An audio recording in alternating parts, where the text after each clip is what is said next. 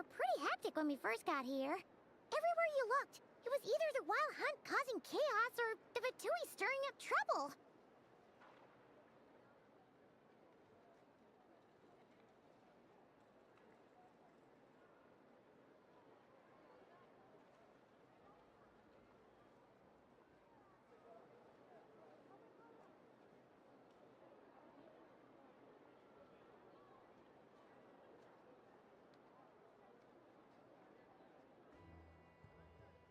It felt like this whole region was one giant slime in a barrel, ready to go boom at any moment.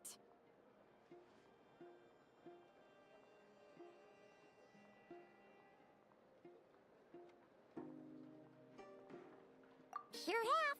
Thing? Ah, yes. Are you two aware that the Moon Prayer Night is soon to take place? Oh, yeah! Llama told us that was coming up soon. Wait, why do you mention it, though? Do people in Nasha Town celebrate it, too? Paimon thought it was just for Moon Goddess worshippers. You're partially right. Most people in Nasha Town just see the festival as an opportunity to do business. They do not concern themselves with the religious element. The festival was first celebrated by the Frost Moon Scions. On this day, they would wear moon prayer blossoms and celebrate the birth of the Moon Goddess through song and dance. They would also prepare food and handicrafts and give them as gifts to others. Over time, it became Nodcry's most lively festival. Oh, sounds like fun!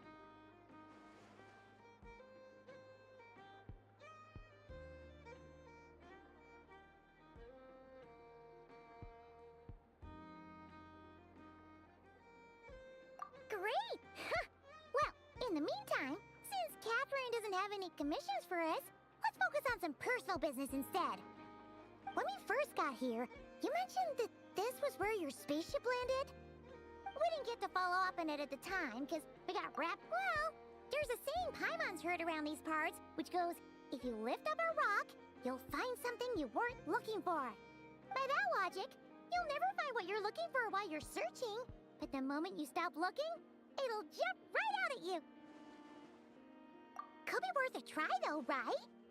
Anyway, Paimon suggests we focus on other stuff we want to do for now, and...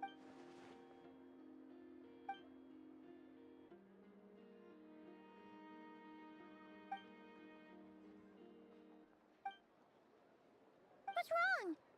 You look super serious, huh?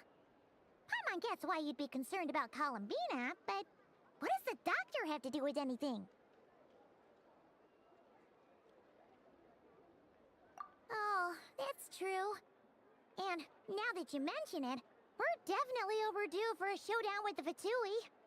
It is weird that he hasn't shown himself this whole time. What could he be up to?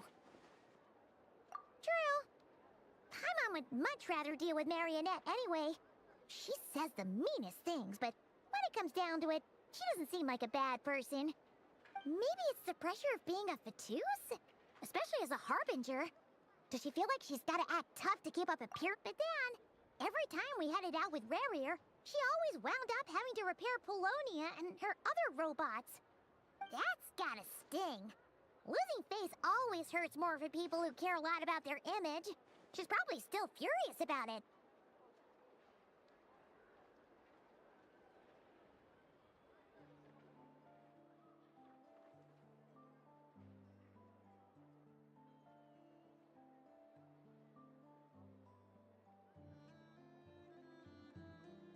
What? Relax! She's not even here! Huh? What's the matter? Oh, nothing. Where are we again? Oh yeah, Columbine.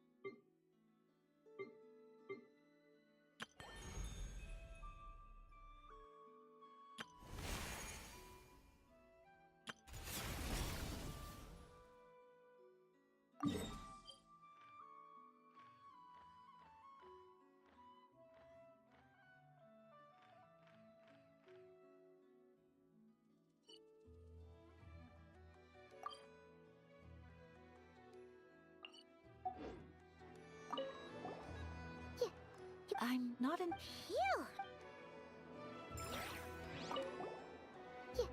You won't snitch on us, will you? I'm not into... Phew!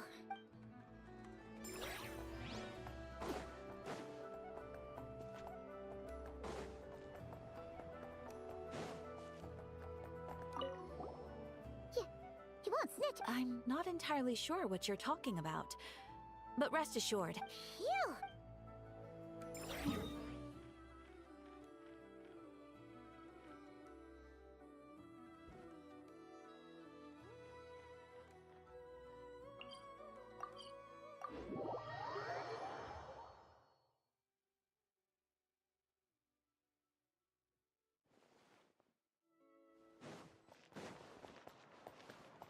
Ad Ast...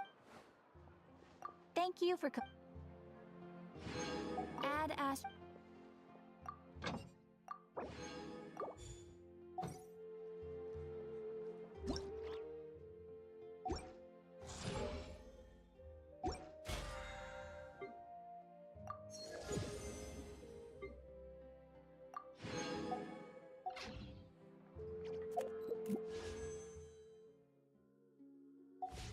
Staring into my eyes is ill-advised.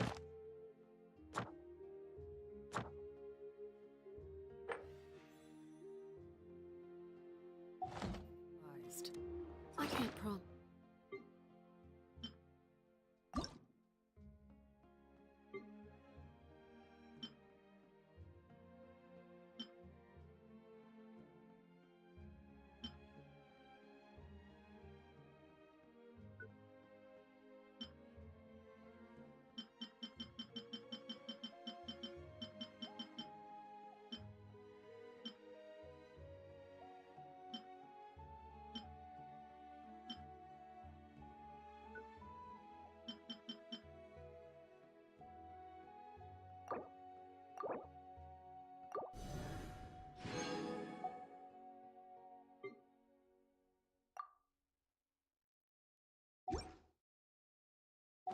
You'll like what you see.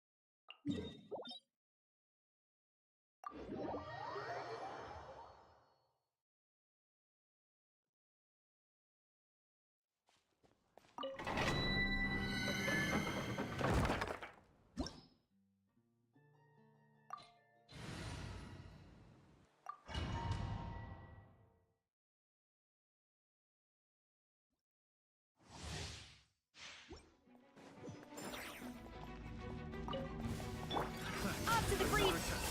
Hey there! Watch out! Fire! Leave. Transfix.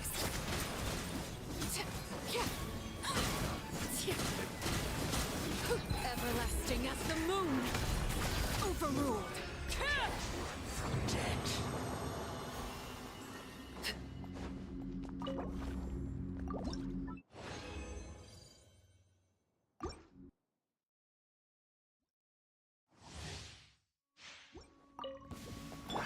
Goose on the loose. A little amusement. Hey there! A proper send-off from Messina with love. You poor... Transfixed.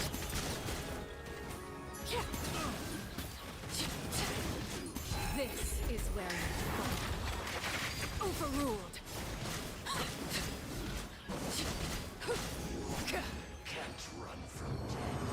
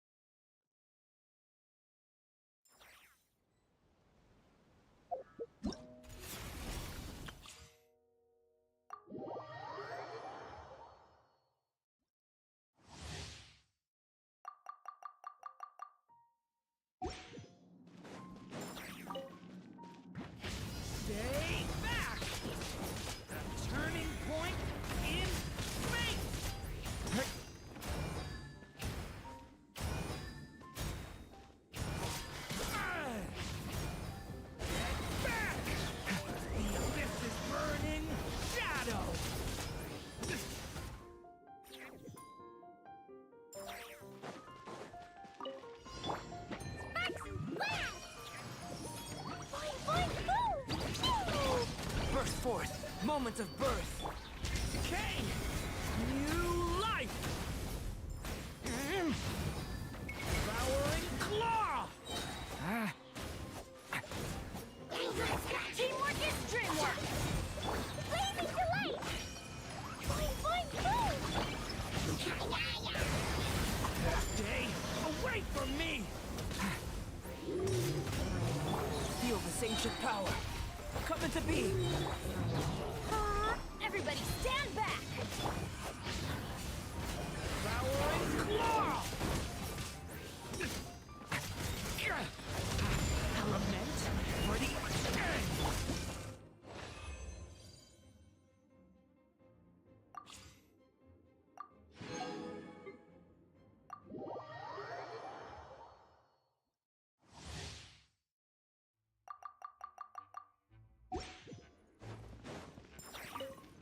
Yahoo!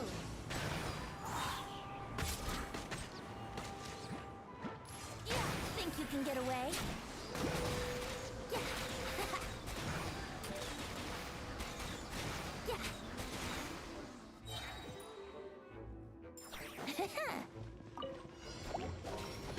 Time for takeoff.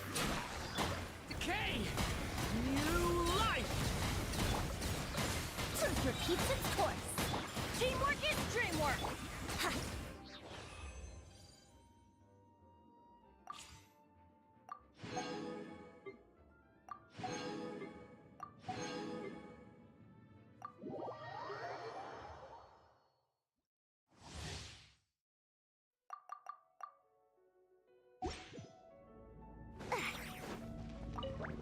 You're not going anywhere! I knew! The long sleep beckons.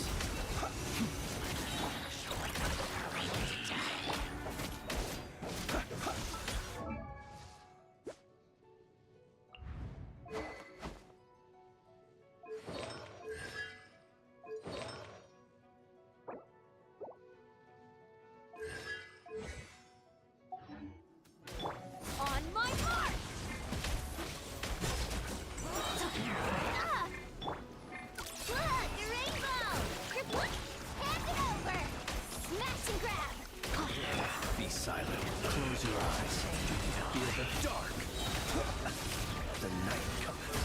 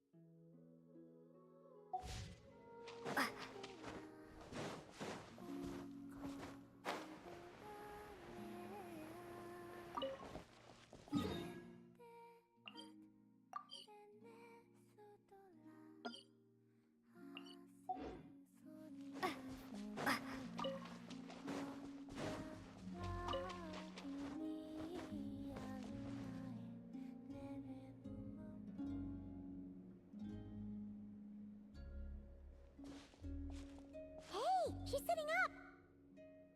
Is me sitting here a rare sight? No, we just thought you'd be resting. Perhaps I would have been, were it not for the sudden arrival of some unexpected guests. Not that I consider it a disturbance.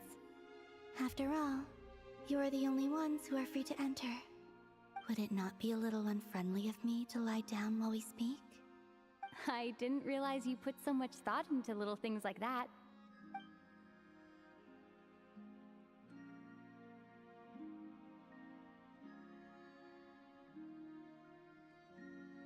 only sometimes. There have been moments lately where I think about you and your companions. They are warm, mysterious, and cozy memories. Very few of my past memories are anything like that. They say that travelers return home bearing bags full of souvenirs. But my luggage was empty, and I believed it would stay that way. Return home? So, you're still planning on returning to the moon? Yes. This planet continues to reject me, reminding me that I do not belong here. If I remain into that, there will come a day that I disintegrate. And I don't mean reduced to dust, or turned into food for the flowers. I mean, I will cease to exist entirely. Alright then. Well, we're sure gonna miss you. But it sounds like we'll have to say goodbye. How do you intend to return? The moon prayer night is soon to arrive. On that day, the moon will be closest to Devat. The Kuvaki in this land will reach its peak at that time. I merely need to grasp the tide, and with relatively little effort. Oh, Paimon gets it! It'll work like a slingshot! You make it sound like she's gonna get blasted up to the moon. If I did that, I suspect I would crash into the false sky. I will be using a much gentler approach. But I do like the analogy. It's fun. You see? She gets Paimon's sense of humor. In the blink of an eye, the time has come to part ways. It does feel that way, doesn't it? Time seems to fly fastest when you are enjoying it. I have always thought of myself as a wanderer on this earth, and it has never expressed any desire to keep me here. Yet, just as I plan to depart, it tugs at my arm. Is this a gesture of affection? Or is the world mocking me? Oh. Were you hoping I can answer that? Yes, you are a traveler, so you must have a lot of experience in this area. Then, what I would say is, enjoy the moment. That's right! Don't overthink it! Happiness is happiness and joy is joy! The point is to enjoy it, not analyze it! I see. Then what I would say is, even though I am very tired right now, I am still happy. I can't tell from the tone of your voice. Oh, really? You don't think I sound happy? I'm just kidding. I could tell you were in a good mood today from the moment we saw you. Ah, a joke. Albeit not a funny one. Anyway, I assume you're here about you-know-what. Give me your hand. Actually, it's not that. There's something else we wanted to discuss with you. Oh. Then, do you still want to give me your hand? Or not? Sure.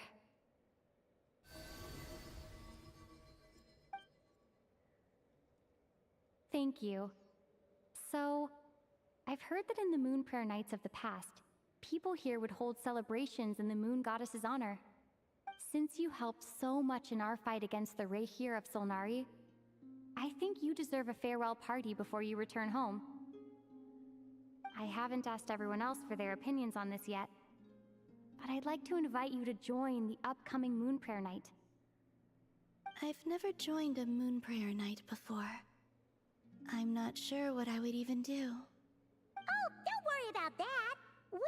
Of course, there's no need to force it if you're not feeling strong enough. It's just, this kind of felt like a golden opportunity. But they call me Kutar, and the Fatui have an arrest warrant out for me. I shouldn't appear in public right now.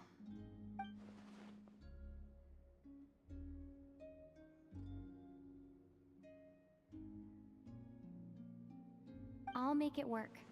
You have my word. Yeah, we got your back! Well, she does.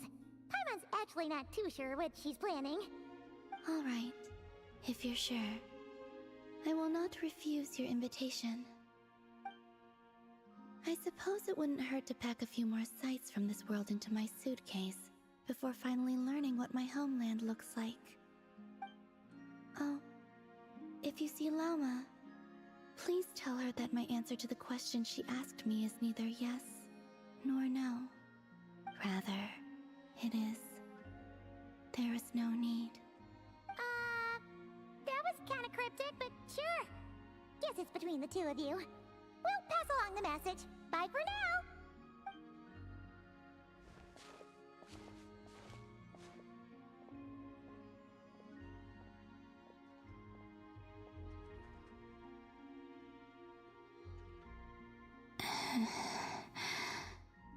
And also, I do not know.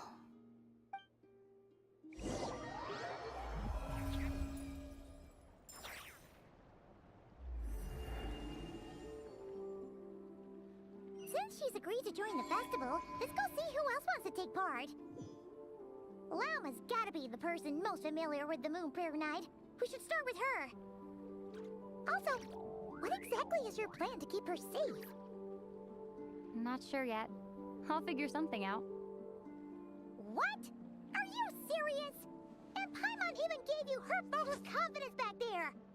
When did you become so sneaky?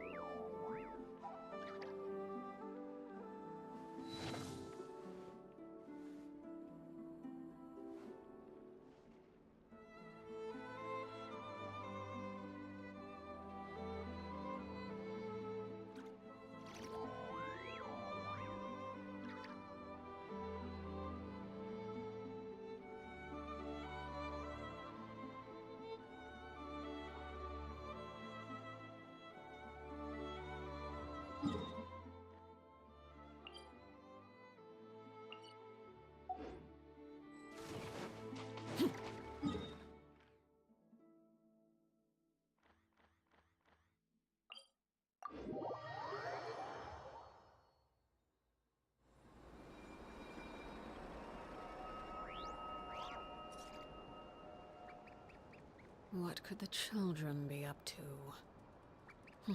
Never mind. Let them do as they please.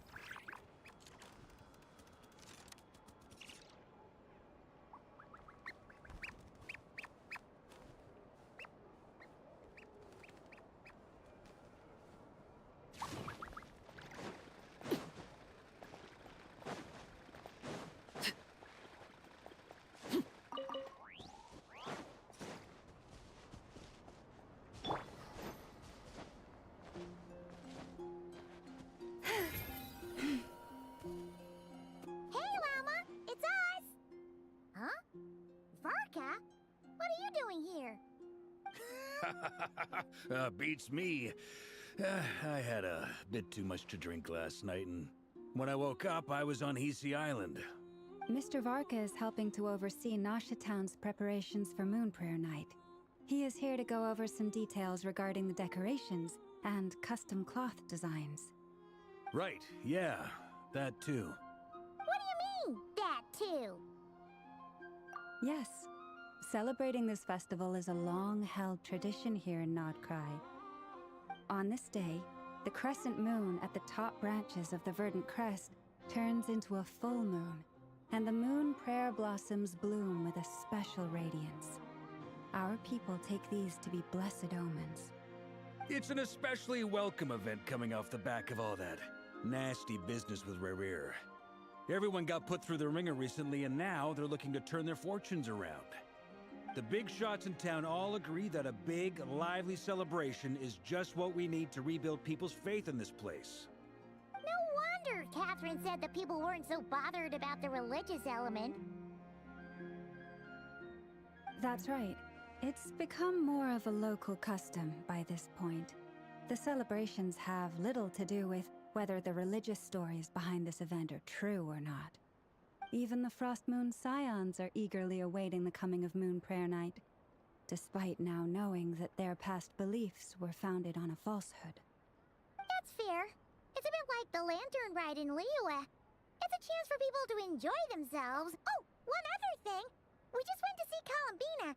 We went ahead and invited her to take part in the festival this time. Hope it's okay.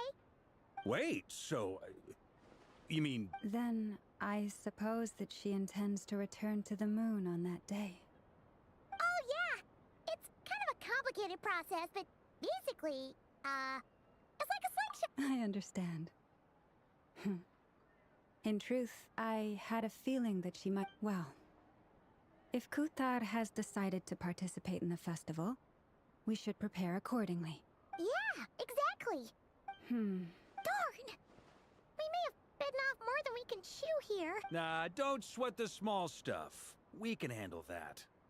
Huh? Are you saying... Not as such, no, but the most important thing with a festival is to keep the mood light and your spirits up. You can't go preparing for a festival with those long faces. You'll never convince anyone to enjoy themselves. The Mondstatter spirit is strong with this one. As it happens, I agree with Mr. Varka. Let's start by making our appreciation for Kuthar, and who knows? Once we get the ball rolling, perhaps everything will just fall into place. Hey! Did you catch that? Llama said the thing! Or close enough, at least. I'm looking forward to the Moon Prayer Night already. And I have a feeling we'll get to see that same smile on the Moon Goddess's face at this festival. Not quite the same, surely. Anyway, I'll take care of business in the city, but I'll have to leave the decor up to you and the Frost Moon Scions. No one else can capture that traditional aesthetic quite like you guys. But lastly, there's the final key element that brings the festival to life. Companion. Before you leave, let me show you something that we've been preparing. Mr. Varka had asked to see it already, so...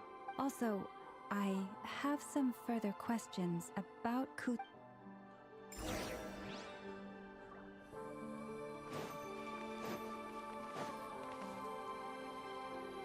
Huh? What's this? They sure look like they're having fun. I believe so. Kuhenki seem very skilled at playing drums like these, although I'm not... Maybe it's an innate...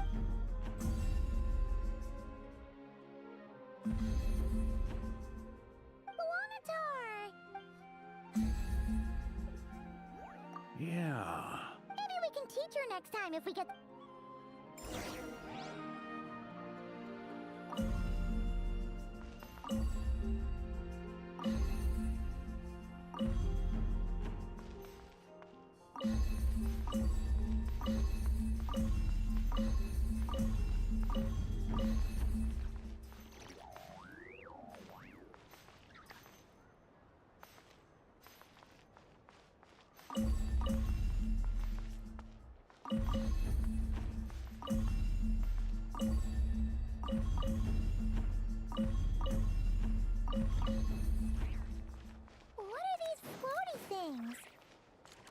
Moon veils.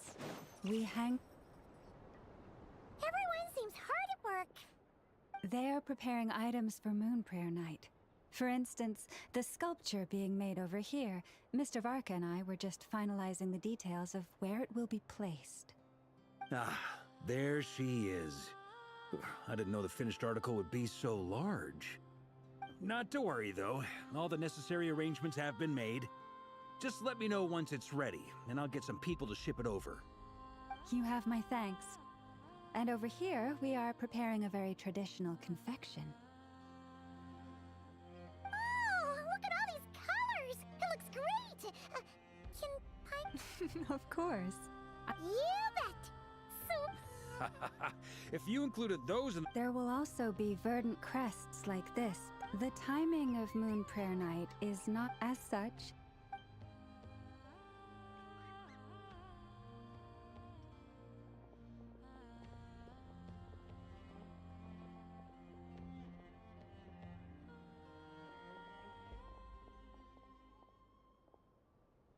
Let's talk here. To tell the truth, I am very surprised to hear that Kutar is willing to participate in the festival. I once asked her if she'd be willing to stay with the Frost Moon Scions. I could introduce her to everyone, and we could be a family to one another. She did not answer, but she has not appeared here since. I took this to mean her answer was no, but if that were the case, she would not have accepted this invitation.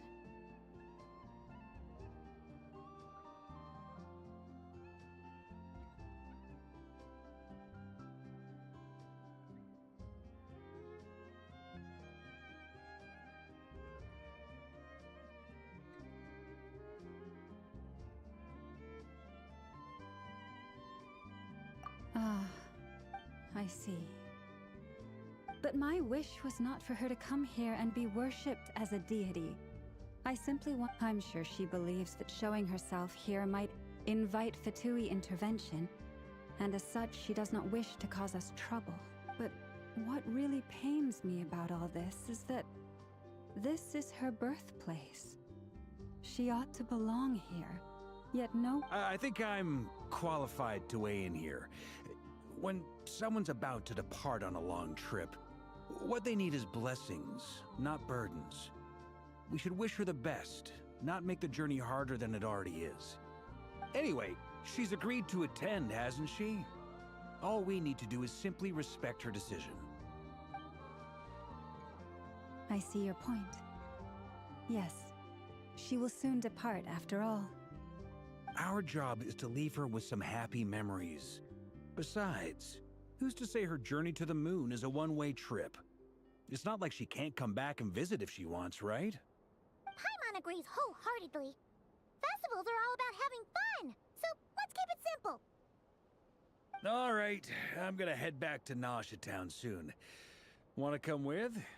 I'm guessing you have some other folks to visit there. Sure thing, let's go! Bye for now, Wilma! Thank you all.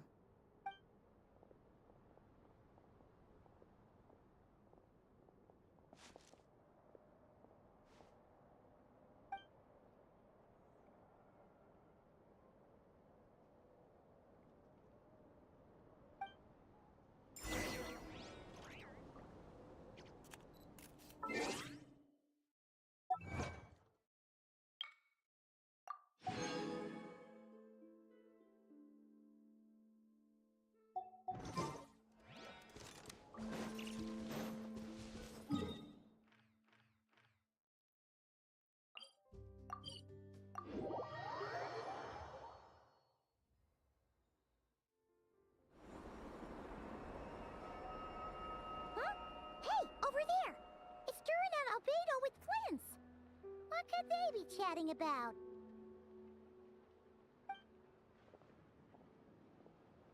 Your guess is as good as mine.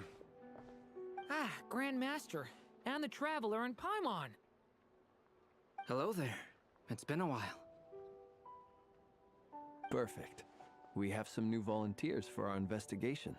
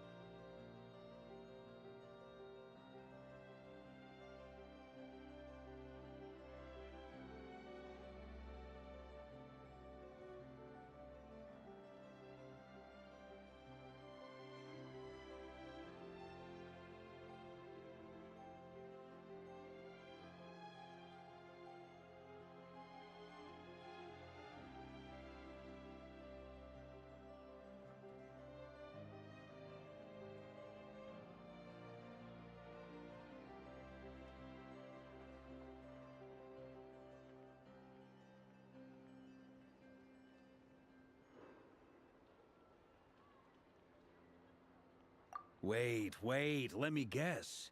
The righteous Lightkeepers are finally ready to hunt down the Abyssal Dragon? Yes, that too. Yeah, right. Oh, wait. Why does everyone keep saying that too? Well, to be precise, the facts match, but not the causality. Wait, so I guessed right? Half right.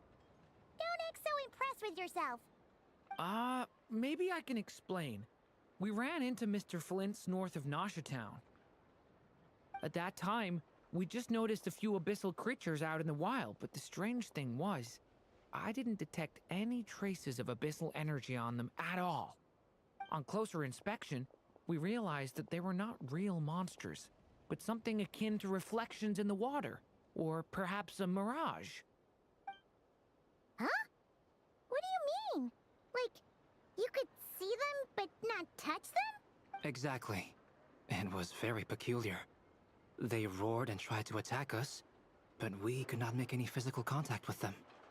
I think I've heard of things like that happening in Notcry before, but I don't know much about it. Yes, it's a known phenomenon. Mirage-like illusions tend to appear in Nodcry in the run-up to Moonprayer Night. From a distance, they appear quite real. I myself thought that Misters Durin and Albedo were locked in battle with abyssal monsters when I first arrived. But after sharing intel and investigating a little further, we can confirm that these illusions are harmless. There is no great cause for concern. All the Mirage stories I've heard are either animals, rocks, or small houses.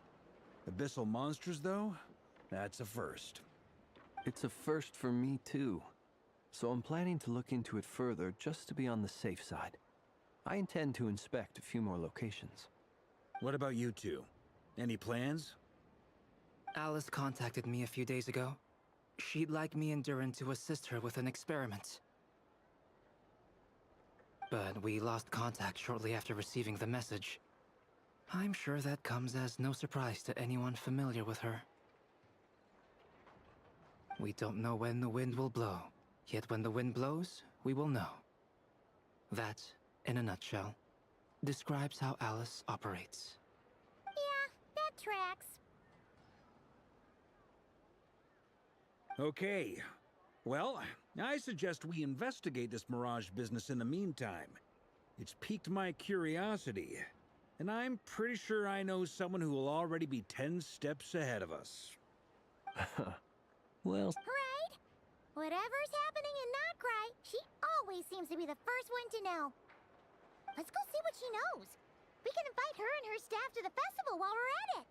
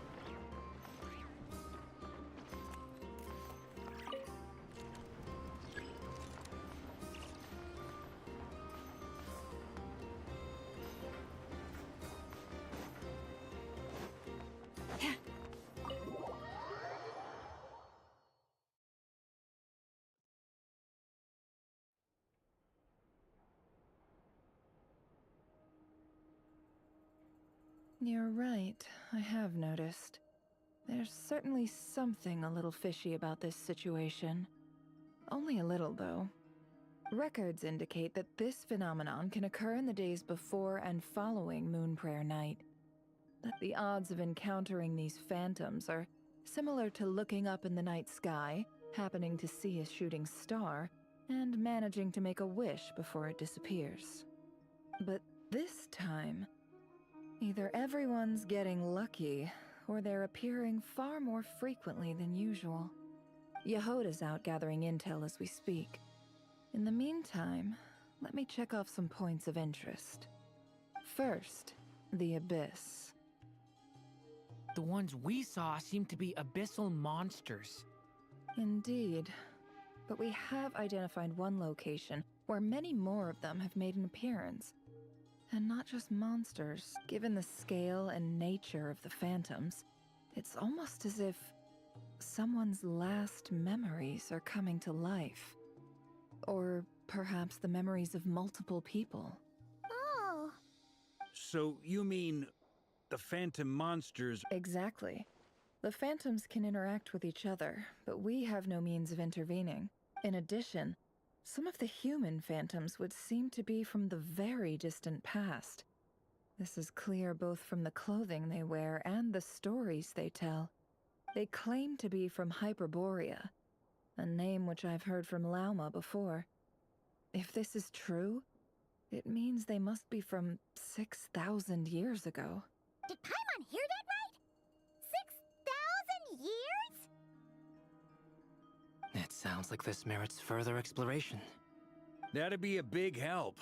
I'll leave it with you, Albedo. My knowledge of ancient history is non-existent. I used to doze off every time the pre-Knights of Favonius era came up in class. It's quite a miracle that you were able to understand these phantoms' speech, given how long ago they lived. I suppose you're right. But I'll leave the archaeologists to ruminate over that conundrum.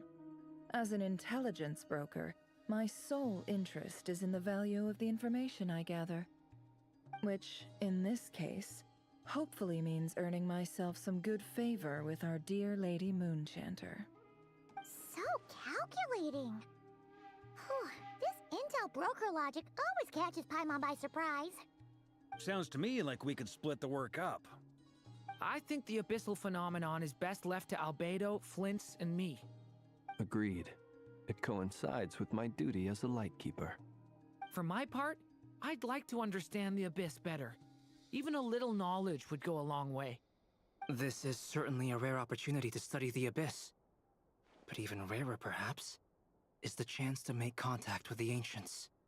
The Curatorium will take the lead on investigating the Hyperboreans. We put in the work to learn what we know so far.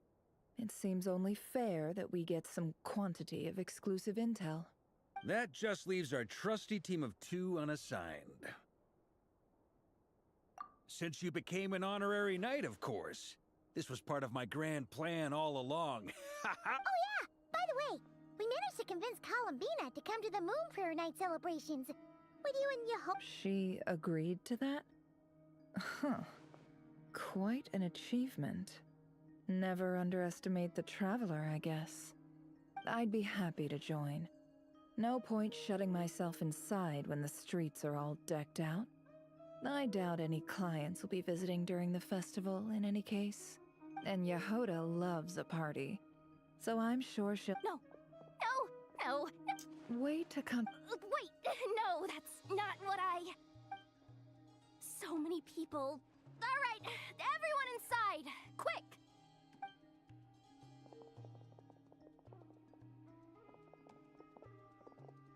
This is gonna sound crazy, but hear me out. I saw one of those phantoms at Star Sand. Like, a spaceship?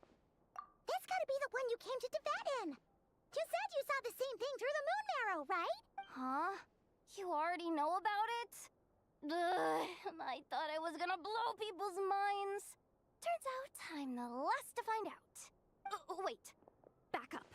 You came here in a spaceship? Now my mind is blown! What's it like on the inside? Was it like flying through space? I want to know everything!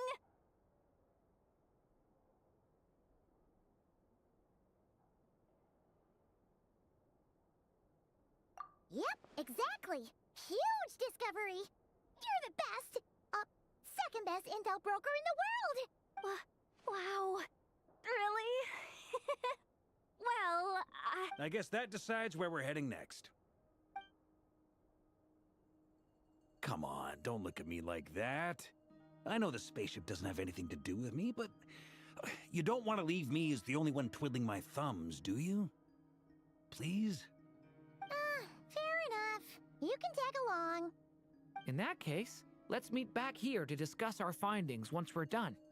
I wish everyone a productive investigation. You too!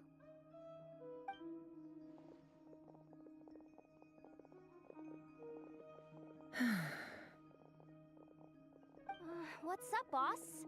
Aren't we gonna head out? Tell me, Yehoda, when did the curatorium start giving out intel for free? Oh,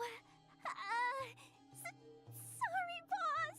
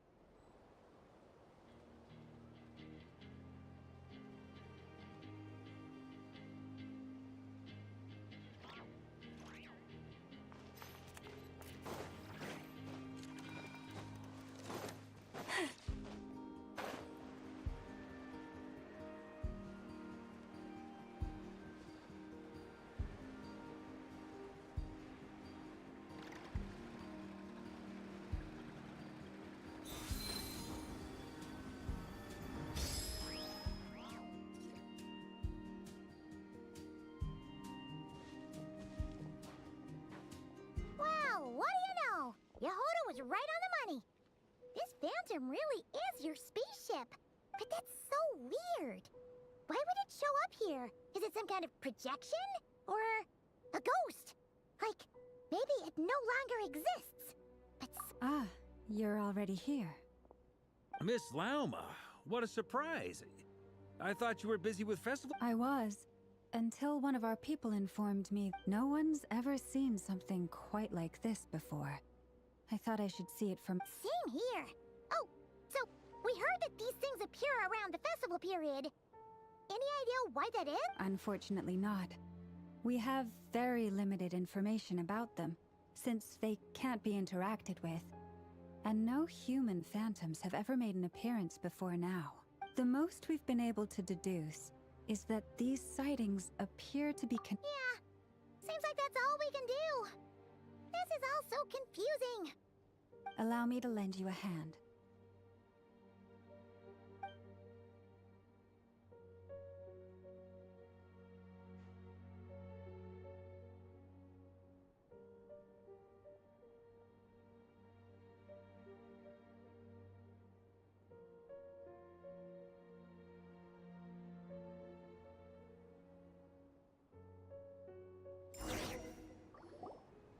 Everyone, our friend here should be able to... Is that I've heard about how the Frost Moon Scions live in harmony with the animals and can even communicate with them.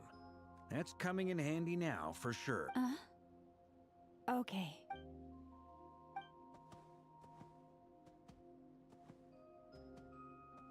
Oh, it's leaving. It appears to share our curiosity about this giant spaceship, so I asked it if it wouldn't mind investigating along with some friends. In return, I told it about some nearby spots where the wild fruit grows abundantly. We may live in a different era from these phantoms, but I trust that the terrain, climate, and ecology here are more resistant to the effects of time than some things are. Let's give them a moment and hope for the best.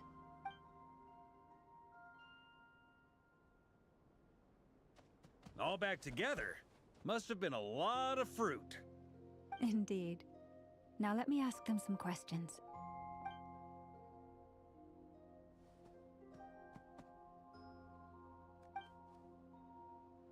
It did find a lot of wild fruit. Enough for... This puffin circled in the air several times, but didn't spot anything out of the ordinary. Certainly nothing to do with the spaceship. Huh. Well, it definitely makes sense to get a bird's eye view. Indeed. Other than that, I was also thinking that the world these phantoms see is also different from ours. Oh, I get what you mean. The wild fruit exist in both times and spaces, But there might also be things that only exist in that space-time, which we can't see.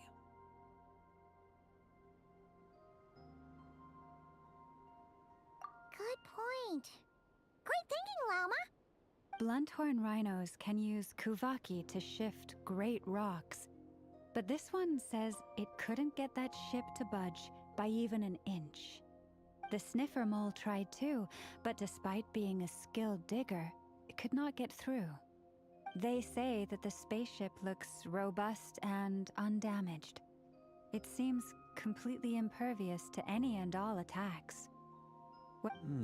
So, just like us humans, there was nothing they could do about this spaceship either. Yes, still, they deserve our thanks. We are grateful for all your efforts, dear friends. Now go, and enjoy your feast. I've noticed some other human phantoms gathered nearby. Come on, let's go talk to them.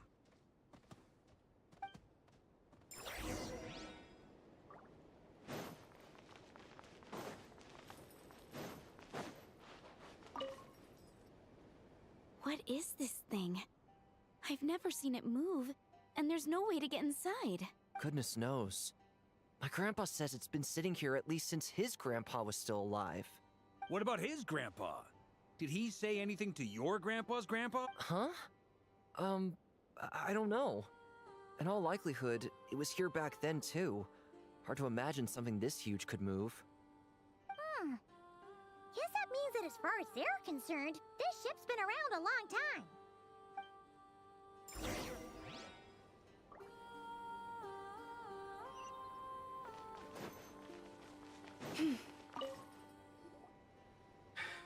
Come on, brothers. If we can get even a small chunk off of this thing, it's gotta be worth a fortune. Today is the day we... Huh? Yes, brother, I shall join you. Let's make our fortune. We should go with them. What the? This thing is crazy tough. I can't even scratch it.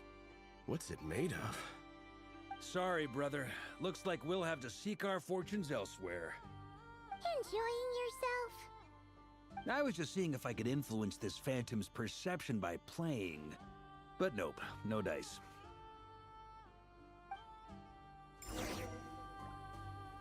I'm sure we're all starting to build up an idea of what's going on here now that we've spoken to some of the people. These phantoms are reenacting real historical events in Nodcry. It's almost like we're in some kind of interactive stage play. We can talk to the actors, but the plot is fixed, and we can't influence it. It makes sense. History is set in stone. Paimon totally thought you were just goofing around earlier. But actually, you were doing some serious investigating. Of course I was. Anyway, at this point, I think we're forced to conclude that although the Phantom spaceship is right there in front of us, we aren't going to learn much about it from these people.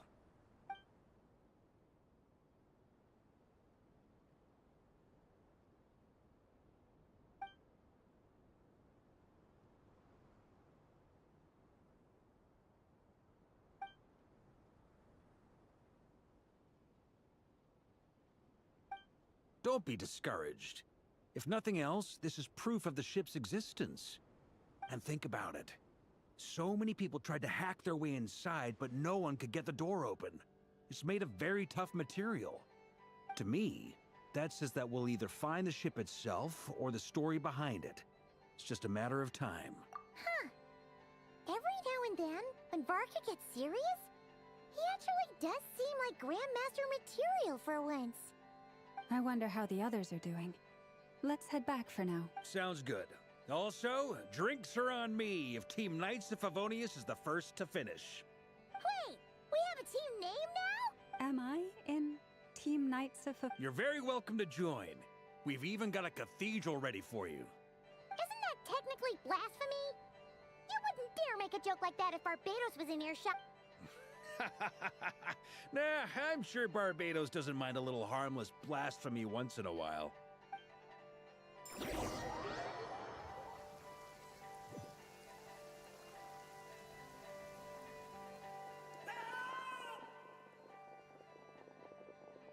Oh, no!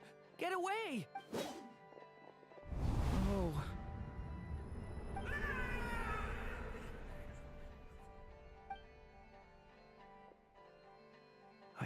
hard to stomach, Mr. Durin.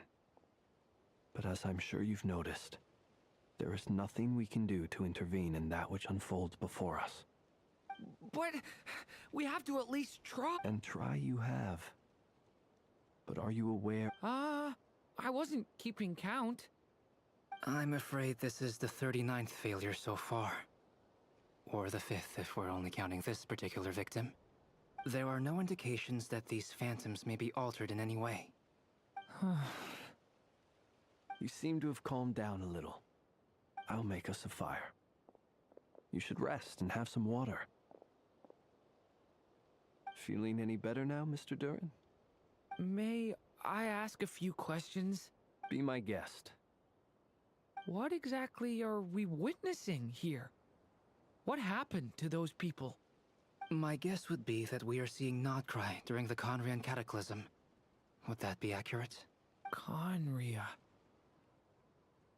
That is correct.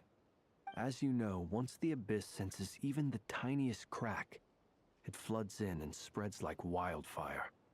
There was a time in the distant past when it permeated all of Nodcry, causing immeasurable harm. The people paid a terrible price to heal this land.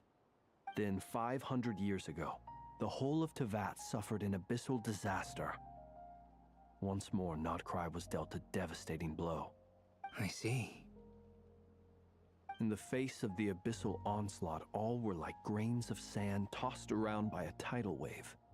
Be they human, fae, or god.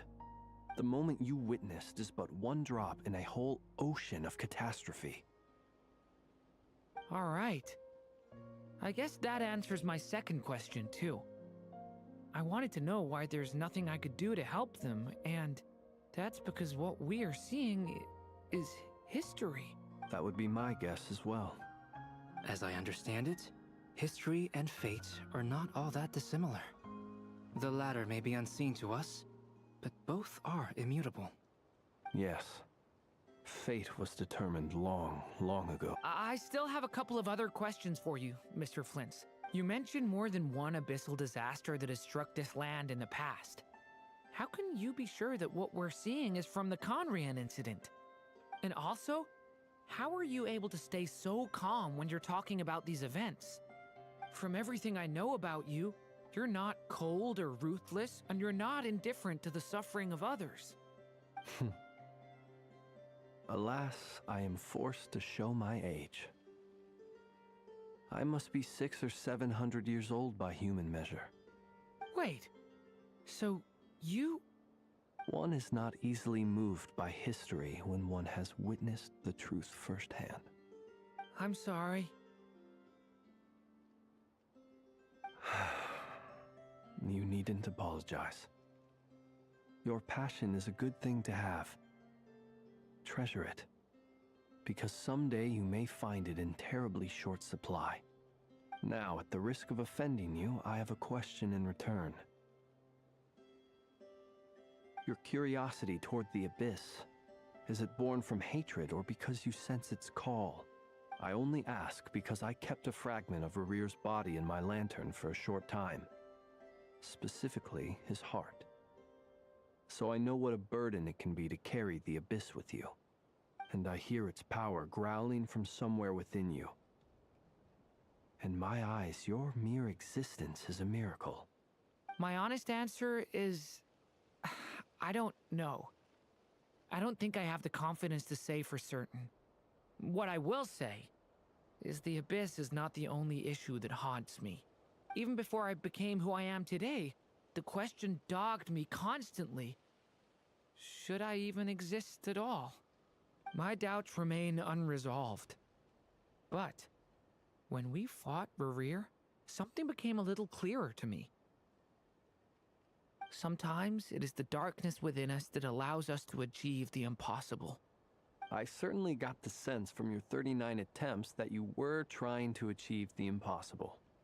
It sounds like you've resolved to see the truth for yourself. Absolutely. In that sense, he and I are quite similar. Then I wish you every success. I look forward to the day of your transcension. Well, if everyone's caught their breath, I suppose we should head back. Oh, and one last thing. I'd appreciate if you kept our discussion about history a secret.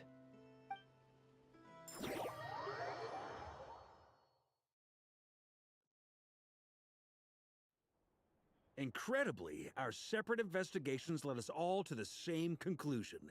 Hooray for consensus! Yeah, but we barely learned anything, though. I totally thought this would be the mother lode. Talking with the ancients?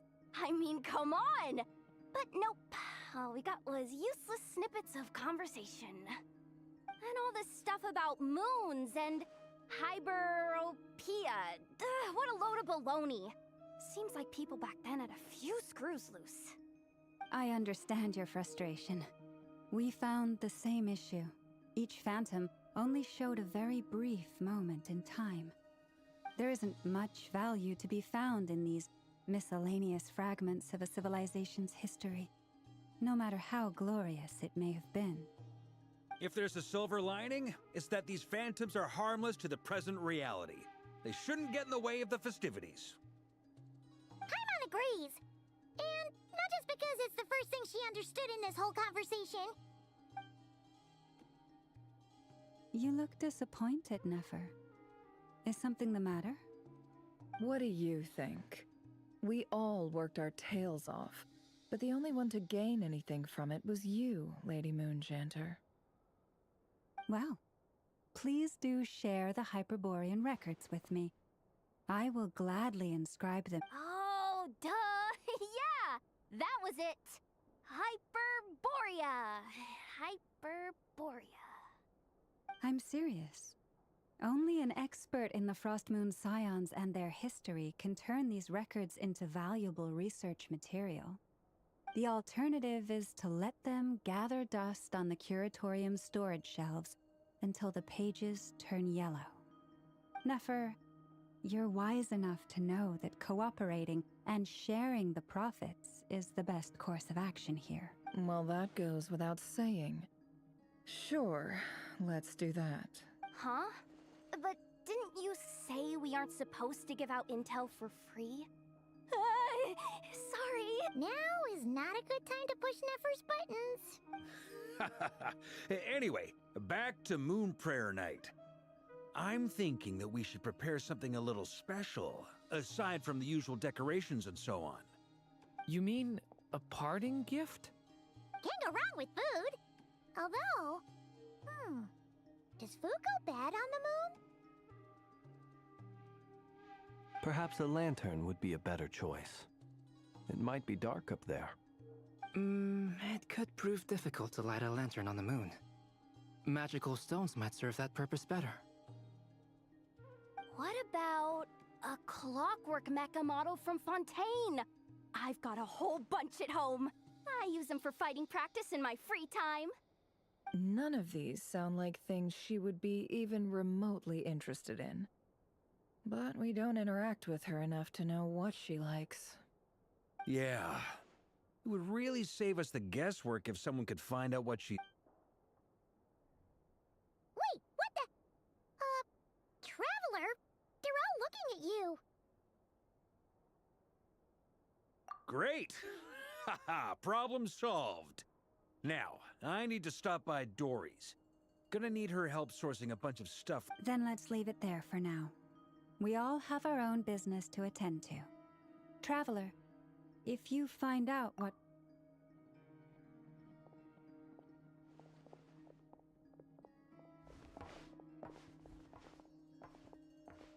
Is something the matter? I'm fine. It's just... I'm still feeling... But it's okay. This is something I have to work through. I'll be all right. Thanks for your concern. Well, don't put too much pressure on yourself. If you ever feel like some... Come on. Stop treating me like a kid.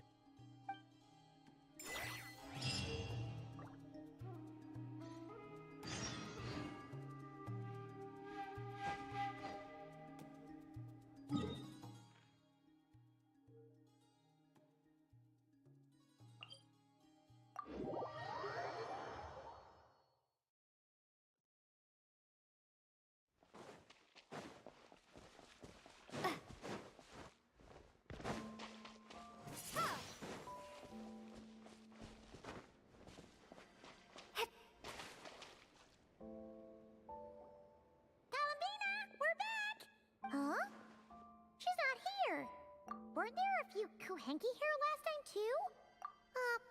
Walkies? Oh, well. Looks like we just came at a bad time. There's still a few days until Moon Prayer Night, so we're in no rush. Besides, she needs time to rest anyway.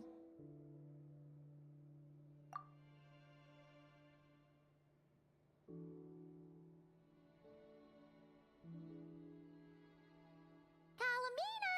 Oh, how strange. Looks like she's still at right? It's not like her to spend so much time outside. Especially since she's worried about attracting unwanted. What about Luonatar? Luonatar? Hey!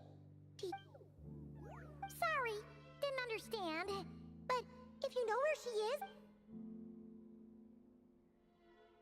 Yeah, that's even stranger. What about him? Oh, that's not good. They change color when Columbina gets weaker, right? And they look super pale right now. Good idea. She might know what's happening.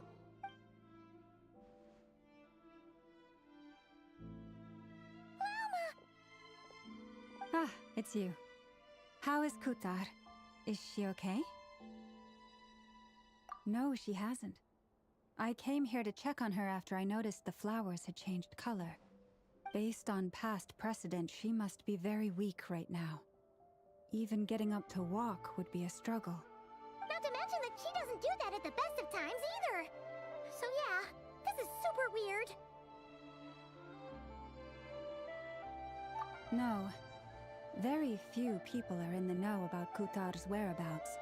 And if anyone suspicious had visited, they'd have left some sort of evidence. Come on, let's go to Nasha Town. If anyone has seen her, someone there will know about it. It's not Cry's information hub after all. Makes sense. Let's go!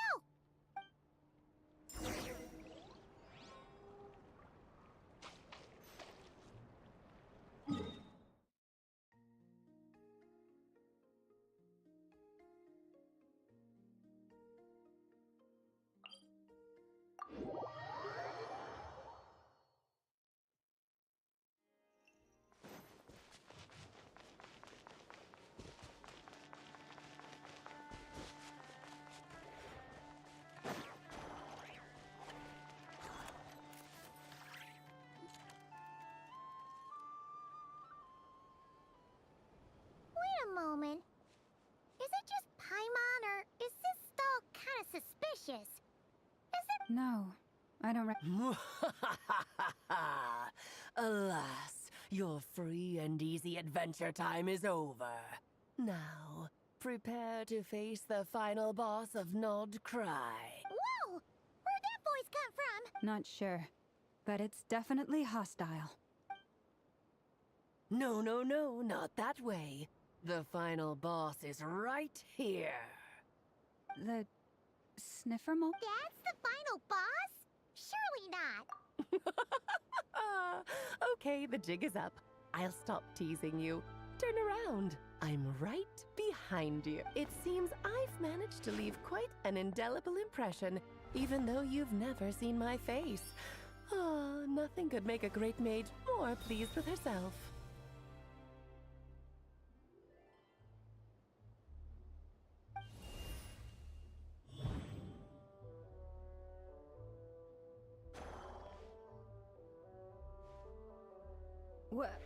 What is going on? I've heard that all the big shots in Teyvat have long, wordy titles that stun people speechless when they make their entrance. Unfortunately, none of them are affiliated with the Hexenzirkel, and we ourselves keep a very low profile. The notorious name-dropping doesn't quite work for us. Still, so that didn't stop me from coming up with a title anyway. Alice? It's really you this time? Not a lantern or a Dodoko, but Alice in the flesh? Oh, that's right. So, what do you think? How does it feel to finally meet me? You look like... Oh, that's the first thing you thought. A little surprising, but that actually makes me very happy. Because that means that when Klee grows up, she'll be just as stunningly beautiful as her mother. So she's a friend of your... kind of. I see. Madam Mage, that was, quite a powerful entrance. It's okay, Lauma, don't force it. Paimon will do the honors. This is Alice from the Hexen Circle. She's a friend of ours. That's right. She's a good person. Just Well, what is the human heart if not unpredictable? Hmm? If we could not do as we please, how would we differ from machines? I am Lauma, Moon Chanter of the Frost Moons. Oh, I know. Before you got here, I spent a good, 15 minutes getting up to speed on Nodcry's present situation. In other words, I've read the whole in the last episode part, so we can skip. Fair enough. Well, Miss Alice, I can already tell that you have quite a unique personality. He'll get used to it. Paimon sure is. So anyway, what are you doing in Nodcry, Alice? Oh, I thought I told you already. This time, I'm the final boss. And what a formidable foe I shall be. Powerful, confident, decisive, and good luck finding my weak spot. You will never succeed.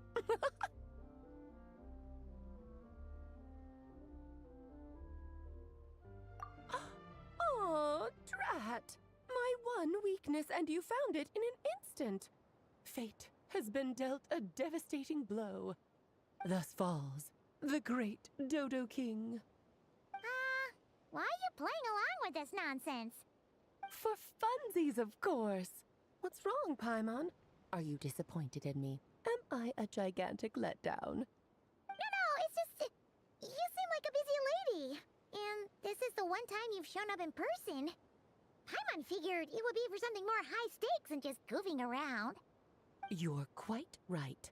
I'm here in Nodcry because something big happened.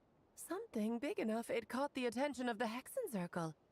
It concerns the 3 moons, Tevat's borders, and of course, the moon goddess you are currently searching for. Kind of. Why don't we discuss this over a pot of tea? My main reason for coming on this trip to Tevat was, of course, to have some fun. But I do technically have a job to do as well, namely, maintaining the stability of Tevat's borders. I'll skip over the complicated parts, but to sum it up, abyssal energies are all that lie beyond Tevat's border. We'd find ourselves in a real pickle if they ever made it through. And the phantoms you've been seeing are a sign that the border has been disturbed. No wonder they tend to show up around Moon Prayer Night. Is it because the real moon is now so close to us that its power can cross the border? In part, but only a negligible amount passes through. Just enough to influence the verdant crests and so on. And as you've noticed, there has been an unprecedented number of phantoms appearing this year. The influence of the moon beyond the border cannot explain this. No. There is another far greater factor at play. The trilunar syzygy. A trilunar syzygy. Eons ago, before the heavenly principles came to Tevat, it was the then 3 moon goddesses who controlled the laws of this world. Oh, that's exactly it! The 3 goddesses split these powers amongst themselves, promising never to consolidate them into one singular body. This was meant to keep the world stable. But, fast-forwarding to the present, the eternal moon's marrow is with you, while the iridescent moon's marrow, which should never have appeared in this world, has been retrieved. Add that to the presence of a moon goddess in the flesh and... the power of all 3 moons is gathered here in Nodcry. There hasn't been an event like this since the War of Funerary Flame, and it's having a noticeable effect on Tevat's borders. Because I wish to give my darling daughter a peaceful, sunny environment to grow up in. Is that a good enough reason? Kinda sounds like you're dodging the question, but it does make sense. Well, that's one reason anyway, and the most important one. The others are a little complicated to explain. For instance, cleaning up after dearest Miss R.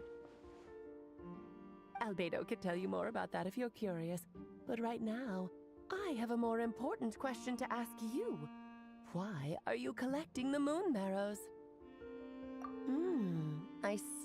I see. Nicole told me about that legend once.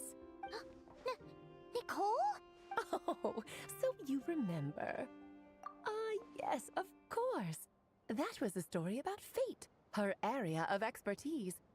But back to the story of our dear moon goddess. I'm afraid her intended method of returning to the moon is unlikely to work anymore. What does that mean?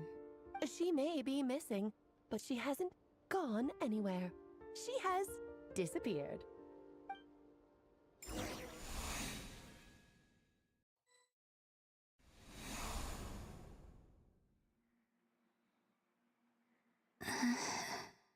My body is so... Wait, no. It's my mind that's heavy. What's happening to me? I feel...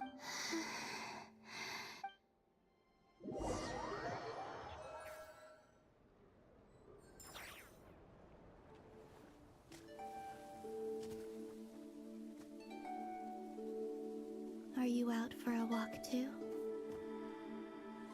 Huh?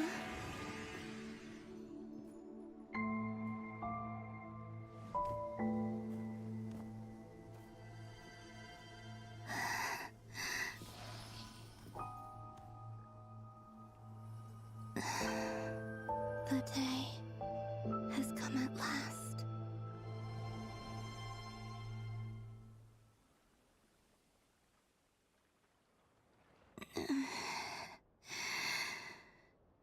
Have I grown so weak that I can't even sustain my physical form? But Moon Prayer Night is nearly here. I was so close to returning home. Death is near. Is this how it ends for me? Will I return to the moon after I disappear? So far, at least, I still exist. But as my power wanes, I'm sure that too will fade. I suppose I might take one final look at this world.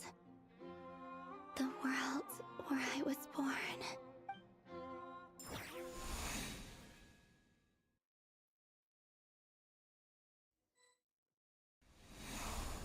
Come on!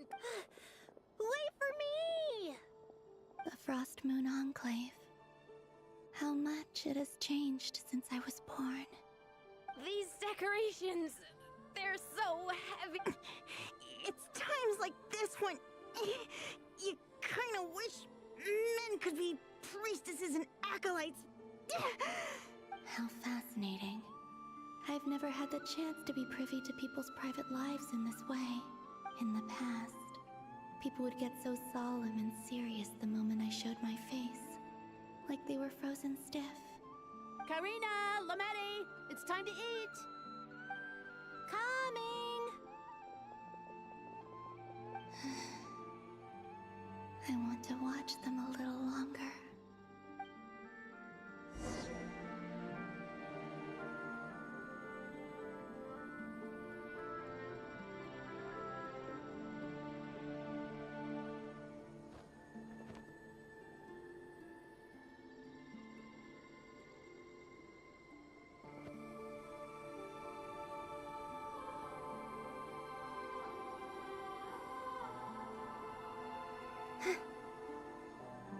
Yep.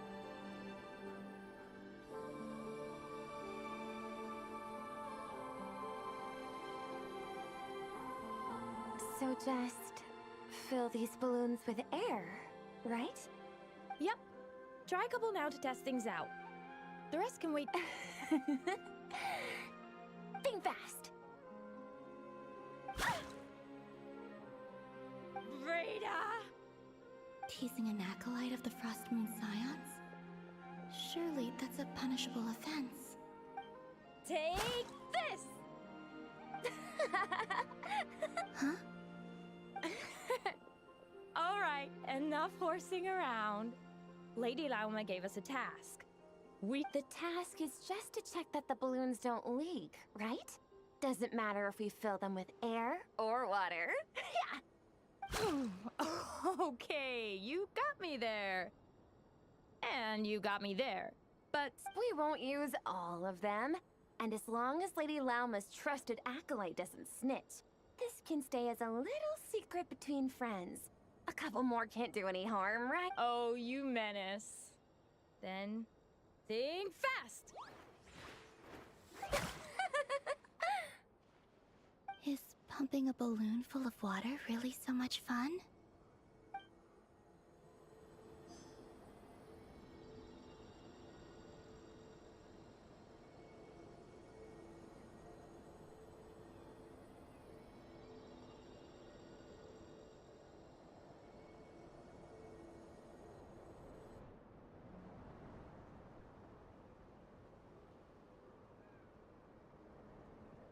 I'm sure you're both tired from playing all day. Come on, eat up. A plain, humble meal. That has always been the way of the Frost Moon Scions. Huh? How come Lamatti got a midsummer berry dessert? Oh, I always get Lockaberry. I don't mind sharing. You can have a bite of mine if I get to have a bite of yours. I've never shared food with anyone before. Even at the Harbinger tea parties, everyone just ate off their own plate.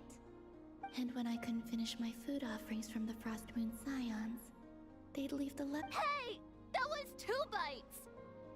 Oh, then you can have another bite of mine. Oh, you too. Oh, don't fret now. Here, have some of Granny's too. So this is what it means to be family.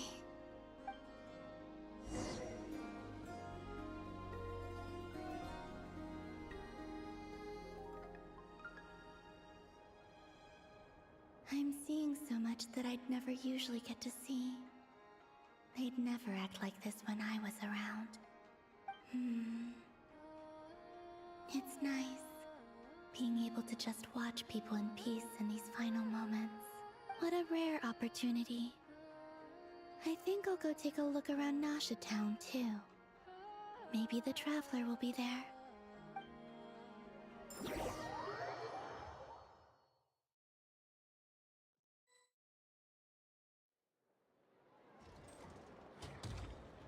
After the War of Funerary Flame, the Moon Goddesses were no longer recognized by Teyvat. They lost the whole foundation for their existence. That's why the Moon Goddess's strength is fading. She cannot withstand the world's rejection of her.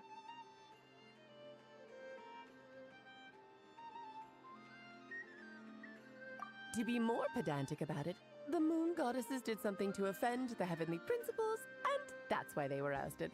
Something of a recurring theme in Teyvat's history. Theoretically, speaking so candidly should put me in their crosshairs too, but they can't tell me what to do.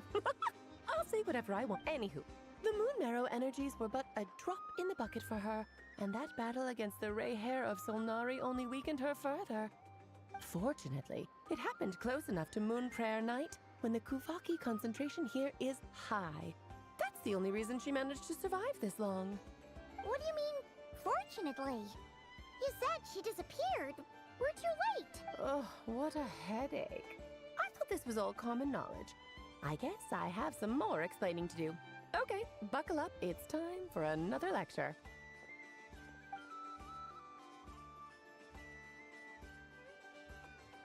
Now, I said earlier that the Moon Goddesses lost the foundation for their existence. The reason for that has to do with the natural order. Basically, the rationale for their existence in Teyvat was lost. The same logic applies to the present Moon Goddess too. Consider her existence so far. Her comrades in the Fatui called her Damselette. And she was worshipped as Kutar by the Frost Moon Scions. But these connections have now been severed, whether by her hand or yours. So, the rationale that once sustained her existence is now gone. Wait, we did that? Oh, well, strictly speaking, yes. But let's not start pointing fingers, shall we? I'll only end up as the big bad villain, and that's not the kind of final boss I want to be.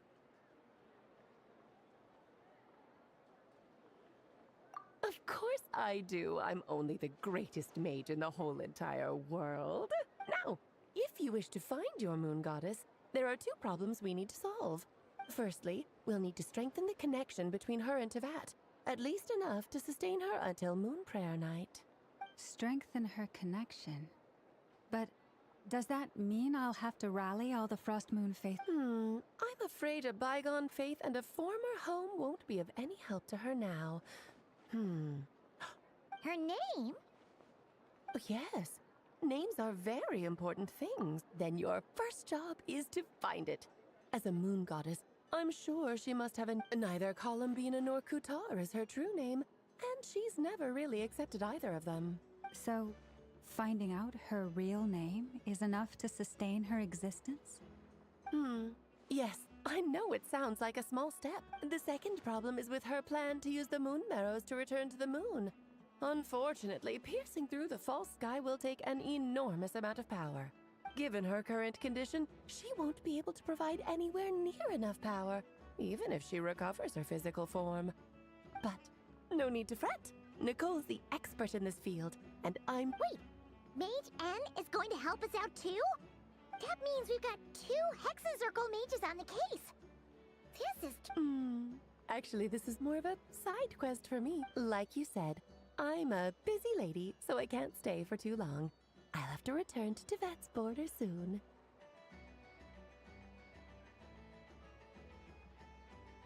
That's the upside you get for looking out for my little Klee. Hopefully that will incentivize you to carry on keeping her company in the future. Anyway, jokes aside, you'd better get moving. It will take quite a miracle for the moon goddess's consciousness to hold out till Moon Prayer Night. Oh, I suppose I might as well tell you where Nicole is before I leave. Off you go now. Time to meet your new friend. Oh, yes, and a little suggestion. Don't forget to mind your heads. What? I wonder how Durin's doing. I should really go see him before I head back. You really are super busy. I most certainly am. There's so many children I have to keep tabs on just in Mondstadt.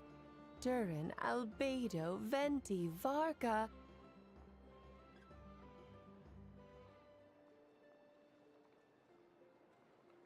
Klee didn't make the list, huh? Of course not. Klee is my pride and joy. I have no qualms about her, because she's the best child in the whole wide world. Yep. Klee's a little angel. I'm glad you agree. Well, all the best. See you when I see you.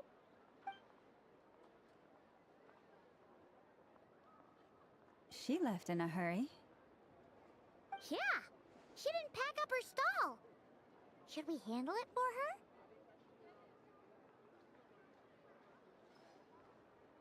I must say, I'm now very curious about her daughter. Klee, wasn't it? What's she like? That's a long story. Come on, we'll fill you in as we go.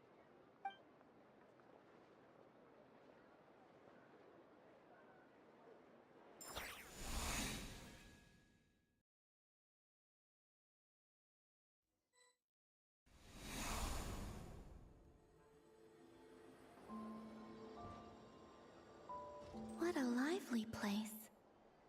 I've never experienced Nasha Town like this before. Hey, you old geezer! Your hammer's rusted through! Who are you calling old geezer? Are they quarreling? I'm looking right at him! You've really gone downhill since giving your daughter free rein in the workshop. Can you even swing a hammer anymore? It shouldn't take you days just to fix a single chair! You might as well use that hammer to massage my back for all the good it's doing. Don't run your mouth, or you'll get a back massage that'll put you in bed for the rest of your life. Look, the materials haven't arrived yet, all right? You know how busy it gets in the days before Moon Prayer Night. I'll bet you send all the materials to your little princess. Blood's always thicker than water, huh? All right, you've made your point, Uncle Koski. As soon as the materials arrive, fixing your chair will be the #1 priority. And Dad, if you've got time to chat, why don't you lend me a hand, See? Lolka knows what the score is. I guess they're friends. But the way they spoke to each other was so ugly. Then again, it wouldn't be the first time I've seen something like this. Columbina! Sing outside my door in the middle of the night one more time, and I'll unscrew your vocal cords. You hear me? Oh. So that was her way of trying to be friends with me. What a pity. I won't get the chance to say any ugly things in reply.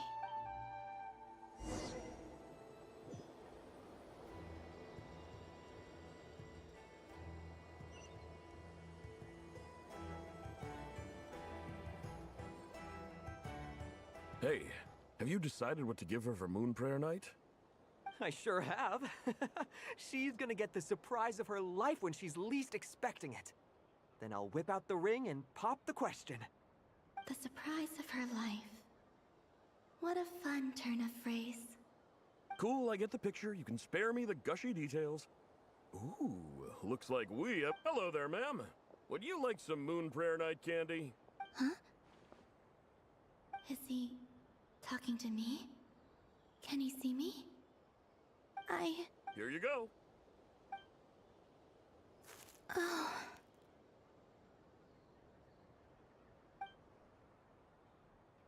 Come back anytime. Right. Now, where were we? I don't know why, but...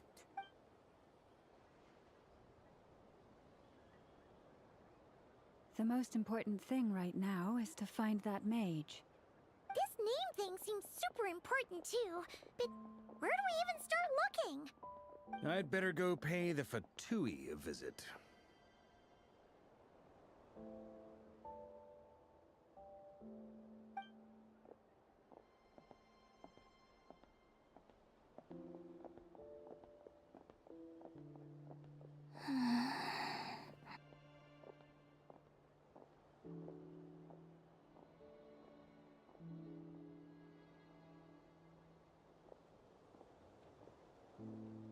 Columbina?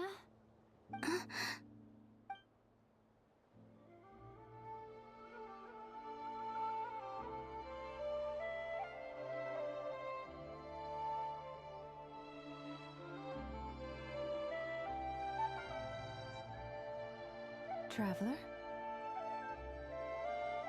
Let's go! This is no time to be spacing out!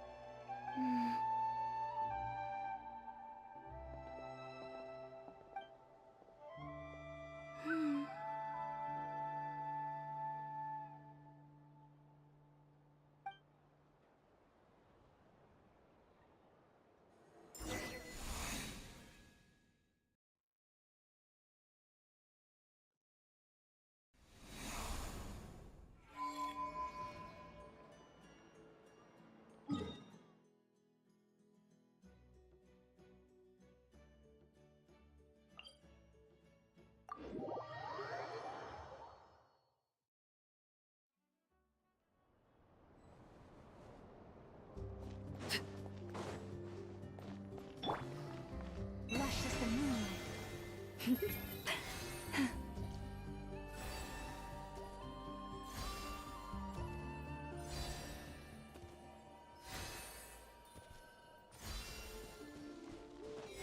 Yeah.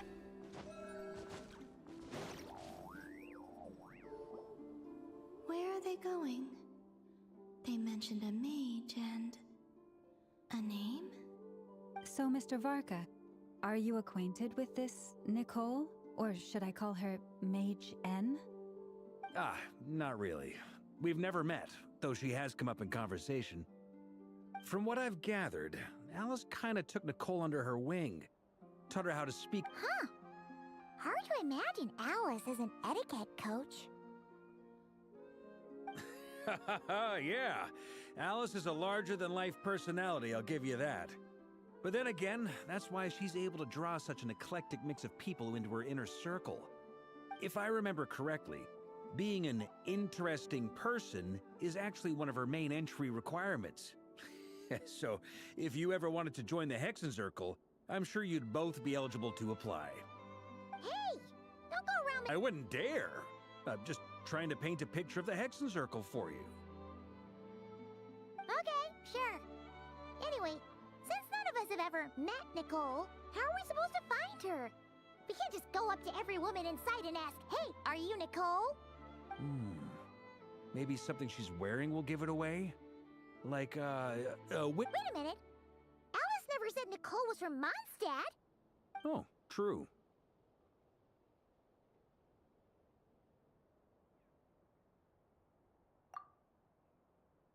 That would be this young lady, then?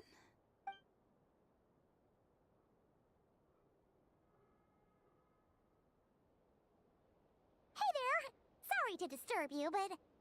Varka, Knight of Boreas of the Knights of Favonius. Alice might have mentioned me before. Have we got the wrong person? Sorry. Well, this is all...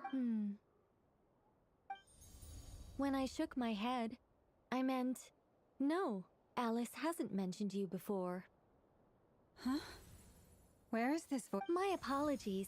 For certain reasons, I am unable to speak. This is the only way I can communicate with you. It might take some getting used to, but I hope you can understand. Hey, it's fine. I'm more shocked by the fact that Alice never speaks about me. I mean, As for you two, we have crossed paths twice before, but it is nonetheless a pleasure to finally meet you. It's really you! Thanks for all your guidance in the past! You're quite welcome. This time, things are different. We have reached the unwritten pages of the story. You might say that we stand at the crossroads of fate. Now then, allow me to formally introduce myself. My name is... No, stop! Alice! I can't believe it! I had a whole speech prepared. I'd agonized over every single word. She always picks the word. I'm so sorry about that. Alice took the liberty of devising some bespoke self-introduction magic for each member of the Hexens, but I could have sworn I deleted all of the triggering conditions for it. How did it bypass everything? Oh gosh, this is a very different side of Nicole than what we're used to. Is she not used to face-to-face interactions? Don't worry about it. We've seen that introduction magic once already, so it wasn't too much of a shock. Please go on, Miss Nicole. We'd love to hear what you have to say, or, well, communicate. Huh? Are they talking to this lady? But... Will you all promise to forget that horrendously embarrassing introduction? sorry, embarrassing. When?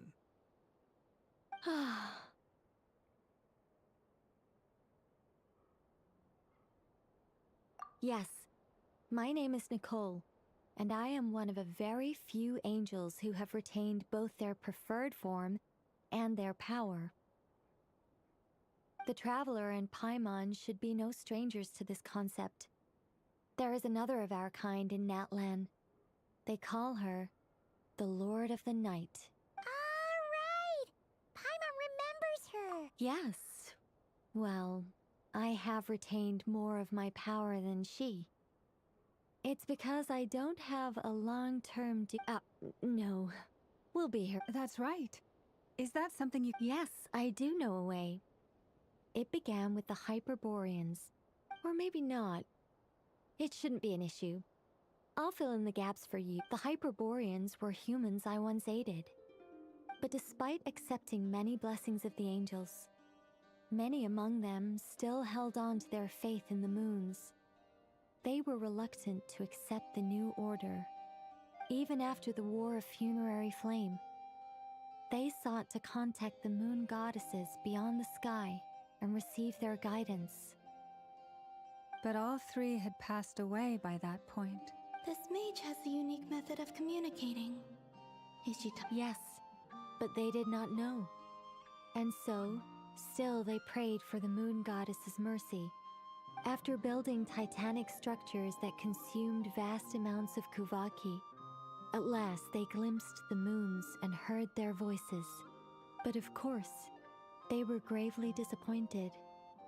For it was then that they realized the 3 moon goddesses were dead. It is. Humanity was in a very sorry state at that time. The angels who had once aided them were gone, and the war of funerary flames had left them homeless and destitute. Just a second, I gotta ask. How relevant is all this history to the task at hand? Well, I mean, it's... Okay, it seems we've drifted. It's been a while since I've had the chance to speak inside someone's head. As soon as I got started, I lost control. What I'm trying to say is... Right, yes, that's it. The relevant part is the ritual created by the Hyperboreans.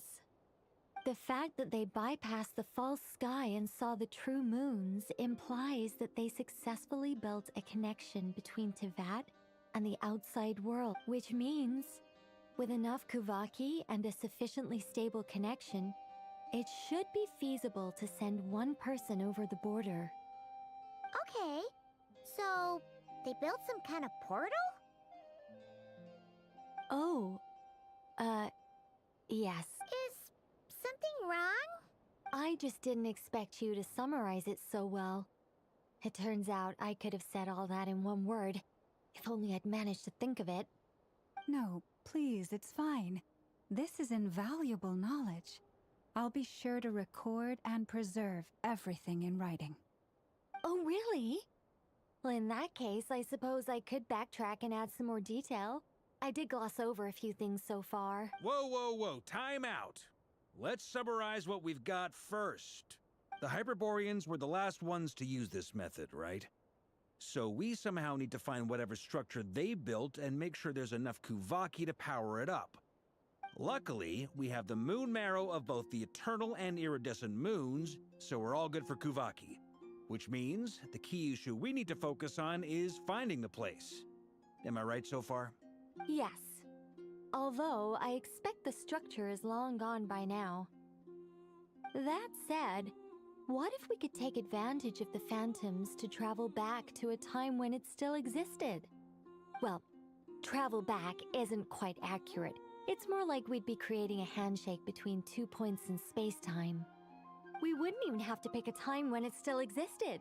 It could just be a time when it still appeared in phantom form via projection, or we could project our own phantoms, fold them together, and... You look lost. Was that too hard to follow? Yeah, things got a little, All right. Let me think about over the next few days. Also, by completing certain rituals, specific individuals will be able to enter the Phantom and make it to the Hyperborean structure. If everything checks out, and it looks feasible, we'll just need to wait for Moon Prayer Night, and we can send the Moon Goddess back home. I'm really skimping on the detail here. Is this making any sense at all? I think so. For now. Yes. Basically. Great. Counting on you. In the meantime, we'll focus on finding the Moon Goddess's name. My name? Are they looking for a way to stop me from disappearing? Excuse me, Miss... Go on, Miss Nicole. This conversation was a little all over the place. I didn't catch your name. I am Lauma, of the Frost Moon Scions. Ah, I did wonder. I noticed that you listened very intently when I spoke about Hyperborea and the moon's history. If you'd be interested, I'd love to visit you this evening and go through it again in greater detail. Also, if you were serious about making a record, it would be too risky to simply write down the raw details as is. I would suggest some tweaks. Maybe rewrite the stories as fairy tales or fables, perhaps even prayers. Anyway, we can cross that bridge when we come to it. So, see you later then? See ya! She seems friendly. It's so nice to find someone who's actually willing to listen. I've been dying for a chance to finally go through all this systematically from start to finish. And now Paimon gets why Alice told us to mind our heads. Ha ha ha ha! What did I tell you? A lot of quirky people in Alice's orbit. Now then, the next order of business is, where do we start looking for the moon goddess's name? Maybe the rest of what Nicole has to... Once I've heard her out, I'll summarize the salient points and share them with you all. I'm also inclined to review our other documents.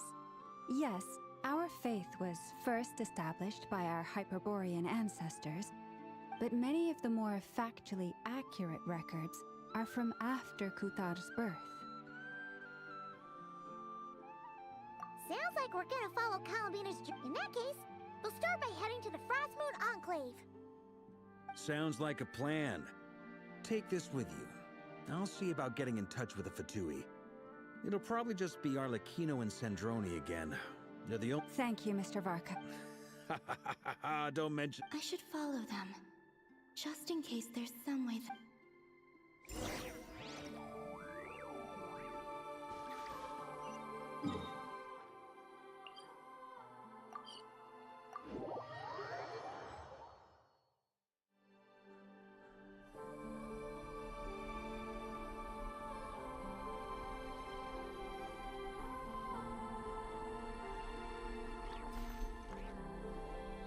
A while ago, I took the time to organize all documents in our possession that pertain to Kuthar.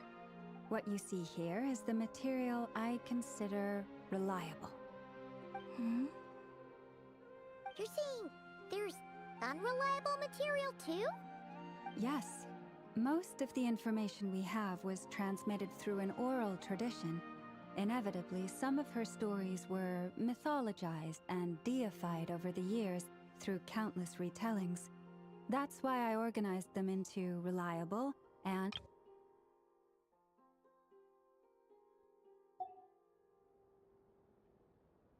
There's no sense seeking answers in history unless we can ensure the veracity of the history. Makes sense. All right, let's take a look through.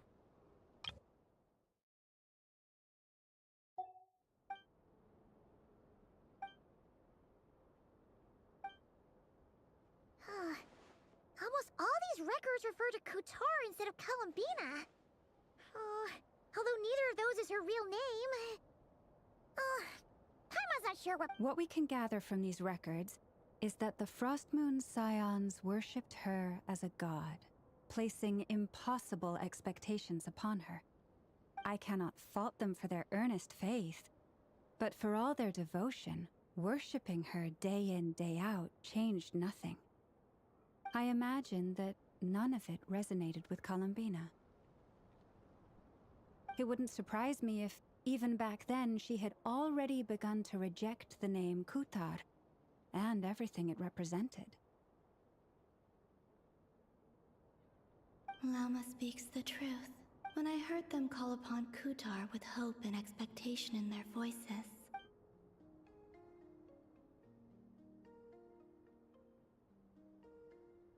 Well, that's a bit complicated. I looked and how realistic their portrayal of Kuthar. Amongst the Frost Moon Scions of today, only I know of her existence, and I alone have spoken to her face to face. As such, that being said, I have sensed some changes in her lately. Changes? Seems like this is getting us nowhere. For what it's worth, why don't we... Sure. Give me a moment.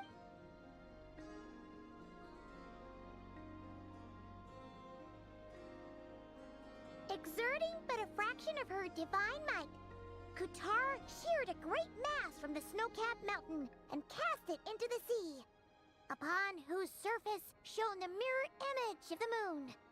Thus was formed the island of Hisi.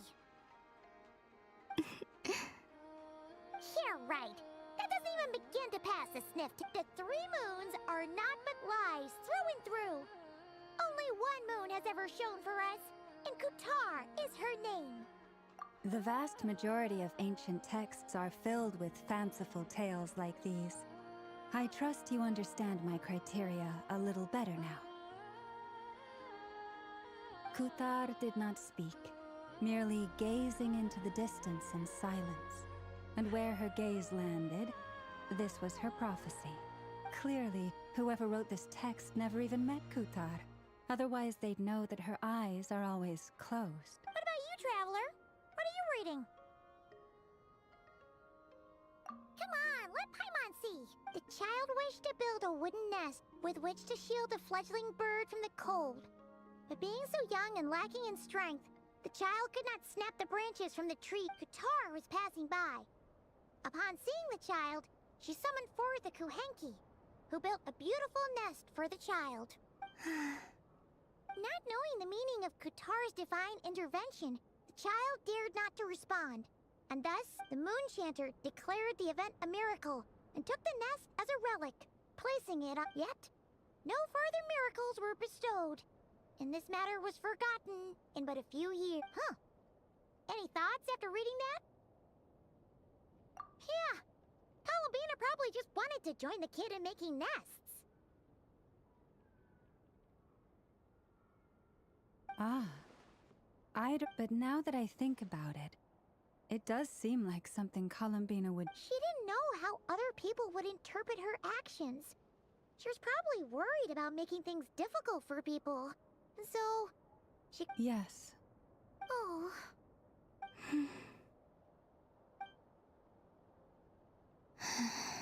And now, I can make no such gestures of warmth.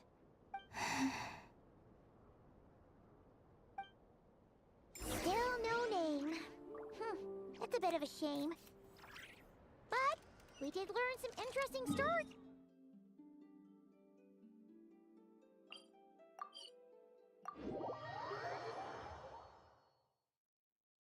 Varka said he was gonna set up a meeting with Arlecchino and Sandrone, right? Let's go back to Nasha Town and see how he's doing.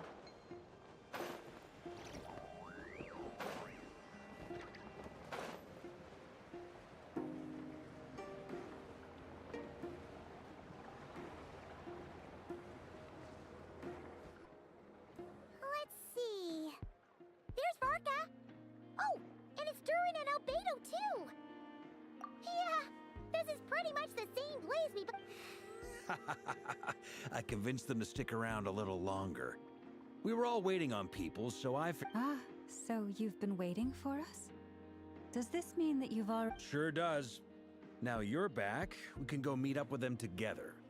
How'd your investigation of the Frost Moon Enclave? Well, we didn't find out Columbina's true name. But apart from that, it went pretty well. Aha, just as well that I didn't tag along then. I'm sure our moon goddess wouldn't want every man and his dog knowing all about her private life.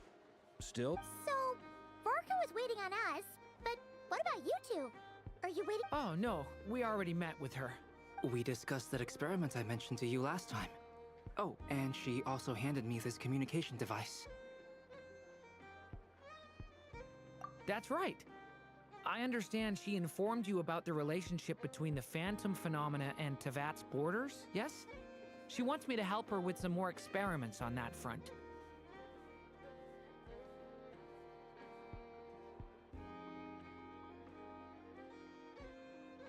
She said that she'll contact me through this device with more information. Ah, I see. Following instructions and making observations. Pretty common research method. Takes me right back to Albedo's lab.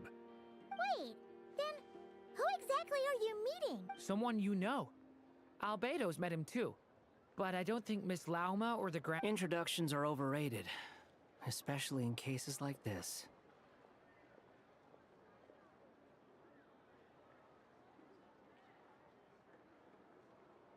It's you!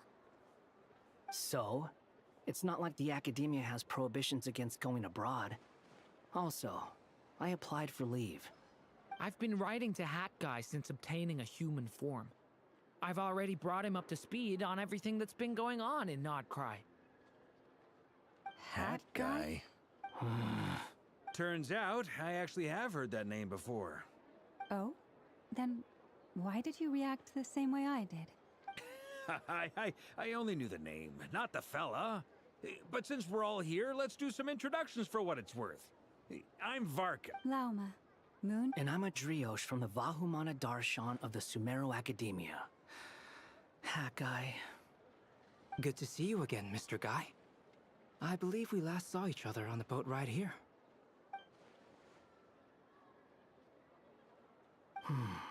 Mind you, the only Who's that? the doctor, also known as Dottore.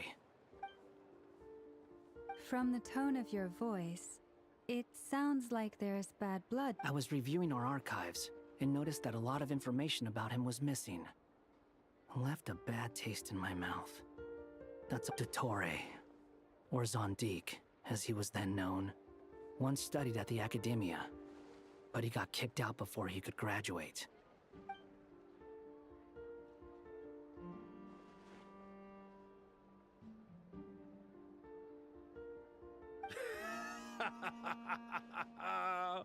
So the Harbinger's #2 man is a college dropout?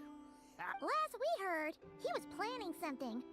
We actually heard that a few times before, even coming to Notcry. He only appears when something interests him. For all we know, he might have left already. But the fact he did something here at all is worth noting. It'll fill a couple extra lines in his file. Why does it sound less like a file? Anyway, we were just about to meet 2 of the other Harbingers. Want to come? Sure. Even though they're Harbingers, well, they're old acquaintances of ours, so, you know, when you talk to them... The Frost Moon Scion's relations with the Fatui remain tense. In that case, we'll continue a Good stuff. Everyone's having a fruitful time. All right, we better get going. I'll lead the way.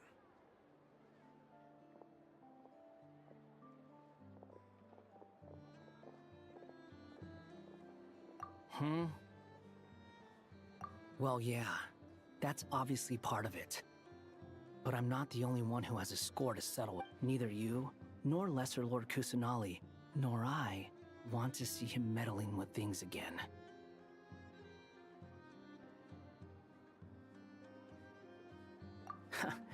What's the hurry? Don't worry. Pigeons always know which way home is.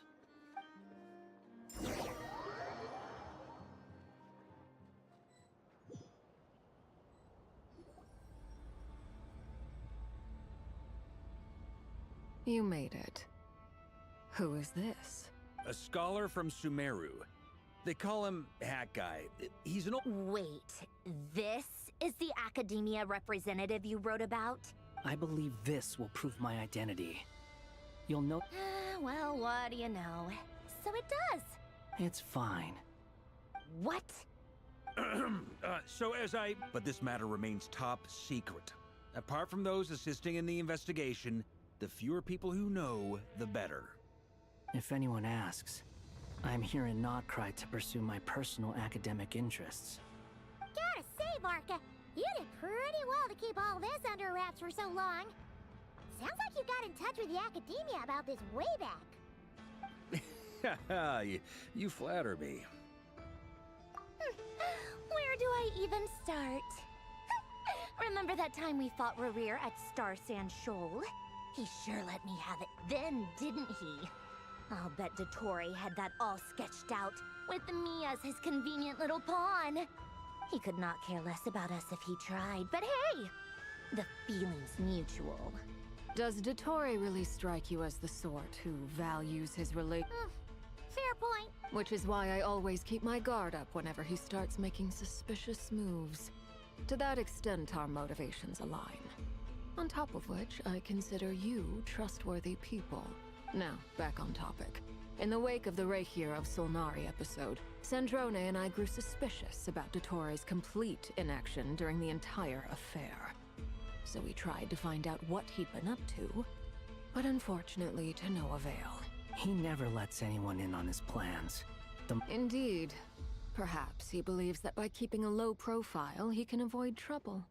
But that trick isn't going to work. Yeah, I mean, he's been researching the ancient moon's remnants. And he's been trying to get his paws on the moon marrows.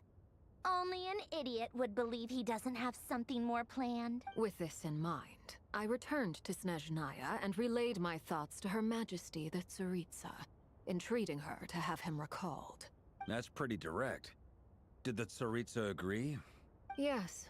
I made it abundantly clear that the Fatui's business in Nodcry is almost concluded, and we do not need 3 harbingers in this territory. Her Majesty concurred. Accordingly, Dottore has returned at her orders. I imagine he is continuing with experiments, which no one besides he would ever have any interest in. Common sense might mean nothing to him, but he's not stupid. He knows that no good can come from opposing the Tsaritsa. Smarts alone won't get him all the way. He needs the Rooster's resources and Regrator's Mora, both of which the Tsaritsa can strip from him by waggling a finger. But doesn't he have a track record of publicly following orders while going against them in private? Wouldn't put it past him. We work together on... He has no interest in doing things methodically, stage by stage. His thoughts jump all over the place, and the moment his curiosity is satisfied, or he gets the results he wants, he dissipates. The only similarity we share is that, once we set our minds on doing something, we will see it done, whatever it takes. Oh, we definitely saw some of that in your battle with Rerir. You got so competitive. Ugh, do not remind me. Then I believe we all concur. Dottore will not simply give up. Fantastic. Now this is turning into a whole day of unpleasant memories. Ugh. Are you talking about the moon marrow stuff?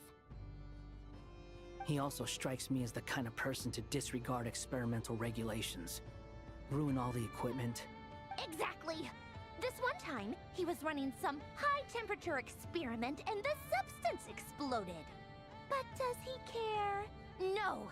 He orders his subordinates to open the device so he can observe the results, which causes that gas was poisonous.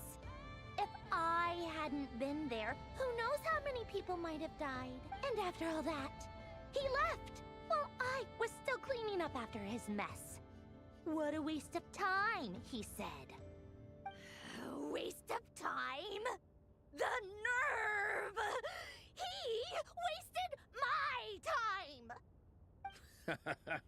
You've been bottling that up for a while, huh?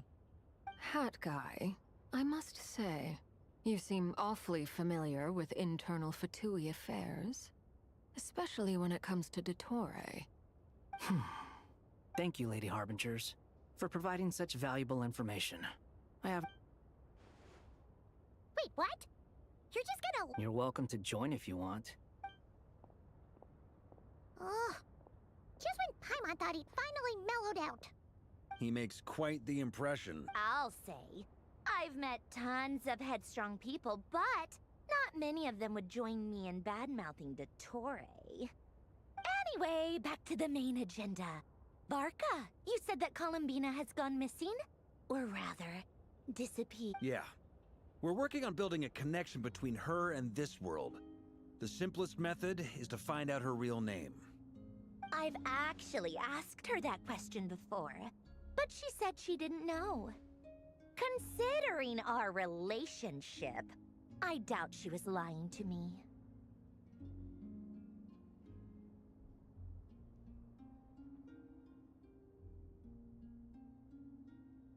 As far as I recall, she was never dispatched by Her Majesty to claim a gnosis or anything like that. The Tsaritsa's plans had long contained a place specifically for her. I always thought that was weird. What could she do that the rest of us couldn't? Knowing what we do now, it's probably something related to Kavaki, right? More than likely. When she first arrived, Columbina would often go to Her Majesty and ask when she could start the task assigned to her.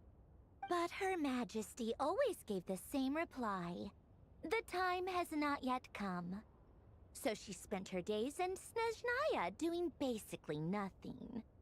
The Tsaritsa has summoned a beautiful blind maiden to be a harbinger, giving her the third seat by virtue only of her enchanting voice. It was a dumb and stupid rumor. But the reality of the situation made it... And what happened after that? I imagine she stopped. She no longer seemed to care why she had been recruited. And Her Majesty never gave her any missions. So she just... continued to sing in the flower garden. For my part, I was busy. So busy, in fact, that watching someone be that idol had me fuming. But still, I got the sense that she had long been used to a life of other people claiming she was needed when she wasn't. I just felt that having a place to stay would cost me something eventually. And so I waited quietly for the day that I would have to pay the price. And on the other end of that spectrum, you had me. Someone once told me that I had the lousiest work and the toughest luck. That's a good way of putting it. I forget who said it, but those words have always stuck with me.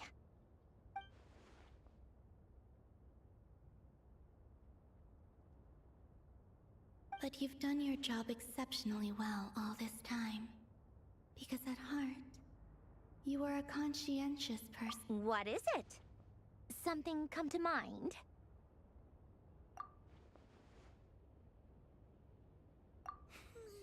That makes sense. Nothing screams you are needed like your name shouted from across the town. Well, good luck with it. But if you ask me, Colambina is still the most shoutable name. I'm just so used to it now. After all the arguments we've had, I can't be bothered trying to remember another name for her. Nor I. Sandrone.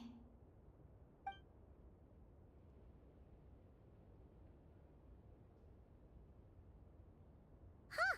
It's a Sealy! Does that mean Nicole has news for us? Ladies, I thank you for your hospitality. If the chance ever comes up, I definitely owe you both a drink sometime.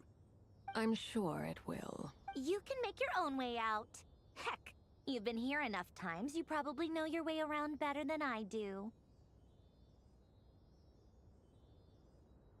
Okay, time to do what adventurers do best. Follow that Sealy!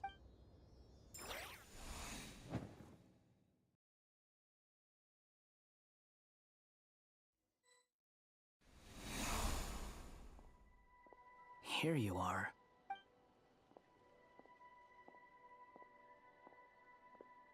Oh, Hat Guy. How come you're back so soon? Did things go all right with the Fatui?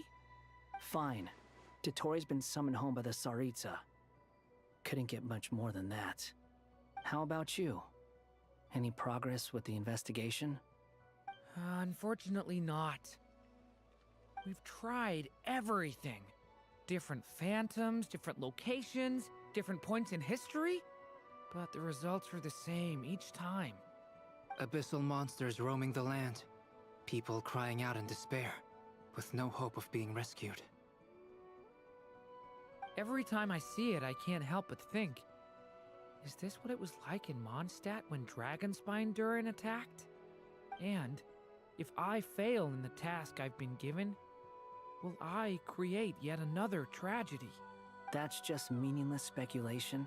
When we encountered similar phenomena previously, however, we could not change their fates. At most, we were able to extend. The events of the past are like fate that has been written into Irminsul. But Miss Alice instructed us to try to find ways to change the outcome that these phantoms face. It's an impossible task. Can't you just refuse?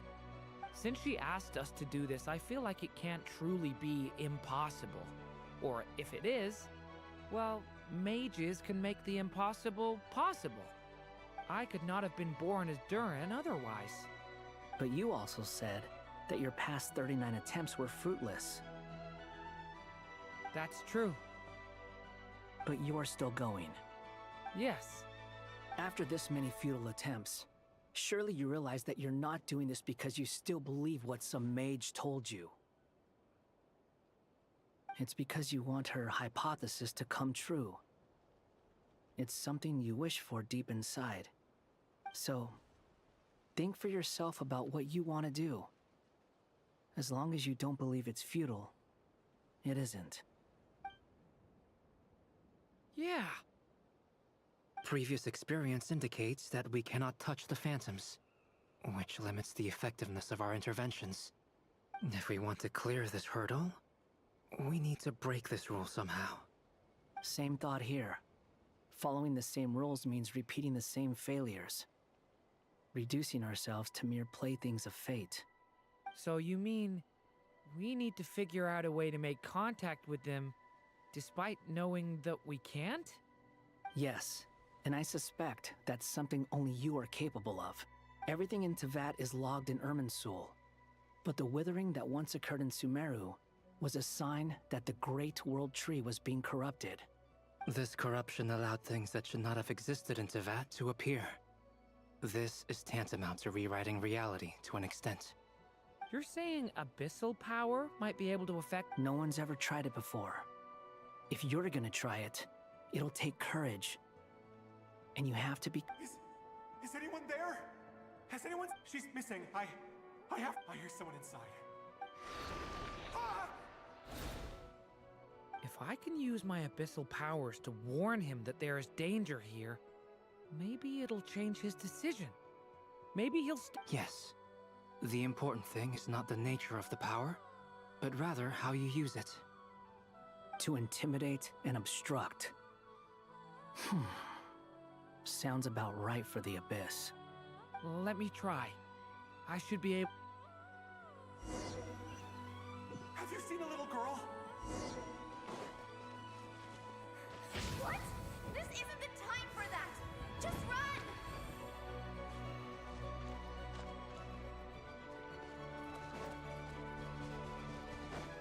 I hear someone inside. Spartana? Were you in there?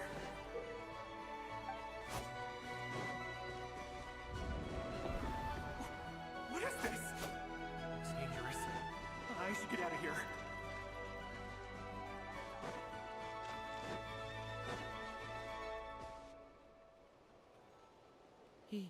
Don't celebrate too soon.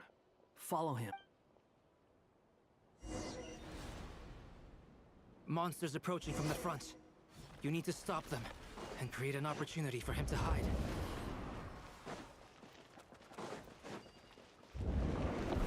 No! There's monsters ahead!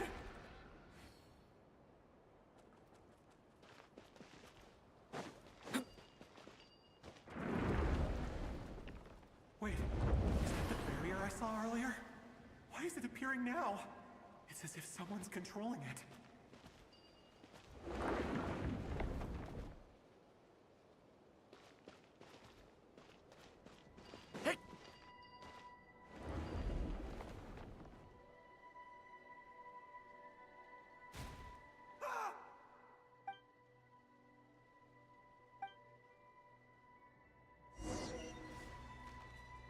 Monsters approaching from the front. You need to stop them and create an opportunity for him to hide.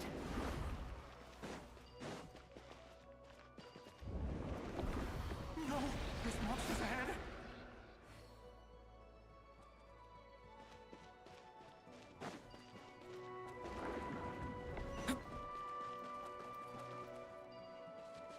Wait, is that the barrier I saw earlier?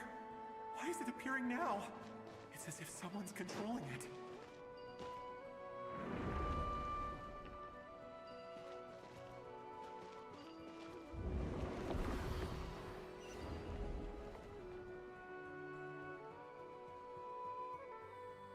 The monsters are gone.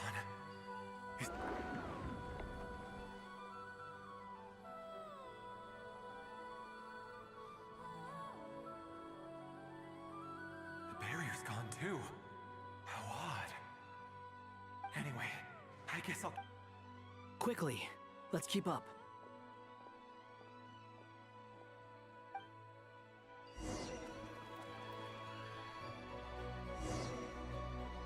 Wait, there was someone else here? Don't go any further. We've got anti-monster traps laid out everywhere. But my daughter must just be up ahead. I have to go. This way's blocked.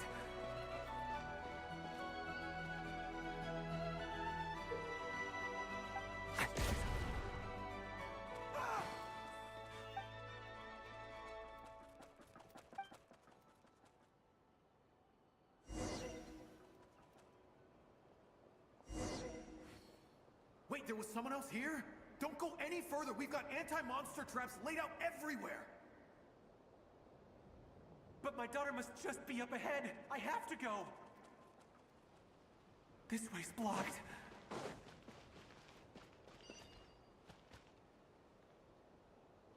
We might be able to use the explosives over there, but we need to take care not to hurt him. I'll use the barrier to keep him at a safe distance.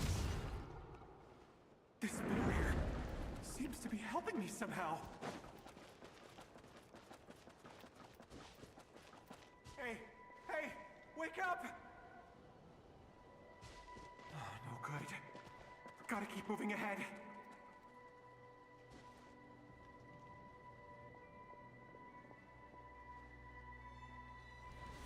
So many monsters!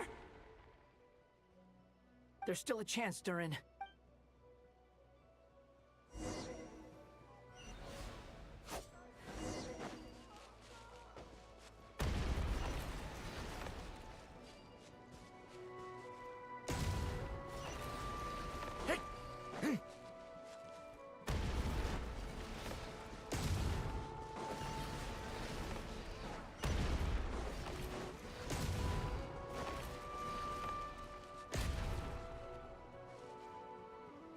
This is a new development. I've never seen this happen before. We might just be able to save this person.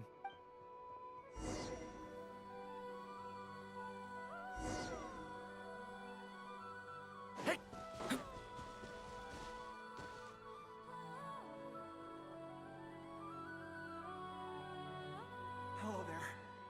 Have you seen my daughter? Spargana's her name. She's carrying a large backpack. Get out while you still can, you fool. But I can't just leave her here. She... Sorry. Wish I could help, but I haven't seen her. Okay, thank you. If I do find her, I'll get her to shelter and come back for you. Don't bother. What's that noise? No, if he goes inside, he'll be walking into a trap. Let's try this.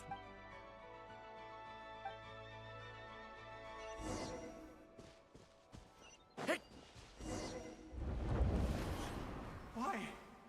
How will I know where Spargana's gone like this? You know what? I'll trust this strange barrier. It's gotten me this far after all.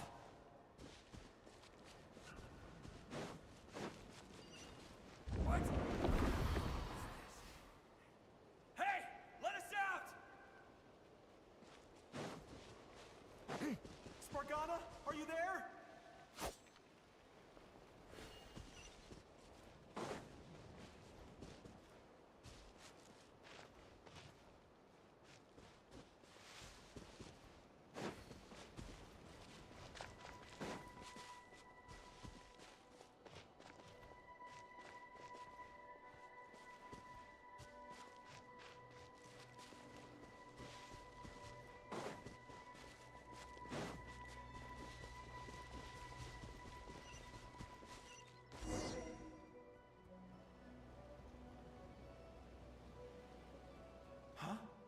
That's...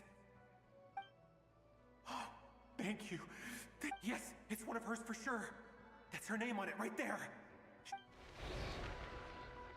Durin, just like last time. Use the explosives.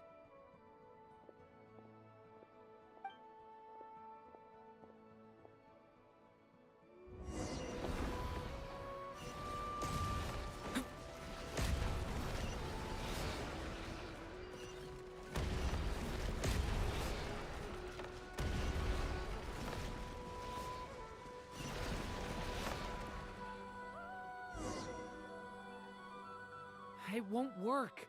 There's not enough left. If he makes it in, he'll die. But then, this clue could be the key to him finding his daughter. It might not be the only one. Better he misses that clue than loses his life. I guess so.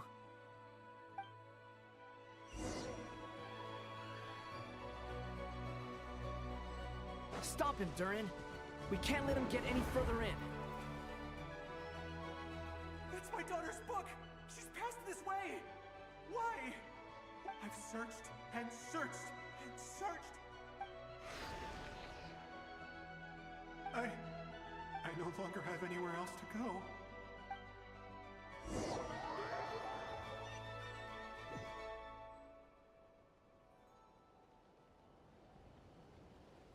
I'm sorry. He refuses to go anywhere else. Whether he opens this door or not, all that awaits him now is death. Albedo? Hat guy? Let's try one more time. I don't know how we're...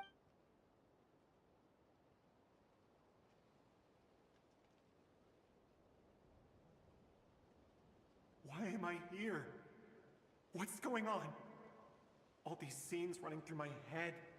Huh? What's going on? His reactions have changed. How many times have I... What's... Huh? You can see us? I feel like I always could, but that I only just realized you were there. I'm sorry, but you were the ones guiding me using that marked barrier, right? I haven't done anything yet, but those monsters, those deaths, they feel like memories. Like things I won't find my daughter. In fact, I'll ultimately die trying to find her. Well, no, it isn't. Yes, it is. Even so, we're trying to find a way out of this. You've not seen my daughter either, have you? It seems she really isn't here.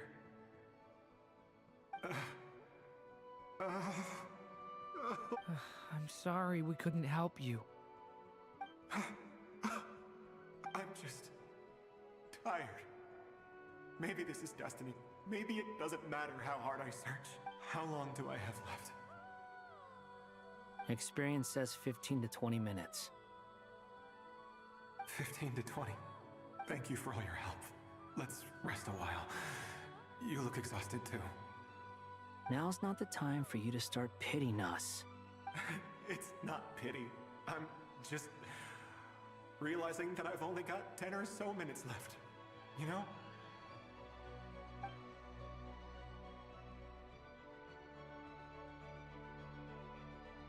You say you're from Mondstadt, yes? A place with windmills, where people and you're from Sumeru, where they've built an academy into a giant tree? Yes. It seems you've never heard of either place. Those names are unknown to me, I'm afraid. Yes. Have you heard? I have, but I heard that it was destroyed in the... I see. That was where my ancestors once lived. What about Delphi Pytho? Was it later rebuilt? I've never heard that name. Then what about Sal Vindaknir? I have seen that name on stone tablets on Dragonspine. But I'm afraid the only things left of that place are its ruins. I see. I'm sorry. I was the one who asked to chat, but it seems like we're too many ages apart. There's barely any common ground to start from. It's all right. We did hear something new, at least. From how you speak of your lives, things must be going all right for you. They are. Mondstadt is a place of freedom and happiness. There's a lot of good people in the church and the Knights of Favonius, and even outsiders find that it's an easy place to feel at home. We have festivals a few times a year. Everyone gets together to drink, sing, and be merry. Sumeru is a lot more uptight. Not really the kind of place where you can relax. It's a nation fraught with problems wherever you look. But if all you want in life is to seek knowledge, I guess it's pretty much paradise. That's wonderful. In other words, after this all-devouring black tide passed, humanity did not merely avoid extinction, but rose to build prosperous civilizations anew. I mean, I can see you all right now. That must mean the future isn't a total mess, right? That's true. Well, time's almost up. Let's part. The chances are slim, I know, but I'd like to spend these last few minutes looking for Spargana. If things work out, I'd love to tell her about what I've heard. May we meet again. Well, or...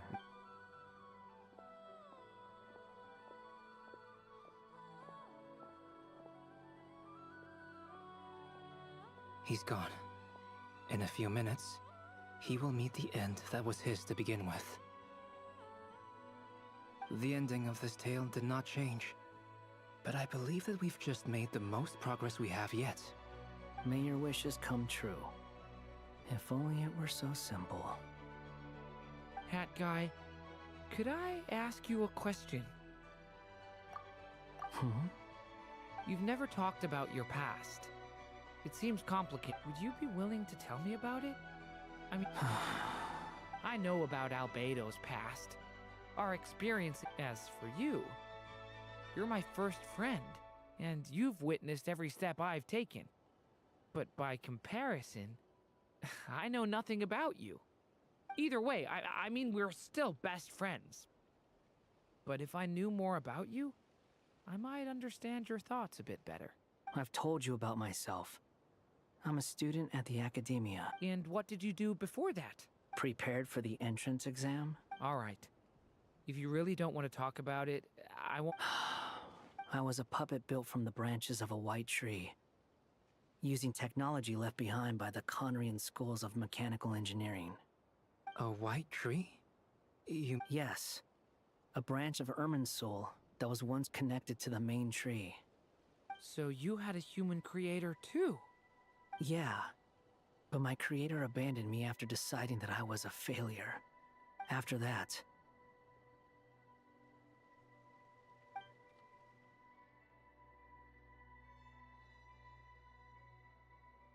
Durin. Resisting the influence of the Abyss, suppressing the urge to destroy, trying to do the right thing. None of these things are easy, but no matter how hard they are, trying to rewrite past wrongs is far harder. You asked me if you would create a new tragedy if you failed. I told you there was no point speculating about that. But the real answer is, yes, you absolutely will. That guy. But at least you've got people here to help steer you away from the wrong path. So... I will. Alright, break time's over. Hello? Durin speak. Hello, friends, it's me! What have you been up to, I'm detecting some unmistakable fluctuations here at the border. The amplitude isn't particularly high, but they're completely different signals from the ones before, and the scale is comparable to those I've detected previously. Alice, we were unable to save that person. However, he appears to have retained a portion of the memories gained through that cycle, and was able to hold a conversation with us. I see. Well, that is rather odd indeed. It definitely merits further attention. Could I trouble you to keep trying the same approach? I need to gather some more data. Counting on you. I should probably have Nicole come and check this out as well.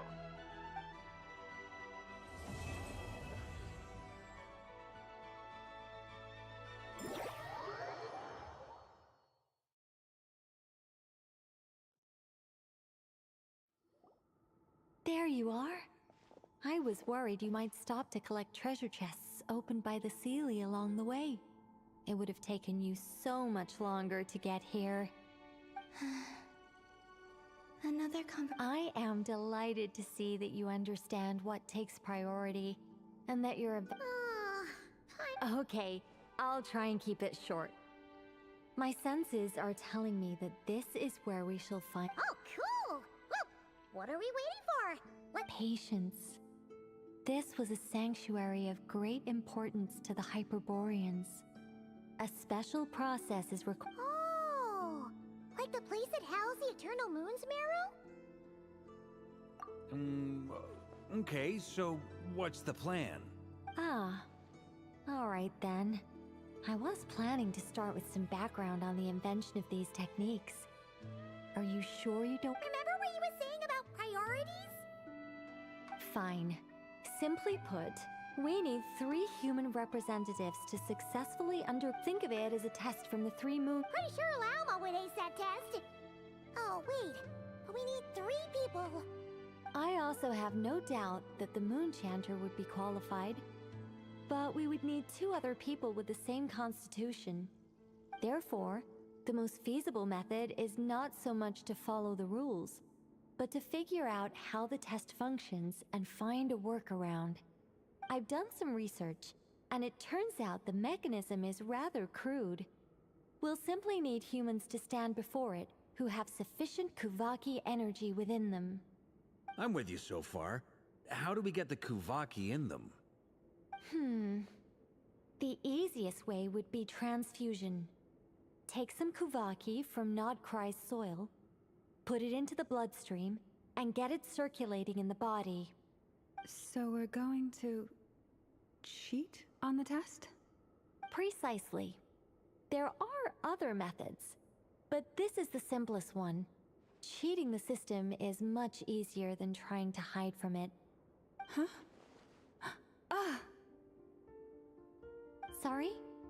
Does the idea of... No, that's not it. I just... Oh, what is it? It's about Moon Prayer Night. I figured out a way for Kutar to join in the festivities. Huh?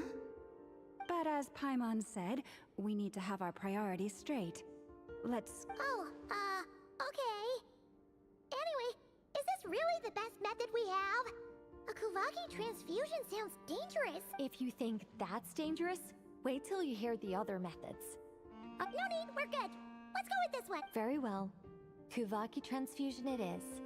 Now, I should mention that the risks can be greater. It would be rash to simply infuse the Kuvaki and hope for the best. If the body rejects it, the reaction can be quite severe. The symptoms are similar to another condition that some people living here suffer from, known as congenital Kuvaki sensitivity. So, before we execute our plan, I will perform a simple test. Once that is done, we will have to complete the... What? No, That's some hardcore fasting. They'll all be monks by the time they're through.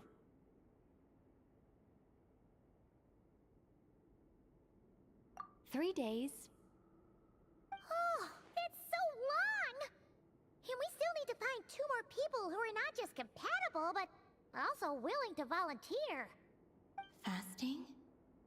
What are they talking about? Really? Don't you want to think this through? Haha, count me in too. 3 days without food. Miss Nicole has made it clear that this is the easiest way. The way I see it, there's nothing else to discuss. It's time to step up. Yeah, you're right. In that case, Paimon volunteers to be Captain of Logistics. She'll keep the fires lit and grab some spare clothes to keep you comfortable. Then we'll start with you first, Traveler. Please...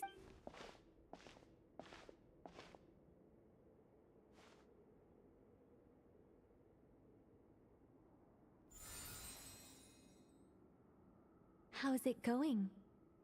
Do you feel anything?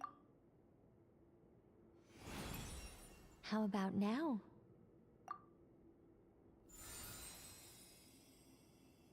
And now?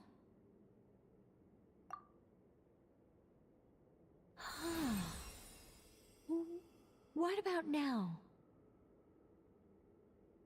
You guys, it's not a competition, you know. All right, I'm officially impressed. Even as a descender, you can withstand far more than I imagined. It's like I summoned a giant stone titan to arm wrestle you, and your arm hasn't even moved an inch. In my last attempt, I infused 5 times the amount of Kuvaki required. Yes, safe to say, compatibility won't be an issue for you. You're next, Mr. Varka. Sure, here go. All right, I'll start where we left off. 5 times. Whoa, whoa, whoa, hey, wait a minute. How's it? Ooh, no, not great. I kind of want to puke. Feels like I've been drinking too much. A few bottles of wine, then a big stein of Dark Horse. With some hard liquor from Liyue mixed in. You think this is funny? I just lost to a young lady in an arm wrestling contest. I'm never gonna live that down. My apologies. I'll lower the concentration and try again. Oh. How's it going now? I'm not as dizzy as last time, but I can still feel it In that case, you wouldn't be an ideal choice, Mr. Varka. Okay. Let's go ask some of our other friends then.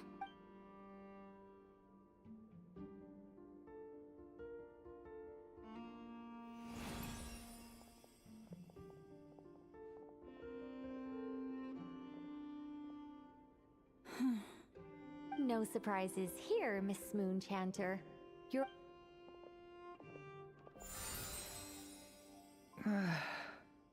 I'm getting a slight headache. Shame. You were so close. Whoa,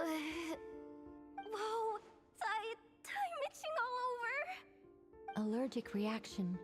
We can't... Huh? Well, are you gonna... The Hexenzirkel is an organization that cares for and protects children.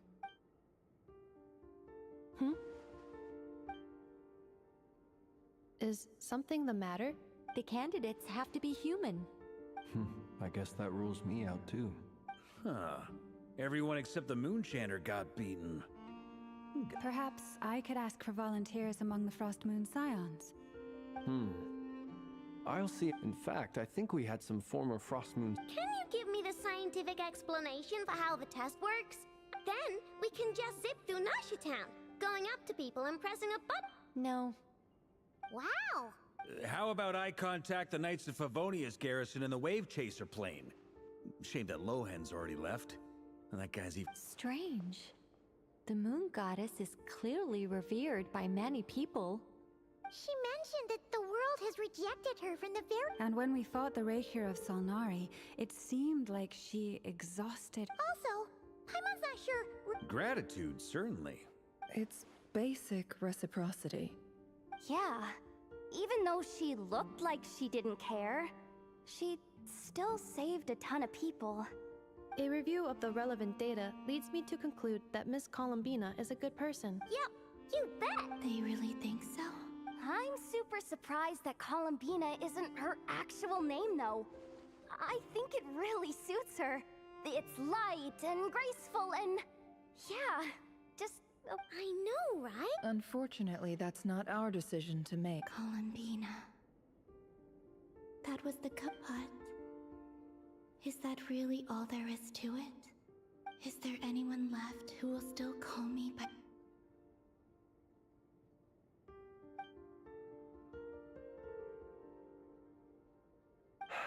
Moonprayer Night is getting closer by... Then allow me to... Huh? What are you... You contacted your friends via the Adventurers Guild. Sandrone has been keeping an eye out for something like that, so she informed me. Since I have the ability to accommodate a moon marrow, I should prove to be a suitable candidate. Arlecchino. When can we begin? I see. We can begin right away.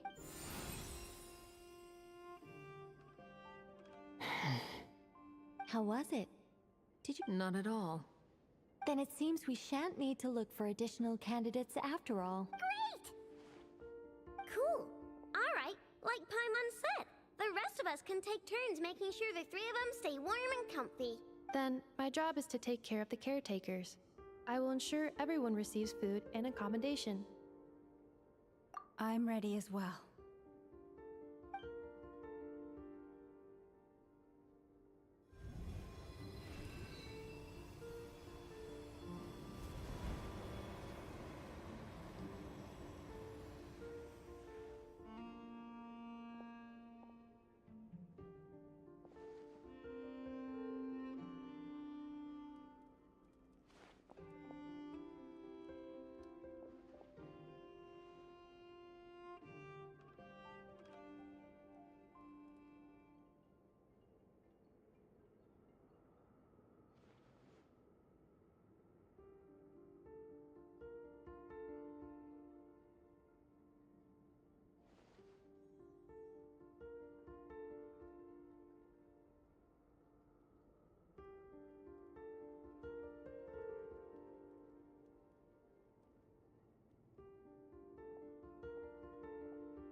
The work is done.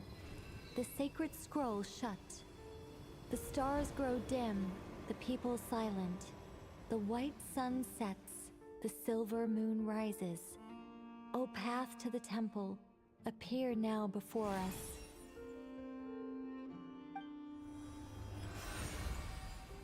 Wow!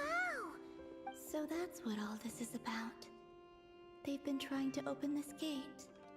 Come, let us enter. It might be best to eat something first.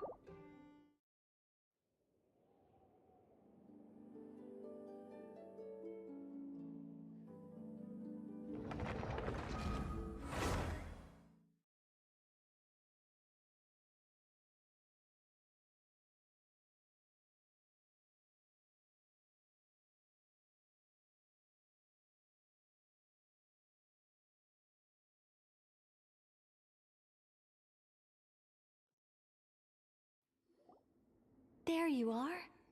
I was worried you might stop to collect treasure chests opened by the Seelie along the way.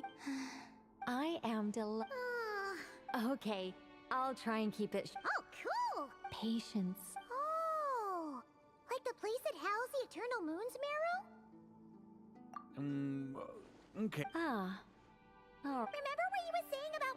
Fine. Simply put, we need to think of it as a Pretty sure Lauma would ace that test. I also have no doubt that the Moon Chanter would be qualified. Therefore, I've done some research. I'm with you so far. How do we get the Kuvaki in them? So we're going to... Precisely. There are other... Huh? Sorry? No. Ooh, what is it? It's about Moon Prayer Night. I figured out... Huh?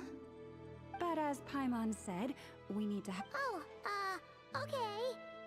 Anyway, is this really the best? If you think that's... No need, we're good. Very well.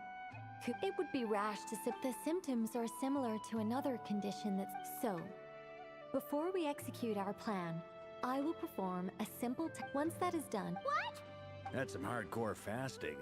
They'll all be monks by the time they're through. 3 days. Oh, it's... Fasting? What are they talking about? Really?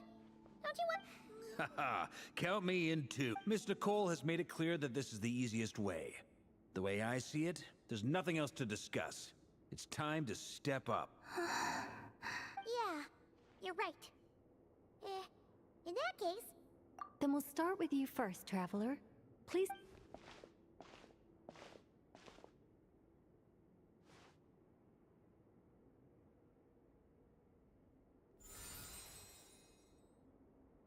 How's it going? Do you feel anything? How about now?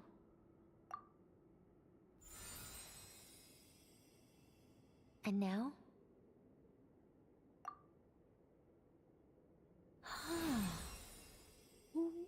What about now? You guys, it's not a competition, you know. All right, I'm officially impressed. Even as it's like I summoned a giant stone titan to arm wrestle you, and your arm hasn't even moved an inch. In my last attempt, I infused 5 times the amount of Kuvaki required. Yes. You're next, Mr. Varka. Sure, here goes. All right, I'll start. Whoa, whoa, whoa, hey, wait a minute.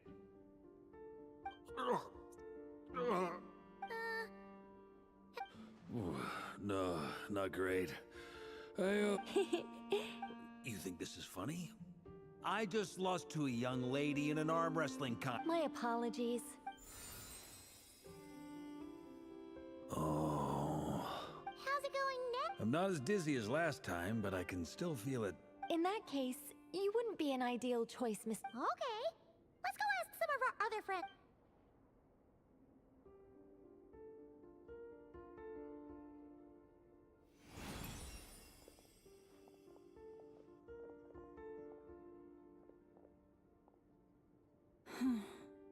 No surprises here, Miss Moonchanter.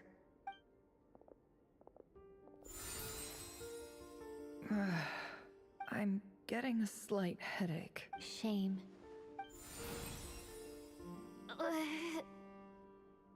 Whoa, I'm itching all over. Huh? Well, are you... The Hexenzirkel is an organization that cares for and protects children.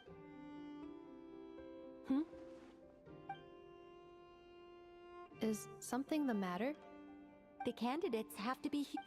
I guess that rule. Huh. Everyone except the Moonchanter got beaten. Guess I don't need to feel so bad after all. I mean, looks like this isn't gonna be as easy as we thought. Perhaps I could ask... I'll see about talking to some trusted Lightkeeper colleagues. In fact, I think we had some former Frostmoon Scions join our rank. Can you give me the scientific explanation? Then we can just zip through... No. Wow. Nope. How about Icon? Strange. She mentioned that the... And when we fought the Wraith here... Also, Gratitude, certainly. It's basic. Yeah. Even though she looked like... A review of the relevant... Yep. They really think so. I'm super surprised that Columbina isn't her... I know. Unfortunately, that's... Columbina. But... Is there anyone left who will still call me... Moonprayer Night is getting close. Then allow me to try. Huh? What are you... You contacted your friends via the Adventurers Guild. Sandrone has been keeping an eye out for something like that. Since I have the ability to accommodate a moon Arlecchino. When can we begin? I see. We can begin right away.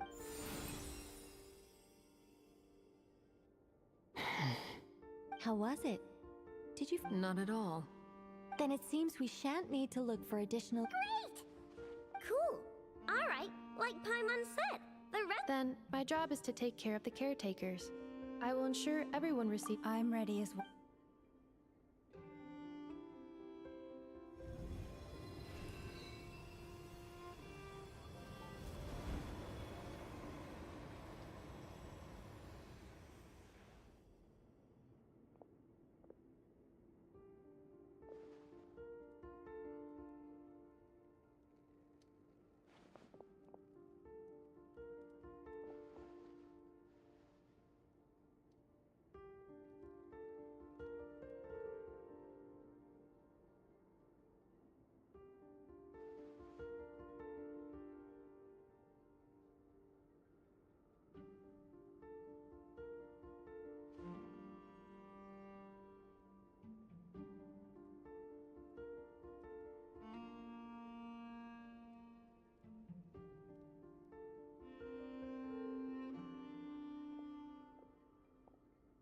The work is done. The sacred scroll shut. The stars grow dim, the people silent. The white sun sets, the silver moon rises. O path to the temple, appear now before us.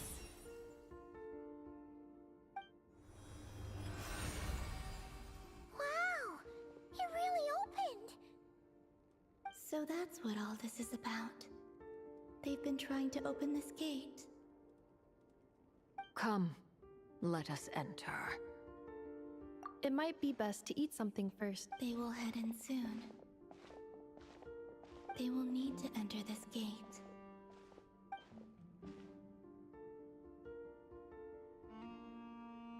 Huh? I cannot pass through. Is it because I have... It has been 3 days. My strength is all but completely faded. Can I really hold on until Moonprayer Night?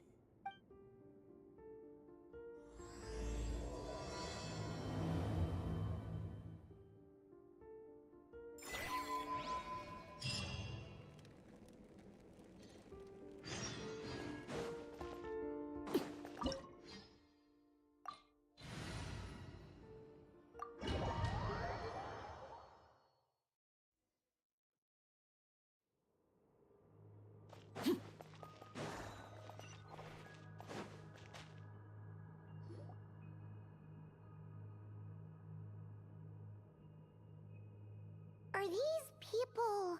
Judging by their clothes, they appear to be... That could mean they have some clues about the moon goddess's name, right?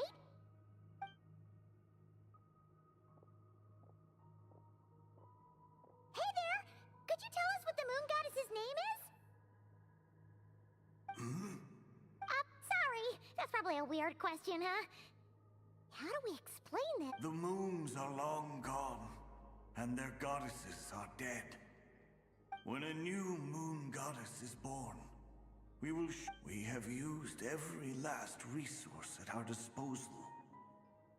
All that remains is to wait, patiently and quietly.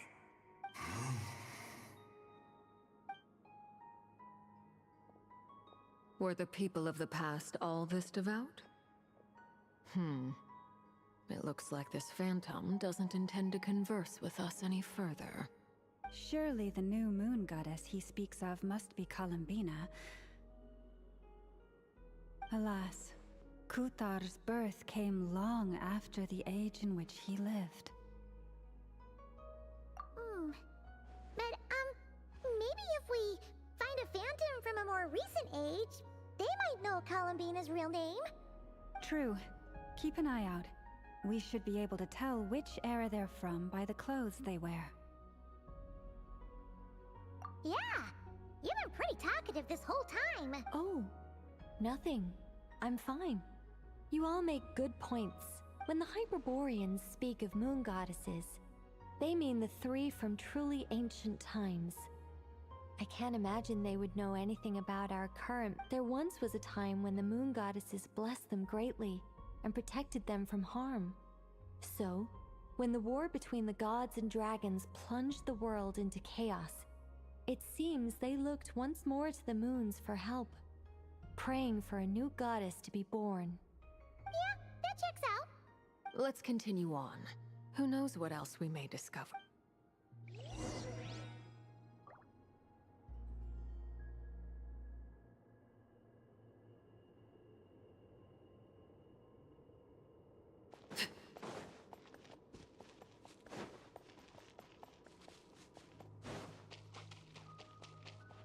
There's a door blocking this path. Not a problem. Try this.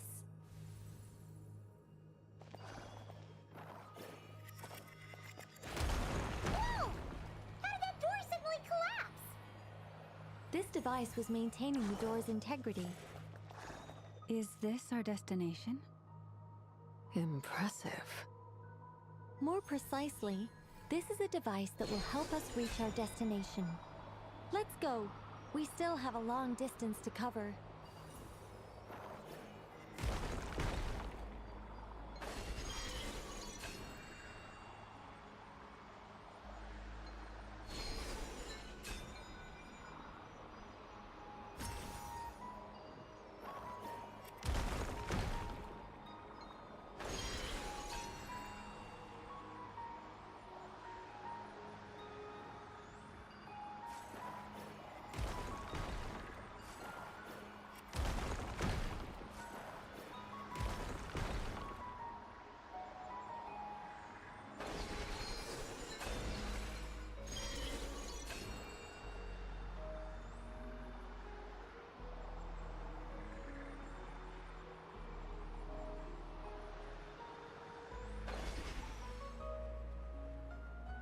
The way ahead is blocked by broken rocks.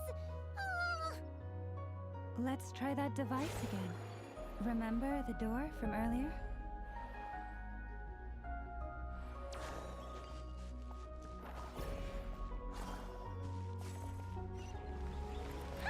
So it works in reverse, too!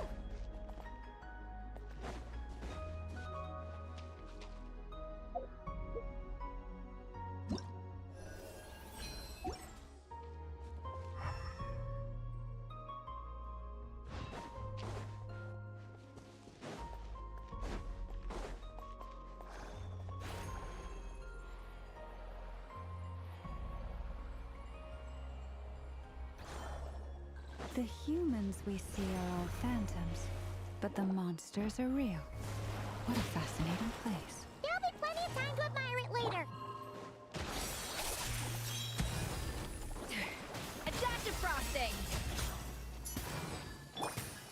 leave this place for the everlasting forth. Hey there! Attack! That's the way. Watch out! Laid bare. Witness my rise. Overruled.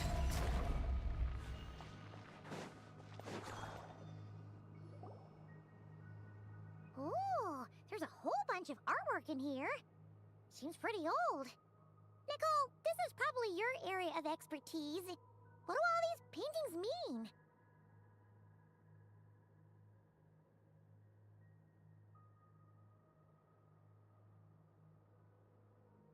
Let me see.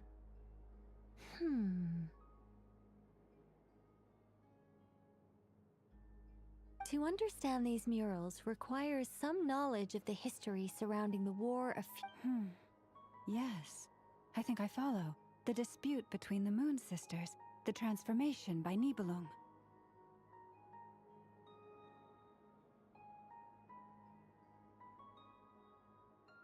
Oh no, it's no trouble. I'd be delighted to share the tale again. Tevat's 3 moons and their goddesses were brought into being by the will of Nibelung, the then ruler of Tevat. But when the heavenly principles came, they changed the world completely, down to its very foundations. The moon goddesses were nowhere near strong enough to challenge this entity. But the heavenly principles did not view them as heretical entities that had to be removed. Essentially, the 3 moons existed to keep this planet alive and operational, which did not directly conflict with the heavenly principles' aims. Nevertheless, the inherent precariousness of this arrangement would soon be revealed.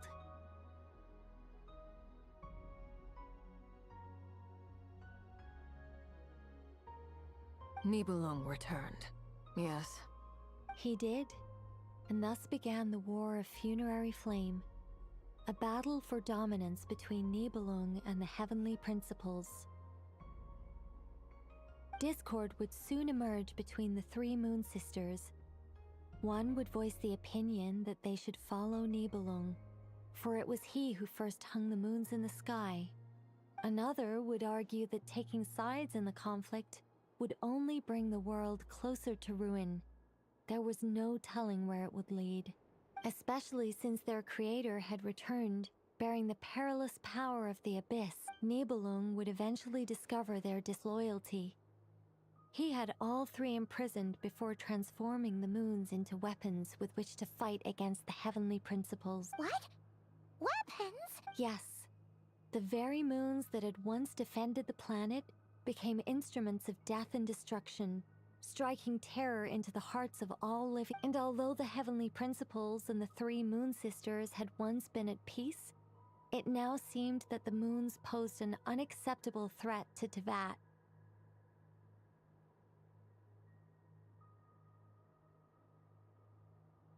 It is possible that the heavenly principles did not know of the goddess's imprisonment.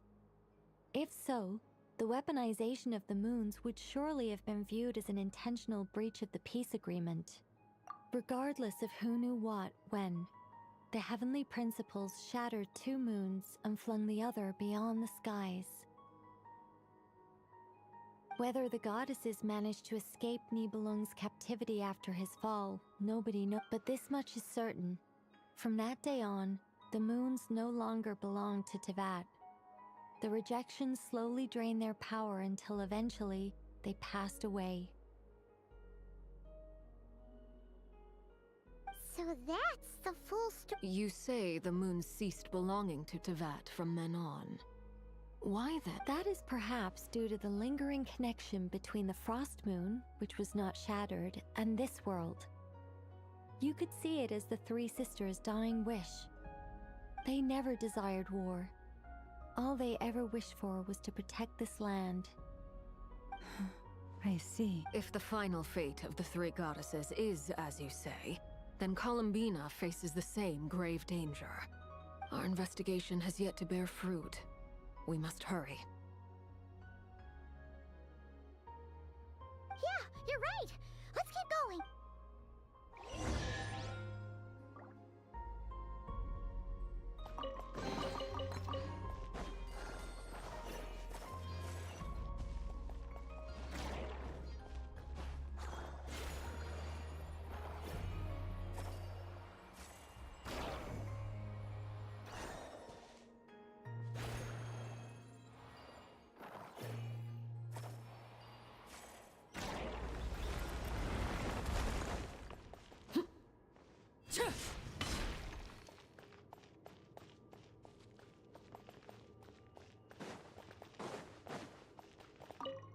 Should we trust him to keep his promise? We have to. There's nothing else we can do.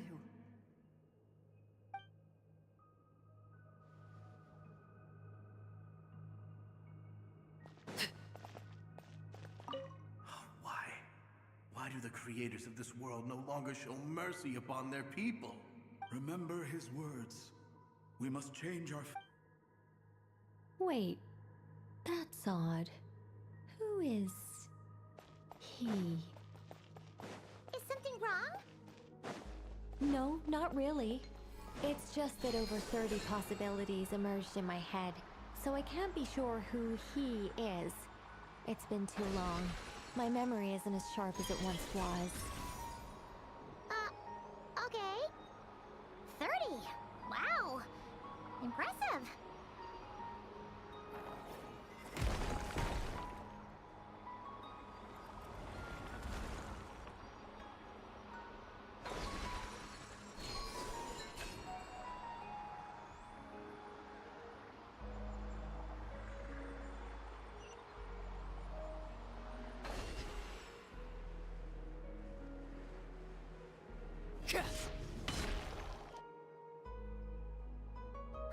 We're finally here. Guessing... Indeed. I was a little worried about that at first, but as we got closer, I sensed that the Kuvaki within it flows unimpeded. It should be functioning normal. The only issue is how to activate it. It's looking a little worse for wear. What about the cores from some of the other devices we've seen? Can we repair it? In all likelihood, yes. I imagine that would have been the Hyperborean's backup plan. Let's...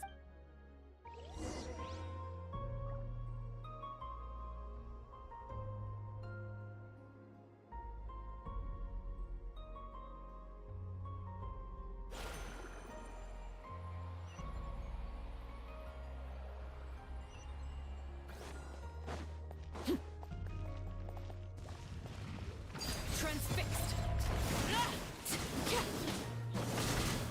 Goose on the loose! A little amusement.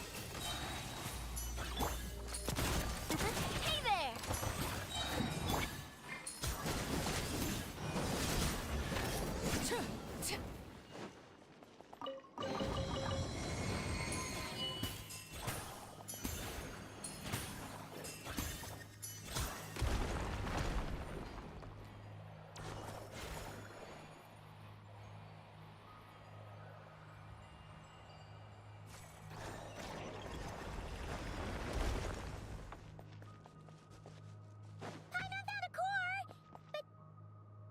Get across.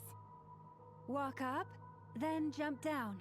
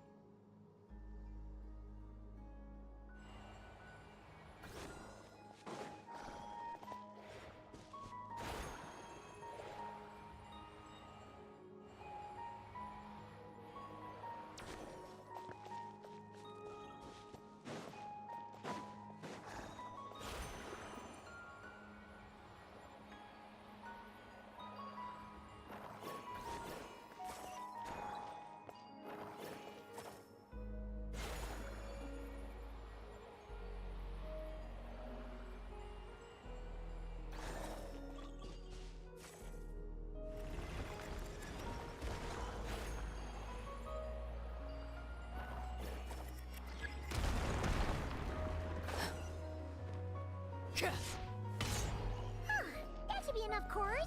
Let's head back.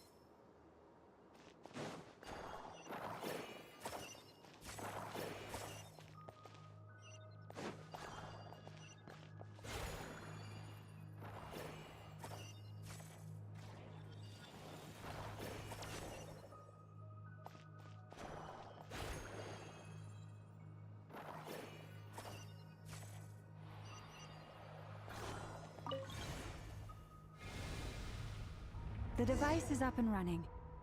It's hard to believe that the ancients were capable of constructing such things.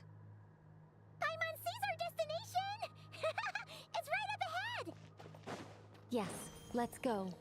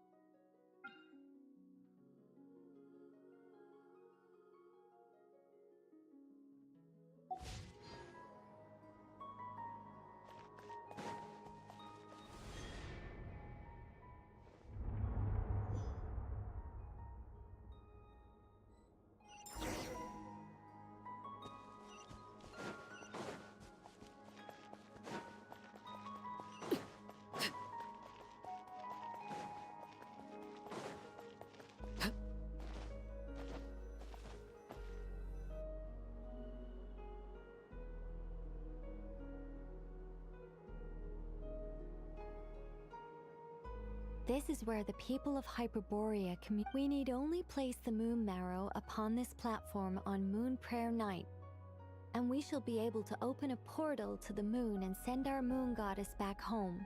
The assumption being, of course, that we can find her first. That's right. You want to know if it's safe there, don't you?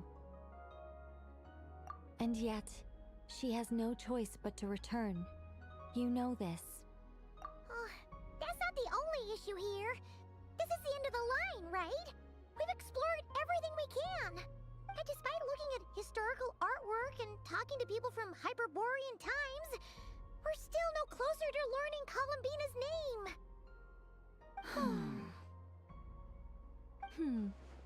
If it's not too much trouble, could you tell me— Oh, sure! Then your first job is to find it. As a moon goddess, I'm sure she must have a name. Neither Columbina nor Kutar is her true name, and she's never really accepted either of them.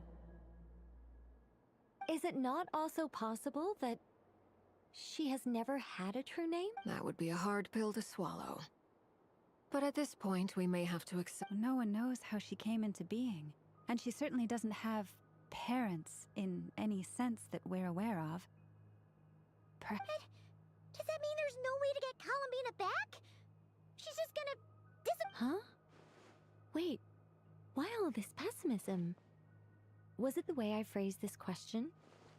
You all seem to be taking— Well, just because she's never had a real name in the past— What? Think about what Alice said again. She never once said— Are you saying what I think you're saying? Yes. Names are anchors that connect— It's like— yes. Traveler, when you first arrived in Teyvat, do you think you would have turned around if someone behind you shouted, "Hey, Tumaini"? But what about now? I understand what you mean. Life is a long journey. Even the friends— When people call you by different names, what matters isn't so much the— And of course, whether— Ether. So, close your eyes and picture the moon goddess in your mind. Columbina. Columbina. Paimon would call her Columbina too. Well, she has long forsaken everything that Kutar represents. I think— Well, it sounds to me like you've— Are you sure? Is it really that simple? We haven't found her this whole time, and not for— For a journey like this, the process is every bit as important as the outcome. Had you not searched far and wide, rejecting every other answer you were offered? How could you have come to an answer you felt was finally— Oh, it all makes sense now.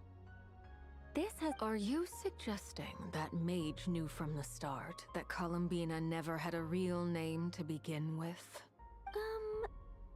I can't say for sure, but I can definitely imagine her. Llama,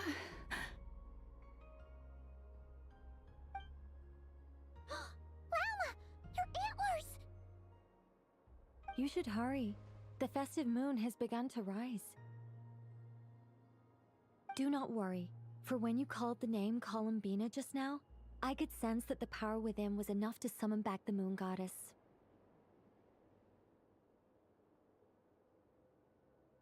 The power within... Yes, so... What's wrong now? This is so annoying. I really want to explain how that whole thing works. Starting from the founding principles of Teyvat and... Oh, I could talk about this for hours. But... Deep breaths, Nicole. Deep breaths. You're an angel. A sober, sensible, solemn angel who has her priorities straight. Okay then. Sorry for asking. Clearly a bad call on Paimon's part. Anyway, you all need to hurry. Last thing, remember how it felt when you called out that name. Then it is agreed. By the name Columbina, we shall... Then we'll throw her the best Moon Paranite party ever! And at last, we will send her home.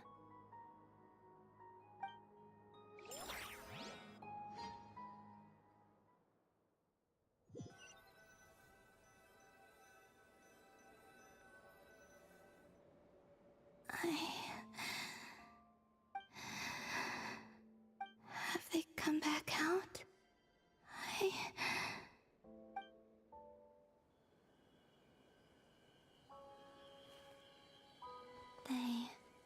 They didn't make it.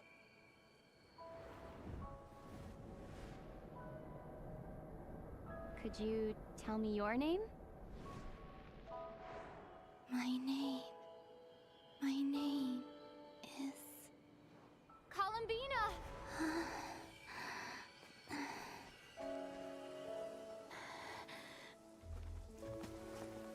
Columbina!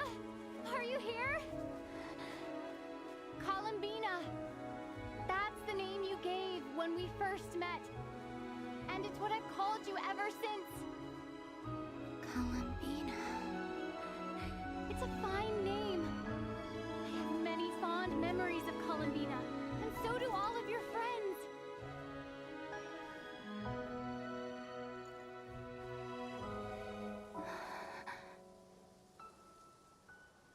If you like this name,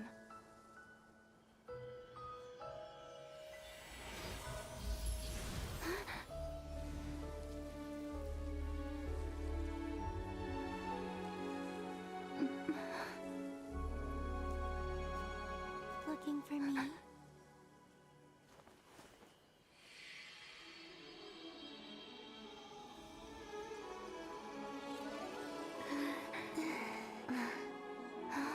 I like it. You can carry on using it.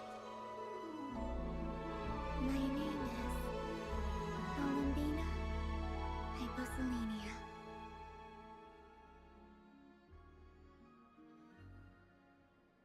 Columbina Hyposelenia. That's a wonderful name. I never thought that Columbina would become my real name. But after I met you and my other friends, it went from being a Fatui code name to something my friends call me.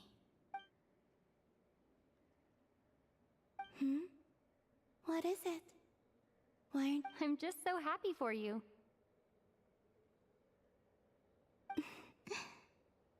Thank you. We can go and meet them very soon. Everyone went to different places to try calling your name. Great. I'd like to thank them as well. Everyone's done so much for me. Searching for my name, entering those Huh? Wait. Yes, I was there. Not physically, but my consciousness was still holding on. I followed you. Starting from when? You turned around and called out my name while you were in Nasha Town. Do you remember?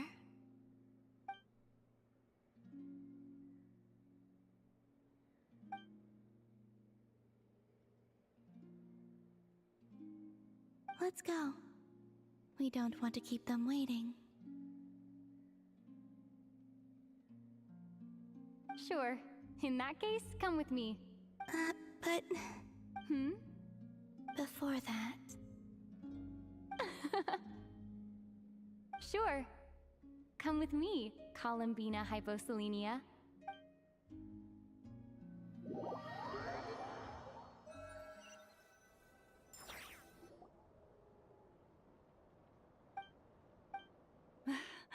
Columbina! Oh, this truly is wonderful. Llama, Ha ha! Just in time for Moon Prayer Night! It's good to have you back, Miss Columbina. Yeah, we were worried sick. Thank you, my friends. With your help, I now have a name that belongs to me. Columbina Hyposelenia. Where's the second half from?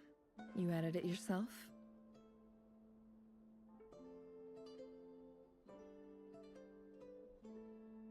That's right. It means... Born beneath the moon. Yes.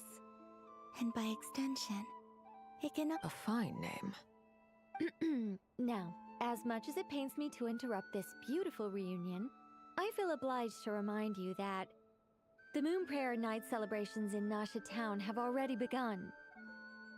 Don't you want to enjoy the festivities? There's so much to see and do. And some of the ambient lighting and entertainments were sponsored by the kind souls in the Hexenzerk. Nicole? Why have you turned into Dodoko? So you're Miss Nicole. Thank you for... You're quite welcome. Guiding lost people to hidden treasure is what we Seelie do.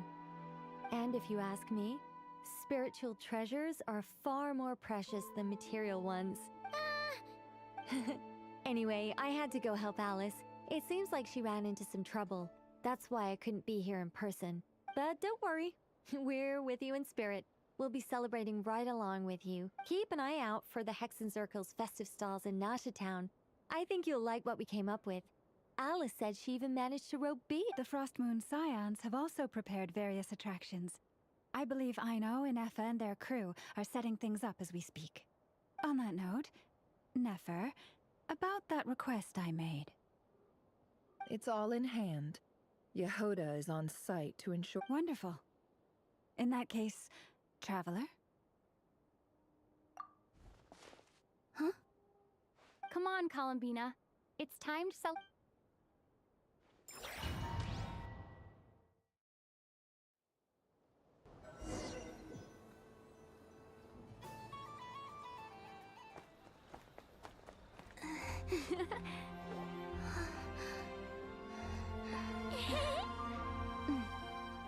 Hey, young lady. Would you like some Moon Prayer Night candy? Happy Moon Prayer Night. Oh, yeah. I almost forgot to say. Welcome home, Moon Goddess.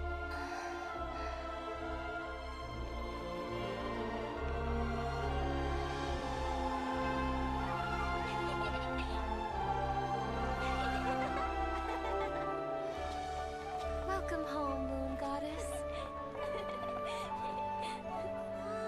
Welcome home, Moon Goddess. Welcome home, Moon Goddess. Turning Nasha Town into her home is a festive gift. A rather brilliant idea.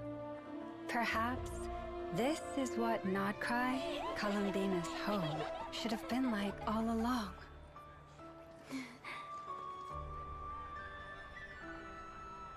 Thank you for the gift.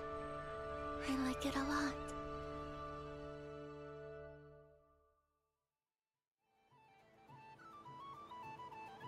This feels like the surprise of my life. I do. I never imagined I'd ever get to enjoy Moon Prayer Night with everyone so freely.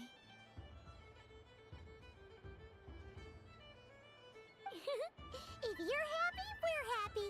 Quite a strategy you came up with. Hide the tree in the forest. It's not your usual style, Lauma. Is there something about Moon Prayer Night that enhances what's in your head as well? Apparently so. It even inspired a perennial penny pincher to use their resources for a greater cause. It truly is a magical festival.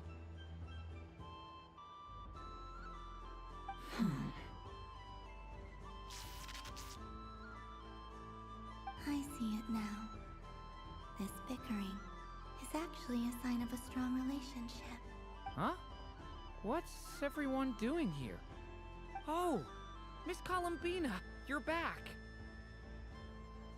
Yes, I'm fine. How's your progress with Alice's assignment? Very well indeed. I've never heard not like this. This time her excitement seems more serious. Seems like she's had a major breakthrough. She said she'll contact us once she knows more. In the meantime, we're free to relax and have some fun.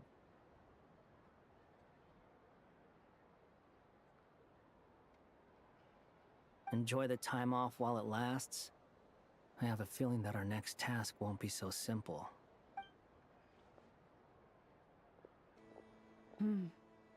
I should go. I still have a few things to attend to at the Frost Moon Scion stall. Then I think I'll take a look around. With any luck, this once-in-a-year festival will come with once-in-a-year opportunities. Hold up a second. Where's Varka? I believe he made a beeline for the flagship the moment he entered Nasha Town. Ah, that's Mondstadters for you.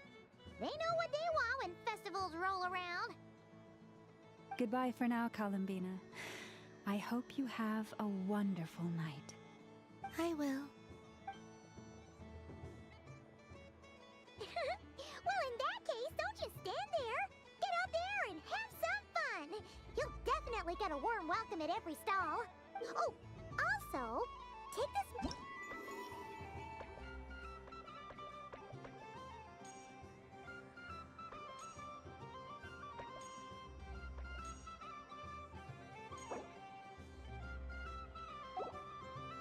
The Frost Moon Scion stall is over here.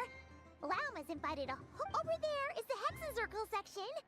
Alice seemed more excited than anyone about this festival, so she insisted on making it a grand affair. Oh, and then there's the Nasha Town local specialties, including...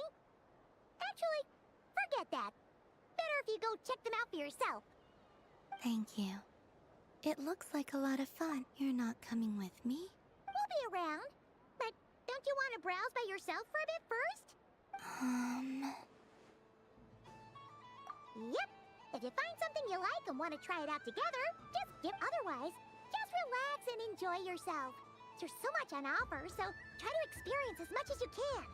And don't forget to stuff yourself with all the delicious festival food!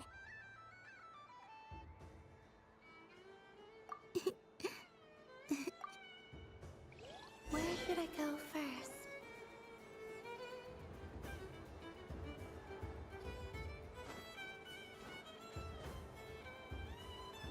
This must be the mage's stall. It feels like I've entered a fairy tale. So this is the Frost Moon Scions area. It feels very familiar. But everyone looks much happier than usual.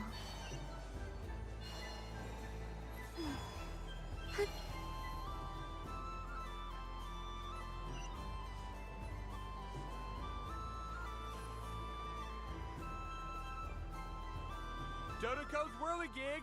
Come check out Dodoco's Whirligig! Ah, welcome home, Moon Goddess. Might I ask what this is? Ah, it's a very special amusement sponsored by the great mage herself. Ride on a soft and furry Dodoco and embark on an unforgettable adventure. I say that, but I'm just following a script here. Who is this mage, anyway? And what the heck is a Dodoco? I'd like to ride. No problem. But, Is that not okay? Oh, no, it's fine. It's just that each Dodoco can... My friend... That should do it. Now, we just need to get everyone else to draw something on it too. But we gotta keep it. Traveler. I want to go on that ride. Let's go then. Don't worry. Paimon will do the rounds. You go have fun. Hmm? All right. Please take your seats. For safety reasons, you mustn't try to leave the ride before it comes to a complete stop. All right, you're all set. I wish you both a wonderful journey.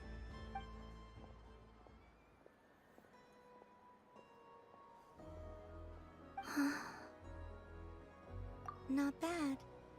It reminds me of riding a moon lane. Sometimes, the Kuhenki circle around me like this, playing their beautiful melodies. Yeah, I'm going to miss them.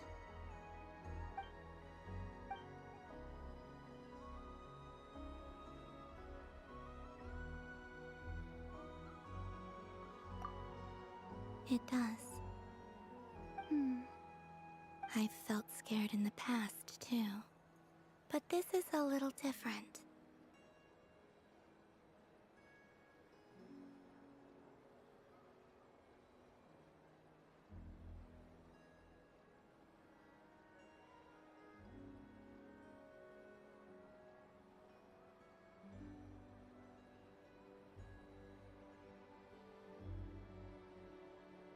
You know something? I got to see a lot of fascinating things during my disappearance. I saw how the Frost Moon Scions act around their families. So different than how they used to act in my presence. And I also saw how they interact with their friends. It made me curious at first. Why do people act so sincere when they're worshipping gods, but save their truest, warmest feelings for each other? Slowly, I came to realize that it's because they trust one another. They know, deep down, that they'll be accepted for who they are. All of it. The good and the bad. I know. I knew it the moment you started calling out my name. What I fear now is the end. I fear losing all this the very night I have gained it.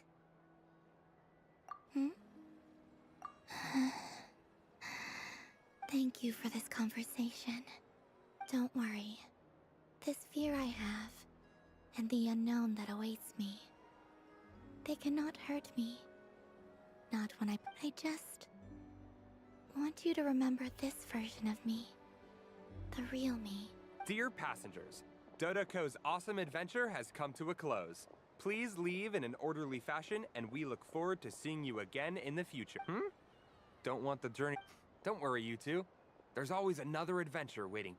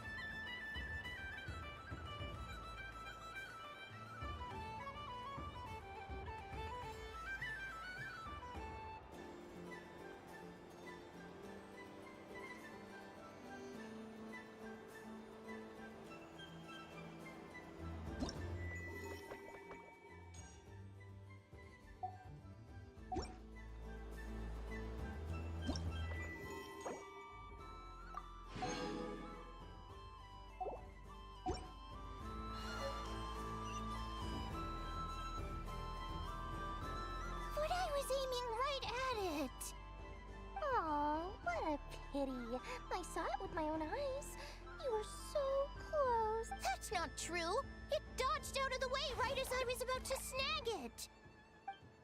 I'm sorry? You heard me. This paper frog can move. I swear. Dear, oh dear, what are you saying? How could a paper frog move?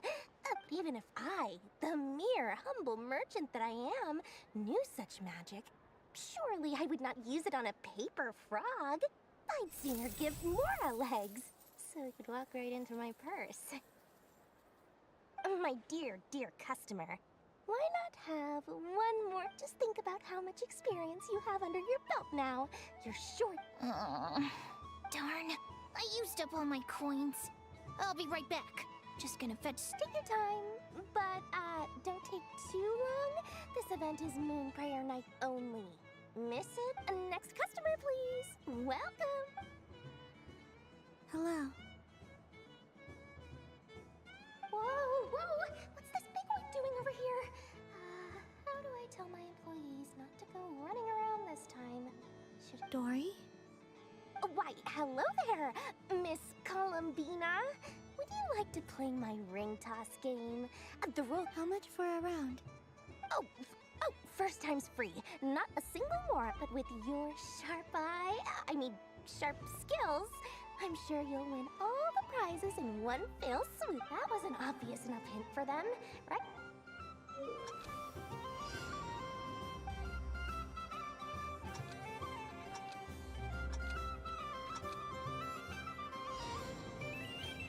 Here comes the ring.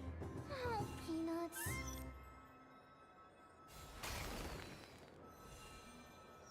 Change tracks. Roselle, should we move or not? Just a tiny bit. All right, then I'll... Oh, sugar plums, not the clock hands. How do I move the legs again?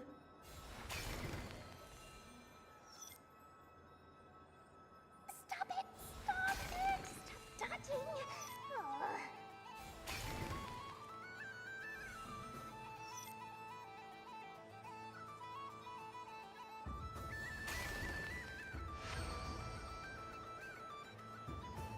Let's see now. Wow, very good. And here's your prize. Now, how about another round? Happy Moon Prayer Night, Miss Columbina. Happy Moon Prayer Night, Durin and Hat Guy. Yes.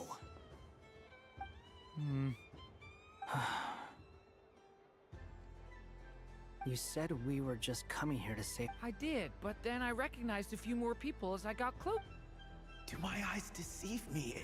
Is that... It's our little dragon. He's all grown up. Someone's popular. Well now, since you came all this way, why don't you try out this lovely game we have going? First try is free. He'll have a go. I'll pass. It's only one free try per customer. You can't give your try. I'm aware. How has Elder Almond been lately? He's in great shape. He goes for a run in the forest every morning to stay fit and healthy. He tried to go boat racing with Firecracker a while back, but he couldn't even make it onto the Lotus Leaf. Firecracker was in fits of laughter. How about you, little dragon? Can you still... Yes, I can. But you've become less chatty. Has growing up been tough on you? We call that maturity. You know, the thing people sing about. The knight wields a sword of stone to defend those hearts that are made of gold. Stone is very heavy. That's what keeps them from talking too much. That's awesome! I want to be a knight when I grow up too. Ring, here I come! Oh, the hat-wearing man. I never thought I'd see you again. You seem more determined than... If you say so. Oh, I do say so. The people you once helped see it clearly. It's because you are once again on the right May the engine in our hearts propel us to the station of our dreams. I can move! I can move now, Roselle! What are they doing? Running into the rings like that? You got them all so quickly! I've never seen anything like this in all my travels. But how? They're origami animals and clockwork people from a fairy tale. Getting to know them would be quite an arduous task, unless they share a hometown? I have to get to the bottom of this. Next time I see the Great Mage Alice, I shall demand answers. Thank you, Dory. I had a lot of fun. Now for your prize. Oh, sweet grand prize. Good thing I've already turned a profit from the customers early. Okay. What? I leave for 2 seconds and someone's already claimed the grand prize? Oh, well, these things happen, you know? Perhaps you'd be interested in one of the other prizes instead. We've got Is this the thing you wanted? Here. You can have it. Huh? But... Don't worry about it. It will be happier with you. Oh, thanks so much, miss. Moon Goddess. Goodness gracious, Columbina. Give me strength. How am I supposed to make any more money? Daddy, look! That's the game I was telling you about! Forget it. She is the moon goddess after all. I'll think of some... Huh? Oh... You can take mine if you want. What? Why? Why are all these bleeding hearts coming here to ruin my business? Happy Moon Prayer Night, everyone. Happy Moon Prayer Night.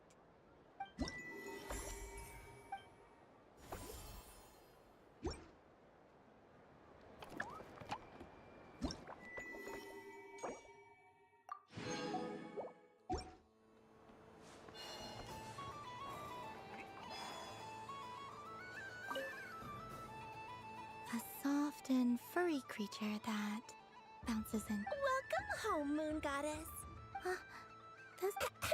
Allow me to introduce myself. I am a Dodoko from a distant archipelago, the most mischievous of all my Dodo brothers and Dodo sisters. When the going got tough, I powered through, and when I met obstacles, I boomed them away. That sounds like a lot of fun. Doesn't it just? Oh, but then the trouble started. Recently, I found a lovely beach, the same beautiful jelly color as my hometown, and so I dove in to have a look. Only to find it overgrown with seagrass and nasty little spiky fish everywhere, looking to turn me into a Dodoko kebab. I made it back to shore by the skin of my teeth, but my tail was sorely hurt. Couldn't you just boom them away? Oh, I wanted to, believe me. But I've heard the last thing I wanted was to cause a gigantic fuss and get taken to court by a school of spiky fish. I'd be driven out of these waters for good, and my wits are hot. And so, dear Moon Goddess, I was wondering if you might lend me your allegiance. Are you roping me into a crime? Oh, let's call it a once-in-a-lifetime carefree adventure. Does that... All the festival goers tonight are dressed up as the Moon Goddess, but there's nothing to say that the Moon Goddess can't disguise herself as a Dodoko, is there? Besides, this is your home. You should be... I'm afraid I'm not well acquainted with Dodokos, Madam Mage. Oh, that's quite all right. We Dodokos are innocent, happy creatures, with many, like myself, are mischievous troublemakers. Others are lazy souls who like nothing better than to lie down on a nice rock and take a nap. In our eyes, every creature who yearns for happiness and freedom is a Dodoko. But perhaps in yours, we Dodoko are a fluffier and more mischievous breed of Kuhenki.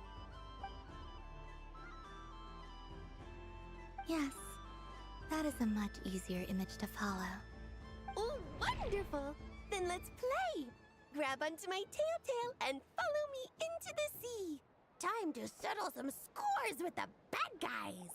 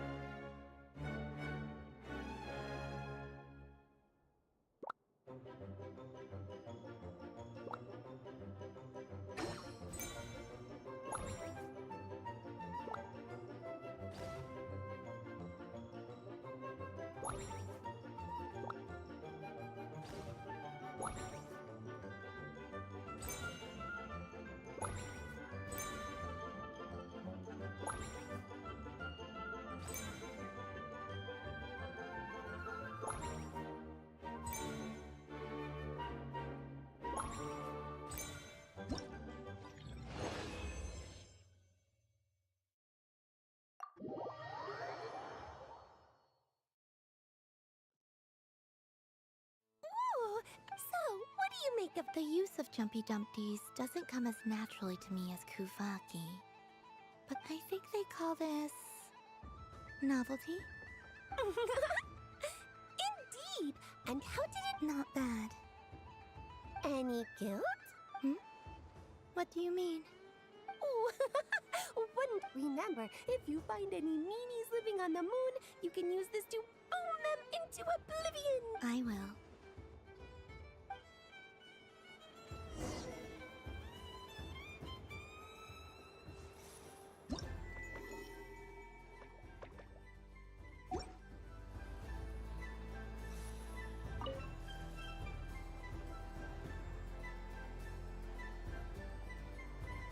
I wouldn't say it's unfit. I mean, your voice goes right into people's heads. How would you explain? You can't just explain it away as magic. Is something the matter? Ah, Miss Columbina! No, nothing you need to worry yourself about. Ah, impeccable timing. Stick around for a second, Miss Columbina. I need your input on something. This self-proclaimed Knight of Justice has yet to give me a satisfactory answer. I, for one... Hey, now, I left the flagship just to help you out, Miss Nicole. What's going on? So Alice and I are both using long-range remote control spells that work on similar principles, allowing us to attend... Sorry, let me backtrack a little. While similar, there are... Alice, being a great mage, wanted her Dodeko to reflect something of her own charm and mystique. So she adjusted the way its tail moves when it spins around. An entirely gratuitous move, in my opinion. I hardly see how anyone is going to notice that. If anything, I'd say that anyone who stares intently enough at a Dodeko's tail to notice such a small detail is someone we ought to be highly concerned about. I only say this... Your voice speaks directly into people's minds. See? Exactly what I... Miss Nicole? Ugh, I can't stand it. I know that probably makes me sound like a whiny child acting out in front of their parents. And it's a little embarrassing now that I think about it. But hey, I said it now, I can't take it back. That would be even more embarrassing. Also, don't go reading too much into that analogy.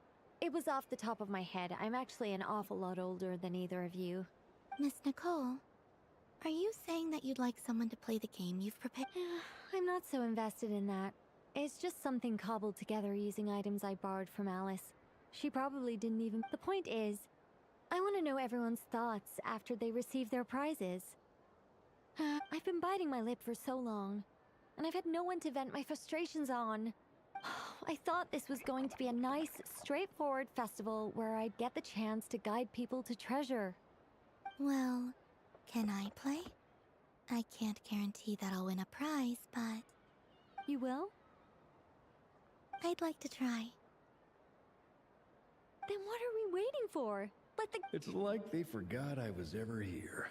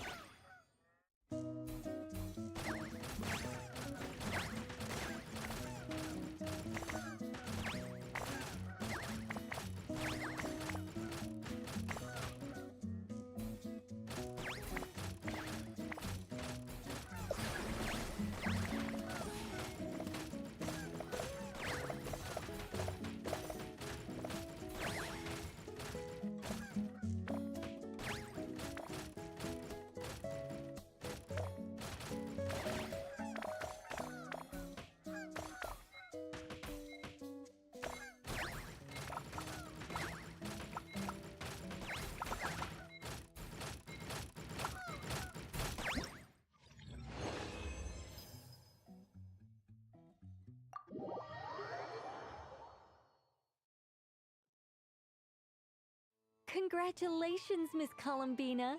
With your great wisdom. Fate? Well, something to that effect.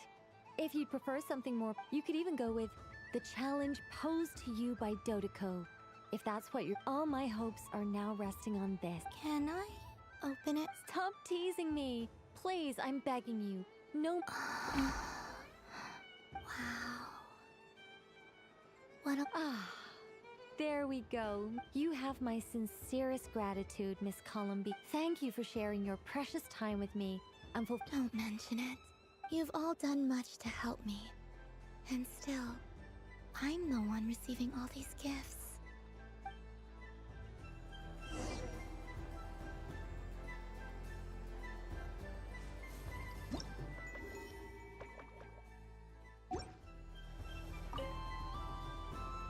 Welcome home, Moon Goddess.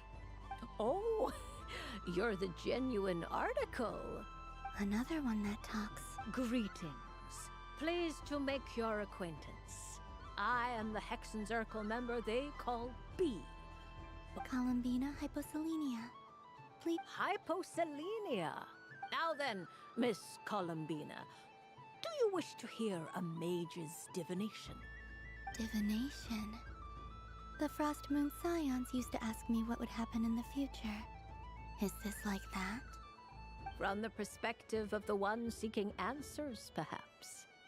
As you look to your journey ahead, if you seek to understand the unknown, resolve your doubts, and soothe the confusion in your heart, divination could be for you. The unknowns on my journey. Of course, if one wishes to peer into fate, then hydromancy is the more precise option. But that is a complex affair, and to relegate that majestic art to the status of a festive amusement would seem somewhat uncouth. Besides, it is sometimes better to not know fate with great certainty. Hence, I shall use the suitably festive Luna Arcana to tell your fortune instead. It is more popular with the youth in any case. Lunar Arcana. Indeed. Unlike hydromancy, this will only display possibilities and trends. People like to think of themselves as creatures of agency and free will.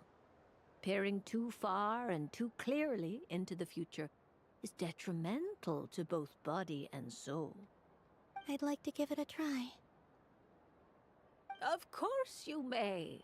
Come then, take a seat, Miss Columbina. Before we begin, are there any specific questions you would like to ask? Let's stick to general possibilities and trends, like you suggested. Ah, very well.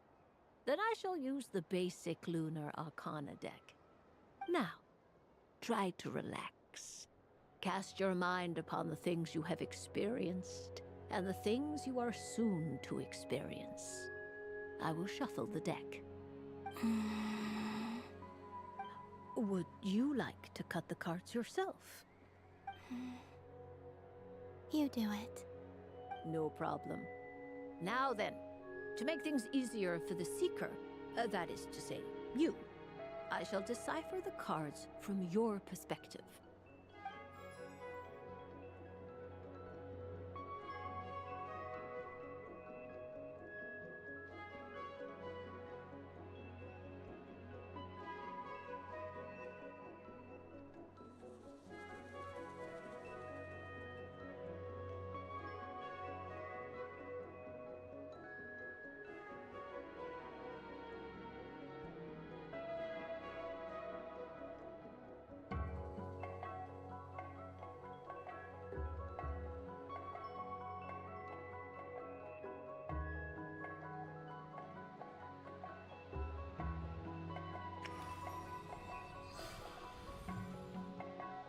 Please, draw the first.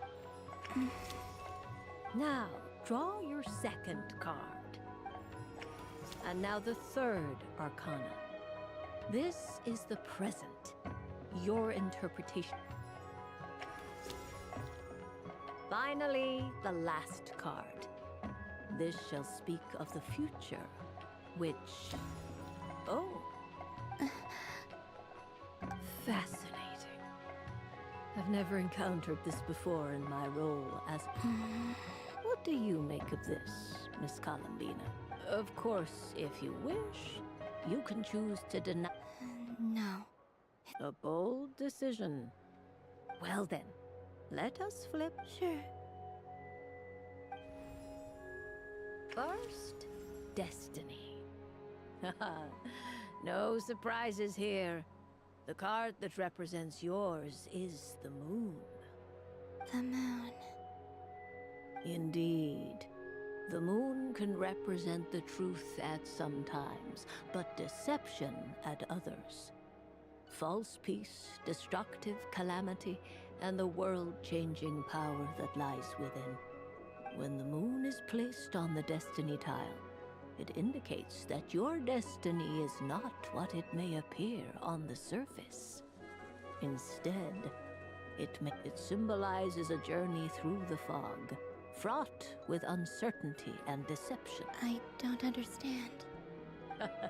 Patience, my dear. This is but the first card, which serves as a basis for the interpretations that follow. Our divination will only grow clearer from here on out. Now then, flip. Ah, the Hermit, but inverted. Inverted? Yes. The Hermit symbolizes solitude, introspection, and the pursuit of truth. When inverted, it represents isolation, truth out of reach, and a path that leads one astray. Combined with the moon as one's destiny, the Hermit inverted represents a choice. You fumble through the darkness without a guide. But is this about how I became Kutar despite not wishing to become a god? and how I joined the Fatu. I suspect only you know the all is not lost. The past. Oh my. The lovers. One of the most interesting Luna Arcana. What does this one mean? This means that you have had an unprecedented emotional experience. The joy of finding your soul becoming intertwined with that of another. A precious and wonderful. It's true. I've made a lot of friends recently. That sounds lovely. I am most delighted for you. The lovers can also represent important decisions. Yes. I understand. Parting with friends is never easy, Columbina. But rest assured, this is not the end of your journey. There is always another story waiting to be told. The future always lies ahead. The future. I'm ready. Very well. Oh. Miss Barbeloth? What is it? This card. That does... It depends on how we interpret it. It is true that it can represent an agonizing death, a complete and utter end, but at the same time, it can also represent rebirth. Do not forget that your destiny card is the moon. That lends your future. If death spells the end, is it unavoidable? As I have said, divination can only display general trends. It is a rough guide, but it does not show predetermined outcome. Allow me to summarize it for you. In the past, you may have lost your way. You now face an important decision. One that may bring about a... This change might, in turn, be the end of all things. Oh, but remember, everything is subject to change because of the moon present in your destiny. You must see the truth clearly and face your innermost thoughts. The truth. My innermost thoughts. Thank you, Miss... Don't mention it. Some people dislike divinations, for fear of glimpsing an ending to their story that they wish was not so. But I can see that you're different. The result of this divination will not sway your decision. This is a rare quality, and one that diviners always hope to see in the seeker. We are here merely to guide, not to exert. I understand. Go then and illuminate your future, Miss Columbina. The moonlight that...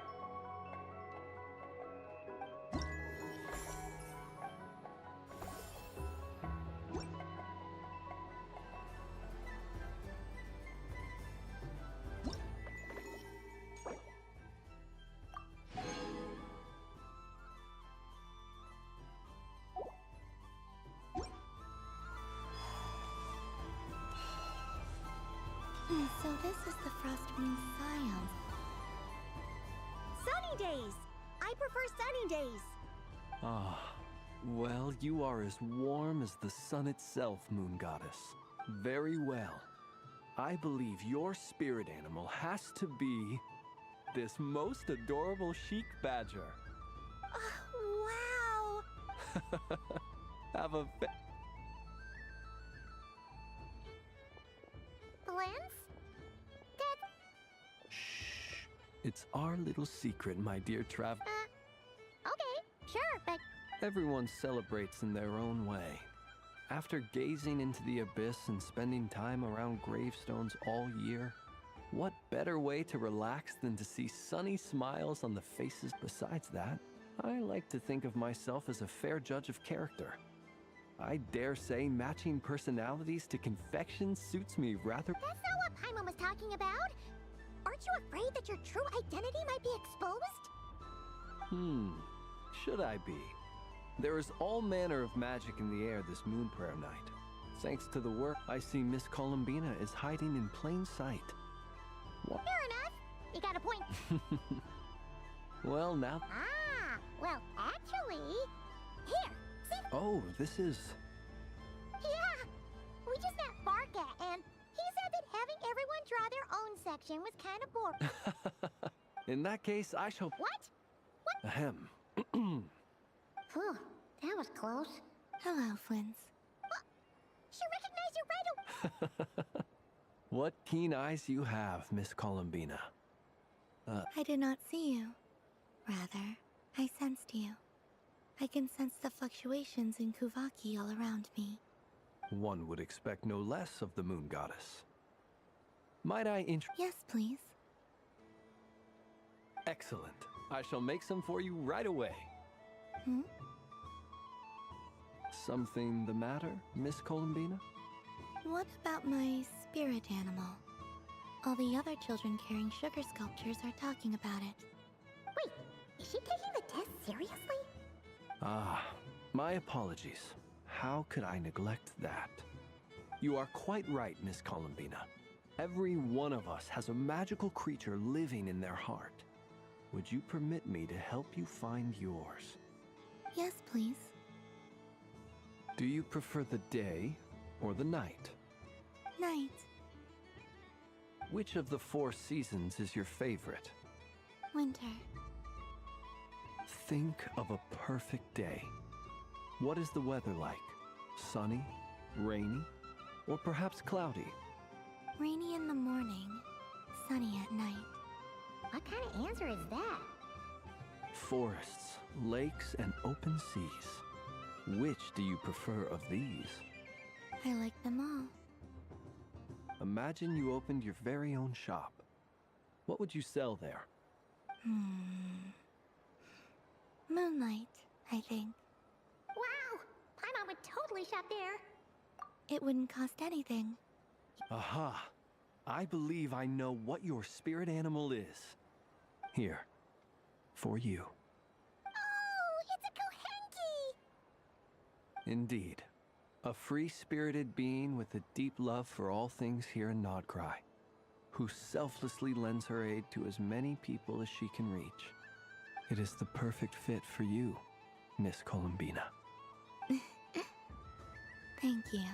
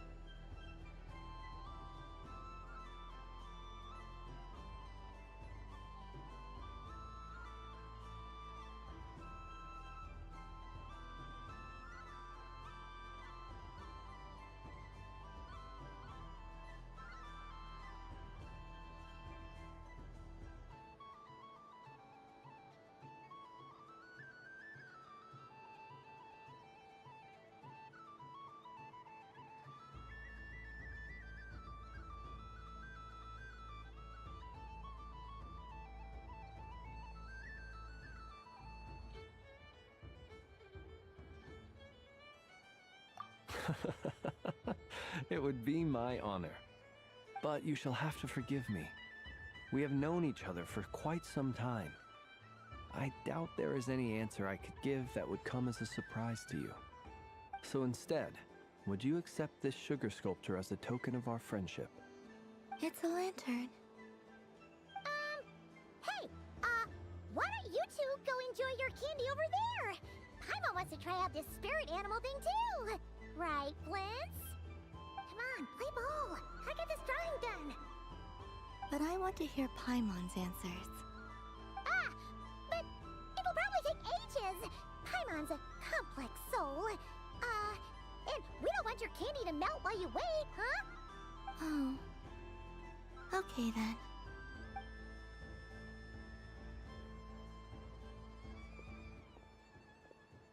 Phew. Nice excuse, Lady Paimon. That was some quick thinking. Yeah, no thanks to you. A little help next time?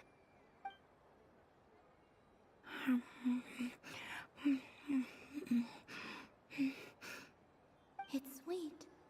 Is that Lockaberry? I wonder what flavor the traveler got. This way, this way! It's the candy-selling lantern! I'm coming! Of course. Traveler, maybe we can share?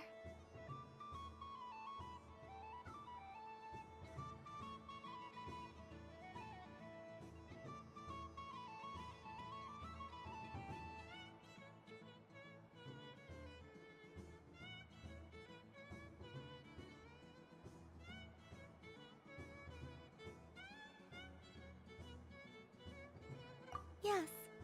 I found out recently that people share their food sometimes, so I'd like to try it. Or... is that a no? Thank you.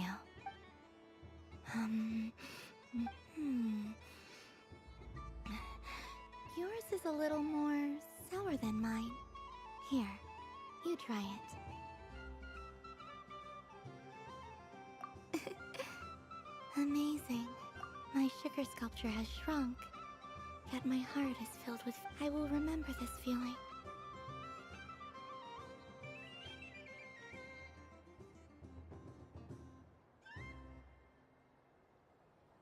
Sure.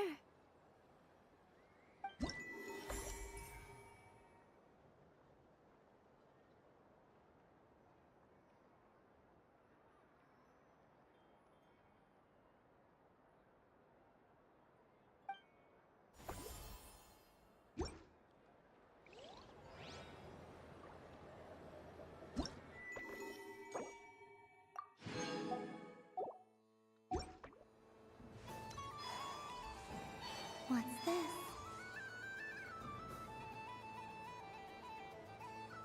I wish for a never-ending supply of Laka berries.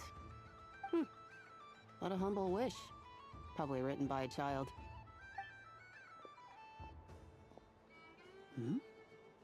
Is that Lum?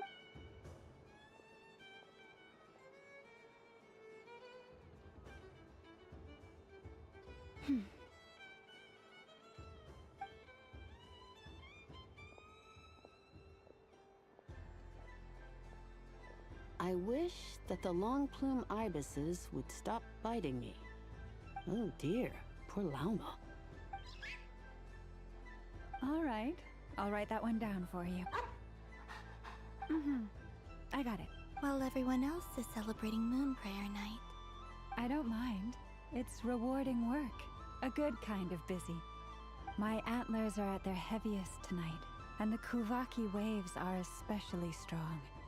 But as I help these dear friends hang their wishes up, I feel a great peace within myself that is hard to describe. You see, they are all such beautiful wishes, and they are ones that we can fulfill by our own strength. Do you blame me, Llama? I want to hear your honest answer. It is by the help of so many people that I can return to the moon. But I feel as though I've hardly done anything in return. You've done plenty, Columbina. I say this in earnest, both as someone who knows your history, and also as a friend who has seen what you've been through. What about as a moon chanter? I feel proud to honor our moon goddess's wish, and I'm sure any moon chanter in history would have felt the same way. Thank you for your kind words, Llama. But...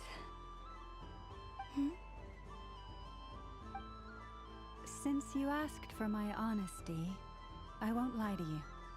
My feelings are mixed right now. Besides pride, I also feel...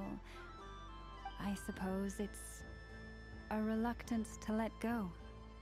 Once you return to the moon, we will be far apart and separated by a false sky. I'm sure those of us left behind will gaze up at that sky, yearning for the moon once in a while, just as you used to do. I will miss you, Llama. I will miss you all. I hope to stay in touch, I will try and find some way to set. Perhaps you could use Kuvaki. I've heard Yehoda say that signals can be sent using long and short waves, or strong. That sounds a little complicated. What if we forget what the signals mean? We could prepare a codebook beforehand, but... You're right. Still, whatever happens, I believe that you will find your own... And now that I think about that, my heart feels lighter. Because... Yes. I have faith in you. And in my experience, the truth tends to be difficult. But that's what makes it stand out, so I'm confident that your thought... Thank you. Now... Is this... I wish that all who dwell in this moonlit world can find a place to belong. And I wish that I shall one day see my friends again. It's 2 wishes. I hope that's not too greedy of me. Not at all. And I think you speak for us all with the second one.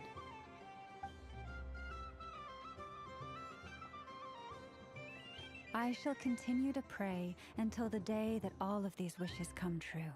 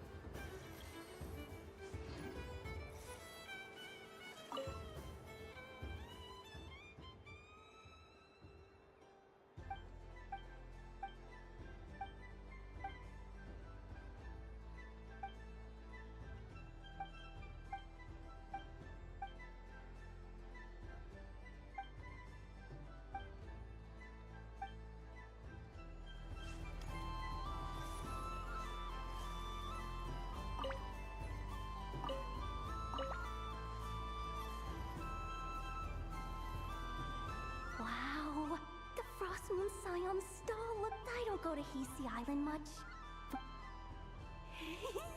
And if culture means... Hello, Yehoda. Ah! Columbine... hello, Moon Goddess. That was too close.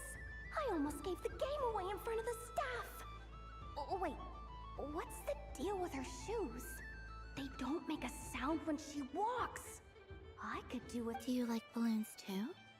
Balloons? Oh, you mean those? What's so fun about balloons? I'm not a kid anymore. They're probably more up Aino's alley. Yes. The animals seem very curious about these strange flying objects. I was drawn here by their voices. I recently learned a fun new game you can play with balloons, so I decided to come and give it a try. A new game?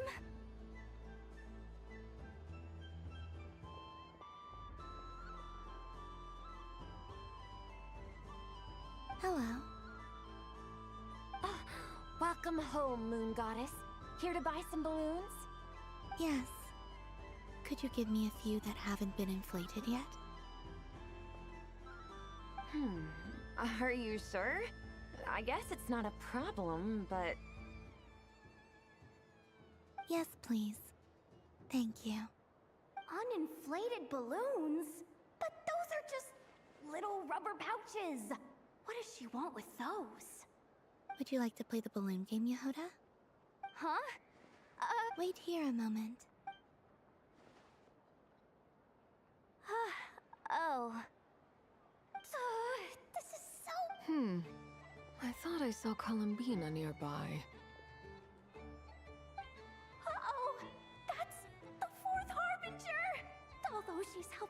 looking for Columbina? Oh, guess that's my ticket out of here. I'm not sure my heart. Which stall is she checking out? Oh, it's that other Frost Moon Scions one. Try on the headgear, see what it's like having antlers or animal ears for a day. Oh, I wouldn't be caught dead wearing that stuff. So embarrassing. Wait, what? She put it on? How peculiar. This would take some getting used to. I wonder if this is what it's like for Lynette. It really suits you, ma'am. What is this? She was so intimidating a moment ago, but now, dang, she's real. I suppose I may as well keep them on for now. She's coming. How do you do, Miss Yehoda? Oh, jeez. Don't talk to me while wearing that thing. Wait, oh, hey there. I'm looking for Columbina. Have you seen her? She's... Wait, is that what she meant by...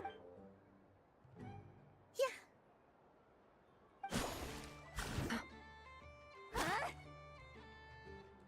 No fair! How come I get caught in the crossfire?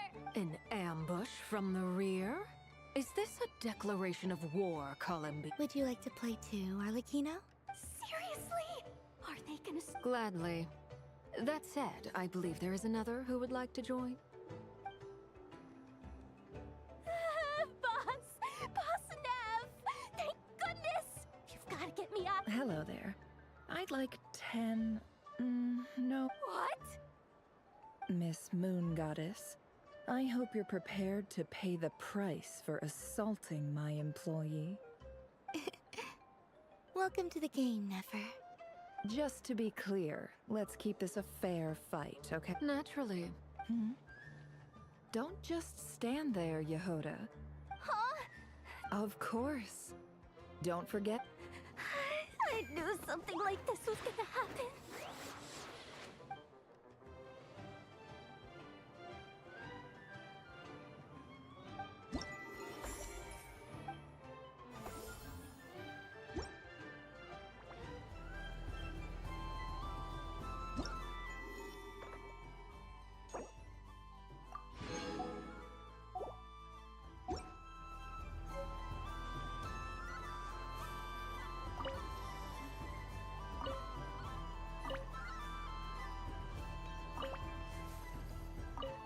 I've seen Linny and the other children play this game before.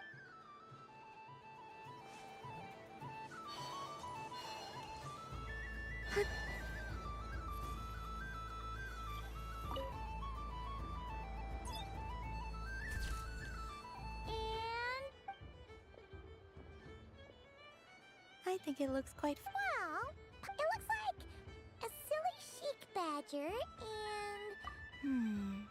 It looks like we've attracted the attention of quite...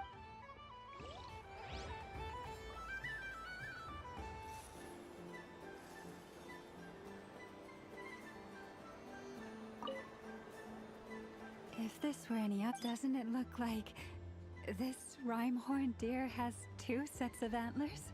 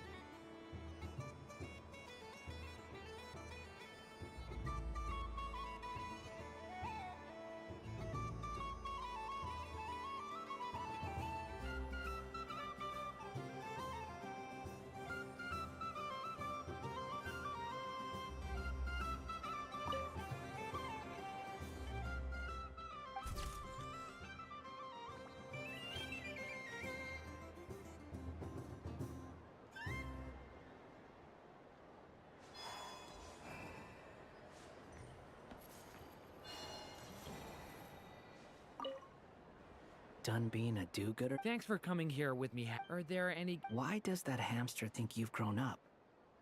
You haven't changed at all. I know you don't mean... Even if you won't admit that taking some time to compose yourself is important, otherwise you'd have taken off your... Looks like Albedo's socialization program has been far more useful to you.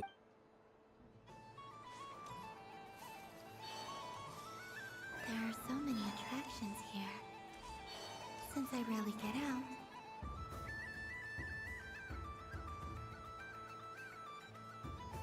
Well, look who it is. I heard someone went and disappeared on us the moment we let her out of our sight. They looked all over for you. Frankly, I didn't think you'd be back for Moon Prayer Night. Were you worried about me, Sandrone? You would like that, wouldn't you? Do you even hear what you're saying? It seems to me like you disguised yourself with festive headgear, just so that you could come see me on Moon Prayer Night and make sure I'm okay. You didn't even bring Polonia with you. You? I thought you couldn't see. I cannot. But I sense the confusion of those around us rippling through the Kuvaki currents based on what I know about you. Let me guess what you're wearing. Is it cat ears? Shut up! I'm only here to protect the Fatui's interest in this territory. Running into you was pure... Really?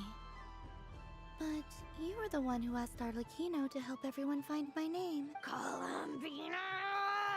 Ugh! Just one more word, and I'll unscrew your vocal cords. It's Columbina Hyposelenia now. Tell someone who cares. I've missed you, Sandrone. The whole... I hope I get a chance to say some ugly words to you. Is that supposed to be a joke? Anyway, let's go play that... What? You mean that frostfin whale? Yes. It's some kind of game where you get bitten if you step on the wrong tooth. Who in their right... Because you're not a scaredy cat.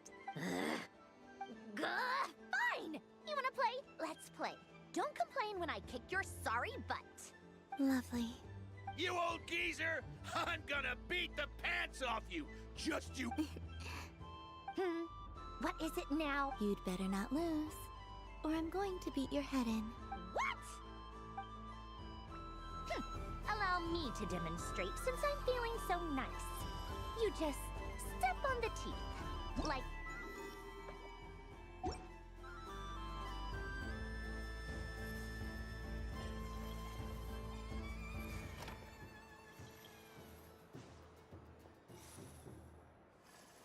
Which should I pick?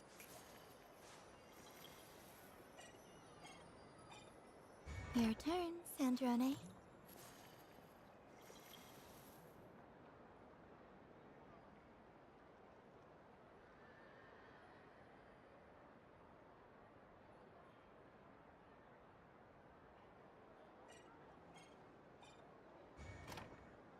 Don't come crying to me if you get bitten.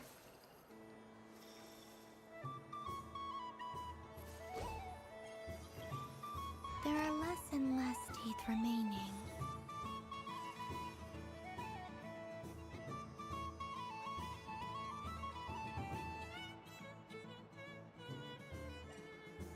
Huh? What's that noise?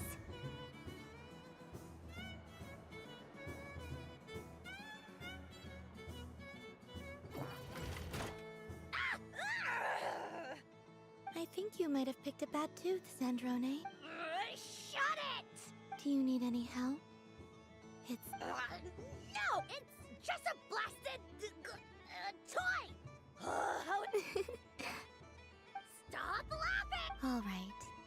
Well, you lost. So just like I promised... Hey!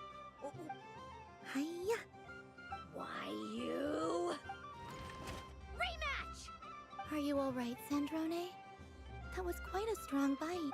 Quit your fussing! I don't need it! All right. I'll go first this time.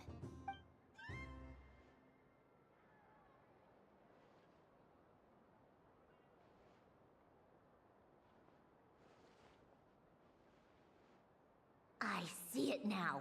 So I just need to avoid the same ones that she...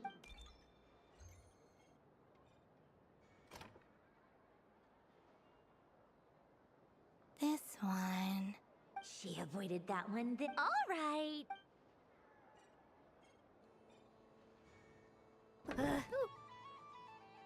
What? Looks like you lost again, Sandra. Wait! There's... Bonk.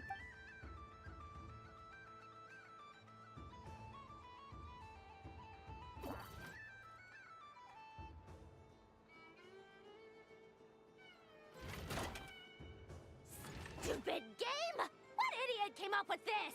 Are you alright, Sandrone? Oh, I'm peachy. Should I let you bonk me on the head as well? Ah, forget it. Come on, bonk away. It can be your console. I told you, forget. Gah, you've always been so annoying. Singing right outside my door, inviting yourself to my tea parties, going AWOL. And now you're off to the moon or something. Of all my days with the Fatui, the times I spent with you, I will not forget them. Just we'll always be friends, no matter where we are, right? Who'd want to be your...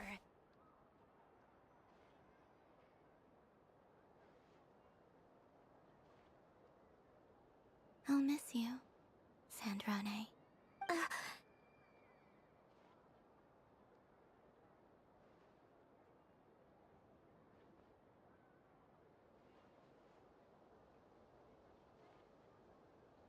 Goodbye, Sandrone.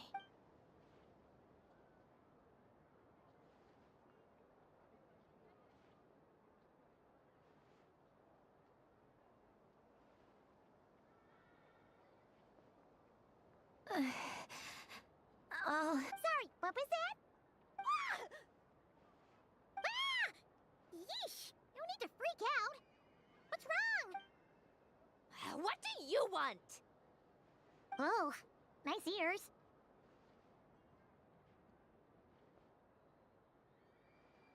What? Huh? It's your turn to draw something.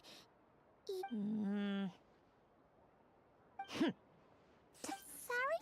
Nothing. I'm done. Take it.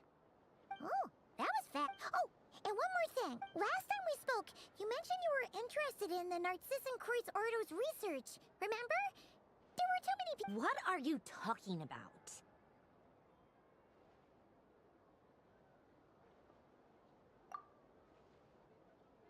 This is... Oh. Alan, Renee... Huh. The Holy Blade. A savior's plaything. It's not about whether I approve or not. These people, they would sacrifice themselves for the sake of the world. Especially Alain Guillotin and Renee.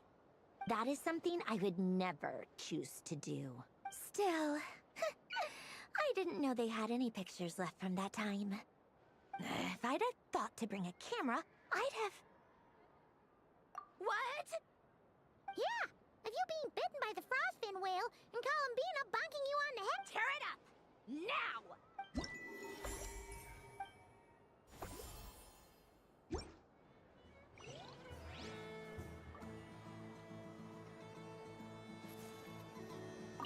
What's there to see on that moon? And let her go up there and cry alone.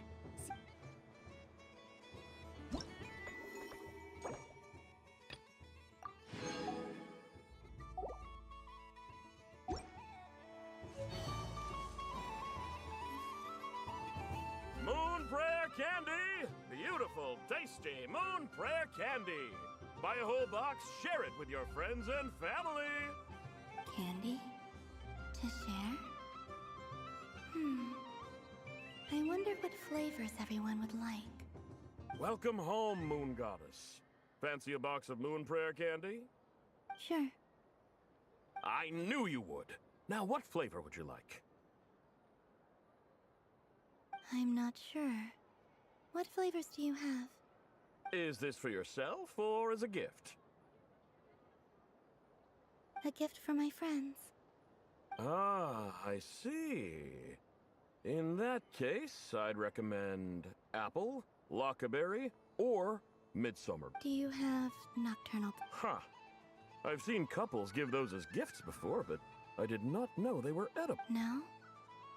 Okay then. Moonfall silver? You did say this was... Maybe smetana then. Hey, now that's a creative idea! I've never tried it before, but if you're happy to wait, I can see about whipping up a batch on the spot. While we're at it, you got any other ideas?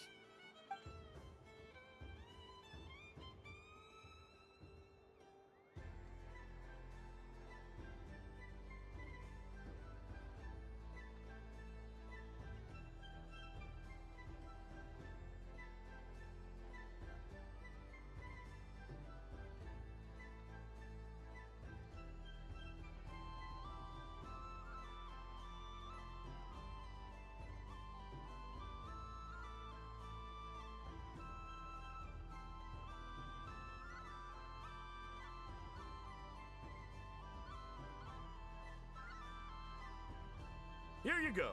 Every flavor you asked for is in there.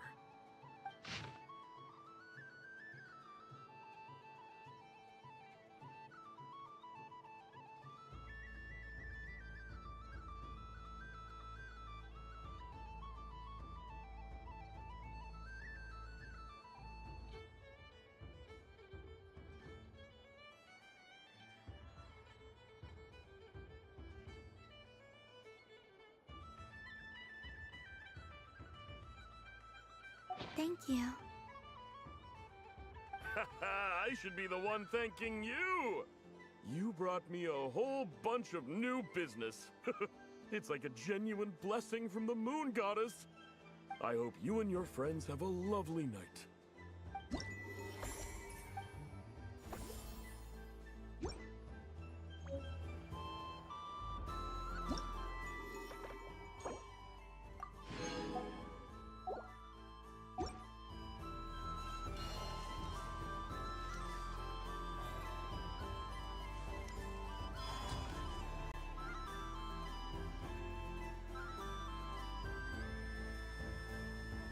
This doesn't make any sense! How am I losing every single time?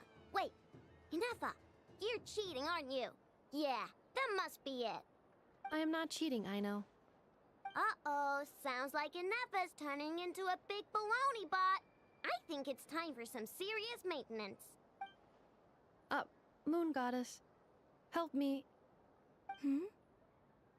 Miss Columbina, Aino is attempting to cheat. What the? I'm not the cheater! You're the cheater! How dare you throw it back at me?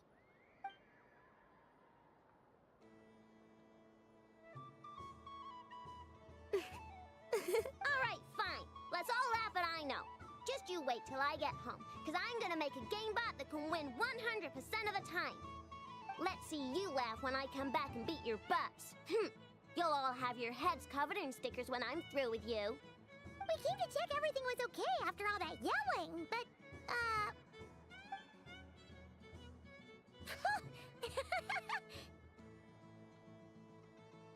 Whatever it is, it sounds like cheating is allowed. Kuhenki concentration. Each player starts with differently colored Kuhenki. Each round, they draw one Kuhenki from their opponent. When a player has two Kuhenki of the same color, they make a pair and can be discarded. Any that can't form a pair must be kept. The round ends when a player can't form any more Kuhenki pairs, and that player gets a sticker. Ooh! Can 4 people play as well? That is fine, so long as the... Alrighty then! In that case, the 2 of us will join as one team. Okay, but sure. And if we win? If you win, only one of you gets to sticker someone else. I have taken to calling this. I know logic. Hey, lay off me, alright? Okay, so we're starting the game from scratch again, which means all my stickers so far don't count. Looks like Luonatar is the Kuhenki of honor for this game. Anyway, let's go clockwise, starting from Inefa.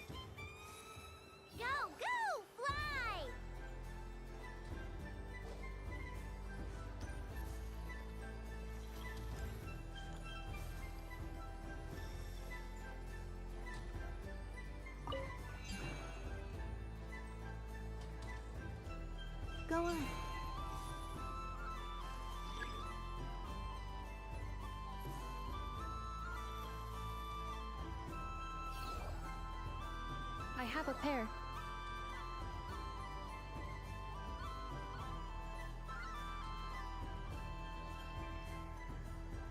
Uh-oh! We gotta pick up the pace!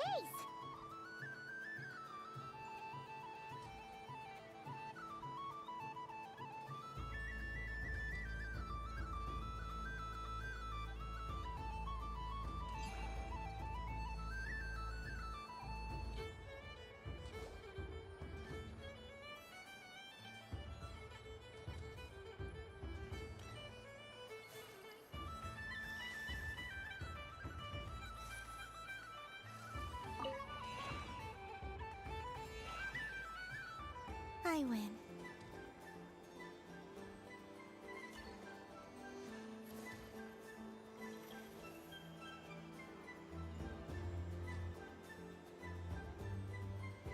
Phew, that was too close. I thought I was gonna lose. Good luck, everyone. Aw, we're out!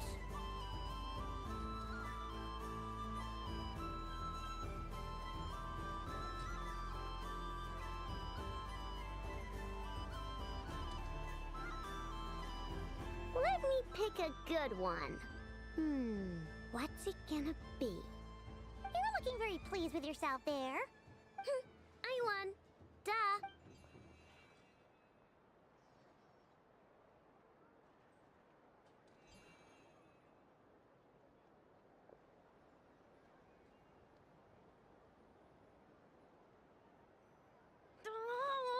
Don't fidget too much, I know, or the sticker's going to fall off. I don't care. If it falls off, it falls off. If a pair of Kuhengi get discarded, why not a pair of stickers, huh?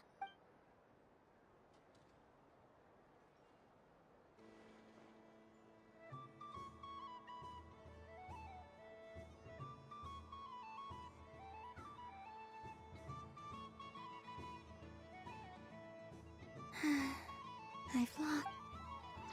Sticker, sticker, sticker!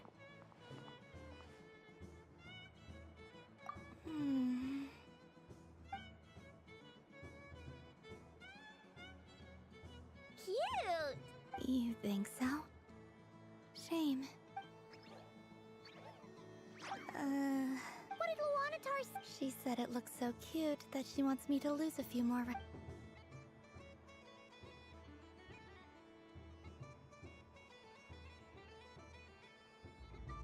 put these stickers on Paimon's eyebrows? Ugh, she can barely see! Alright, now, I think we got enough evidence to prove that there's a serious problem here. Yes, The culprit is... Ineffa! Culprit? Quit acting dumb, Ineffa! You're not wriggling your way out of this one. Not only did you remember whose side Luanatar started at, but every time someone drew a Kuhenki, you were logging it. Which Kuhenki pairs were gone, who had what Exactly! Putting aside the fact that running calculations is not against the game rules. Do you have any evidence to support your... But that's not against the rules either. So, she admits. She certainly... Alright, everyone grab... But... Take that!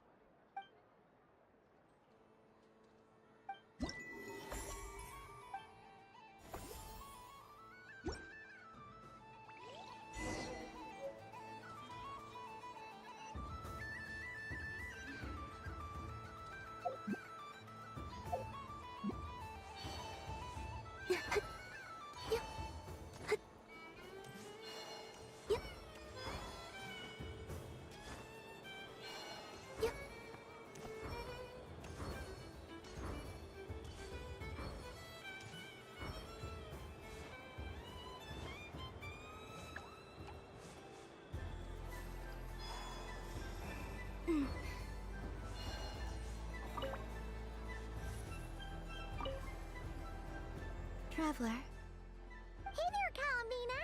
Are you sure you don't want to look around some more? Right now, what I'd like to do is...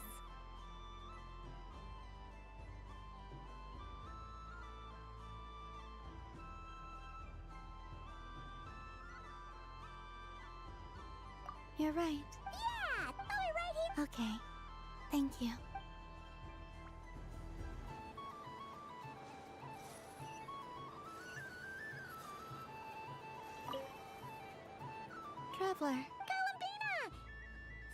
the festival already? Really? Yes.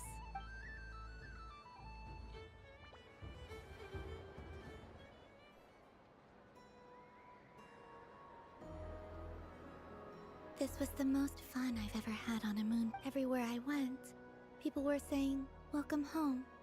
And there were friends at every turn. I only wish it could last longer than one night. Oh.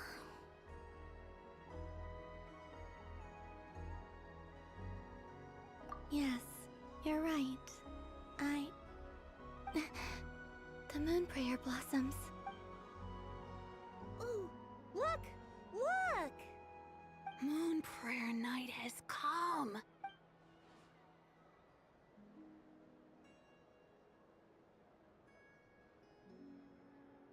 The moon. Happy Moon Prayer Night, dear. Happy Moon Prayer Night. Happy Moon Prayer Night.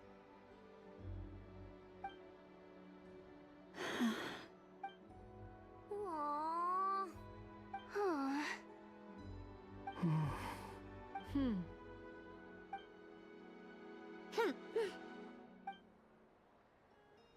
Time flies when you're having fun.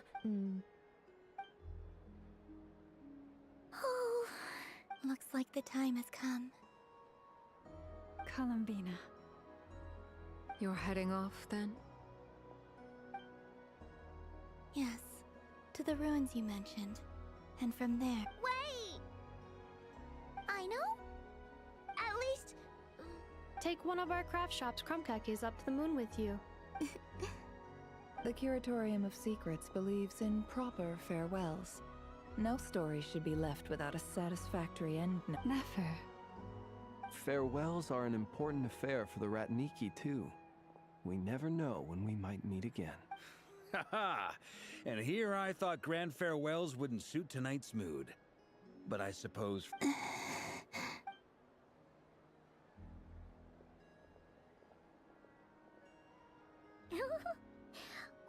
made a little something for ta-da! What is it? A Moon Prayer Night greeting card with drawings by all of your friends.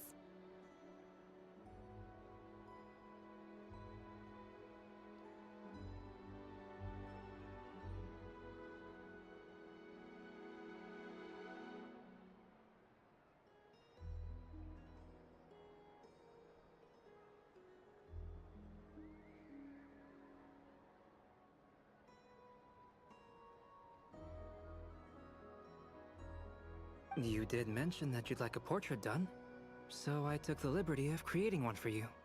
I, meanwhile, did the portrait of Mr. Albedo. And Mr. Varka did the same for me. I mean, I think my work was pretty true to life, don't you think? The picture of Ashru was my doing. The two of you seem to get along rather well. Wait, was I the only one who did a full body picture? That's so embarrassing. I did pictures of me and Anefa. I did my own portrait and one for Hat Guy. Plus, there's the two mages, Arlecchino and Sindrone. So, if you ever miss us, just flip the card open and we'll... I don't know what to say. Thank you so much, everyone. Lauma, I figured it out.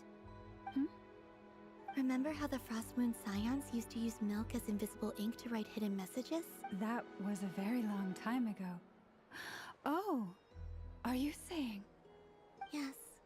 When I miss you all, I shall use moonlight in the same way, to write words that only you can see upon the moon itself. Wow, that sounds Quite. But how will we see them? Simply open your windows on nights when the moon shines bright, and the moonlight will naturally flow towards the words I have written. That sounds most fitting indeed. Very true to form. I'll try to write them in places that won't disturb your sleep. I, for one, would sleep all the better for having read one of your messages before settling down for the night. Exactly. So don't worry about disturbing anyone's sleep. Just promise you'll write to let us know you're okay. All right.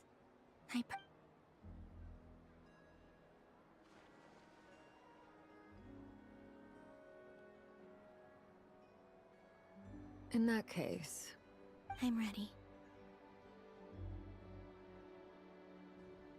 Very well.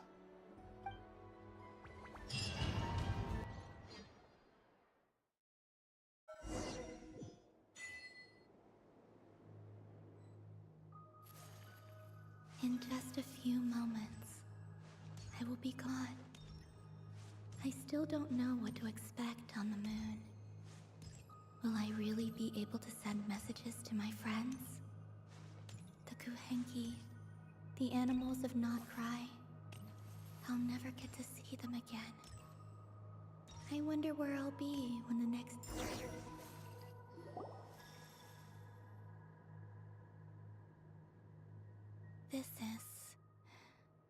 This is where the people of Hyperborea used to communicate with the moon. Eternal moon, frost moon, iridescent moon. The gate to the moons shall open. Moon marrow preparations are complete. Only the final step remains. I'm sure Nasha Town is livelier than ever at this moment. Yeah. It's a shame you couldn't be there for it, but It's fine. I'm more than happy with this. My last piece of luggage. My only piece of luggage.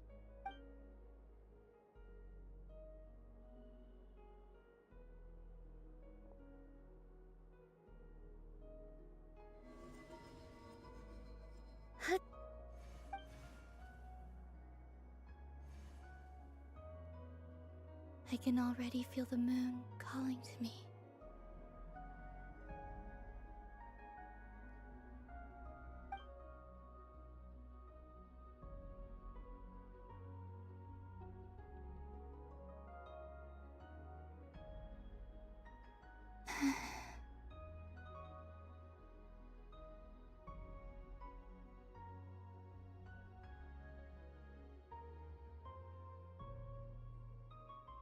Your home lies on the far side of this light, Columbina. From now on, we will at last have a reason to pray to the true... Columbina, Yes? be sure to come back and see us when you get the chance.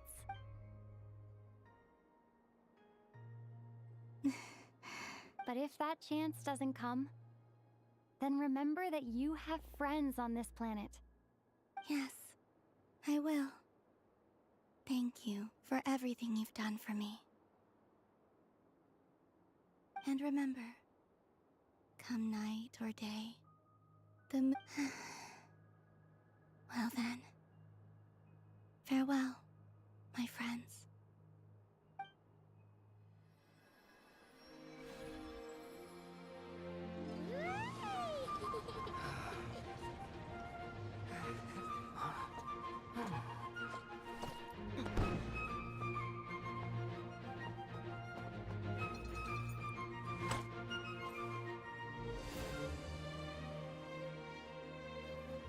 Thank you.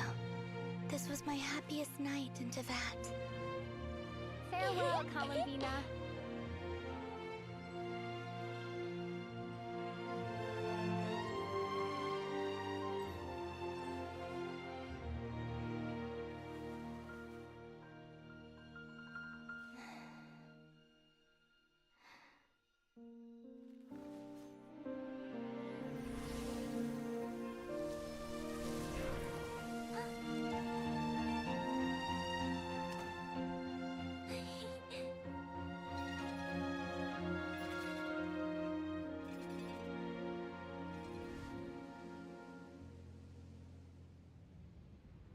The moon really is closer than ever tonight.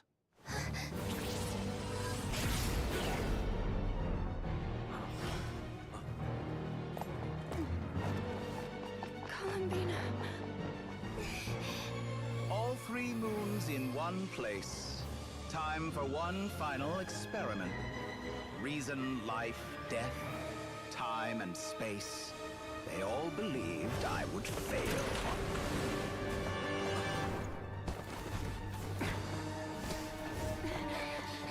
How could this happen? But Tevat's primordial power never did belong to the throne of heaven. And now, they are mine.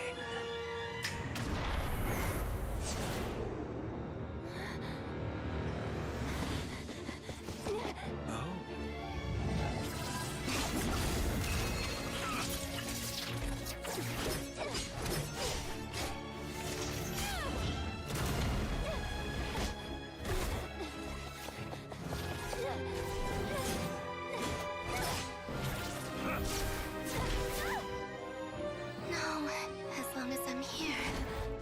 The Doctor is free to wield the Three Moons' power.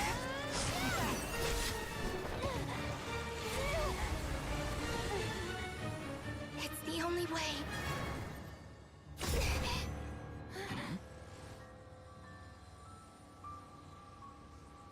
I guess I won't be going home today.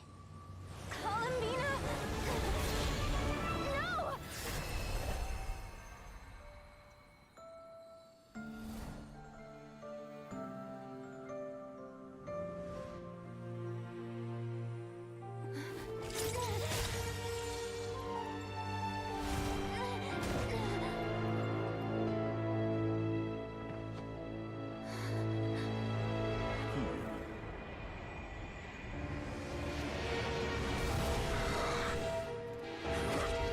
Stubborn world, do not try to control me.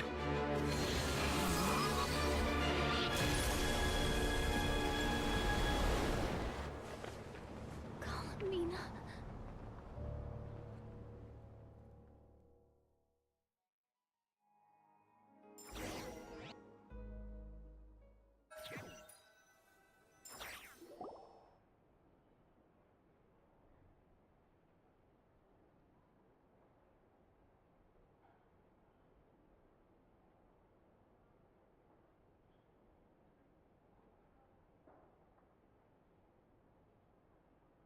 Are you all right? Do your wounds still hurt? I had someone prepare a little medicine that could prove effective. Take it if you need to. In that case, let me relate the contents of the call we made to Alice after the incident occurred. That Dottore is a crafty one. He distracted the Hexenzirkel by create. I'd assumed that the cause was an abyssal intrusion from the outside world, which in fairness is a rather common occurrence. But after learning that you managed to influence the phantoms in Nordcry, I realized that perhaps this interference could have come from within Tevat instead. But we weren't able to change their fates. True, you couldn't change how their stories ended, but you did build some variables around yourself. Variables? Yes. Things you heard that you could not otherwise have learned. Ideas that would otherwise have never... Of course, most variables usually pale into insignificance with the myriad of possibilities floating around. But the moment you start treating them as building blocks and intentionally stacking them, that changes things. That's what Dottore did, and it's how he created the necessary conditions so that when you activated the portal tonight, it played right into his plan. However, we have no way of knowing exactly what he did. Yeah, we also need to ascertain Columbina's status. And that about sums it up. As I suspected, Dottore has disappeared completely. If it's any consolation, he wasn't able to control Columbina as he might have wished to. Oh no! What? She did what?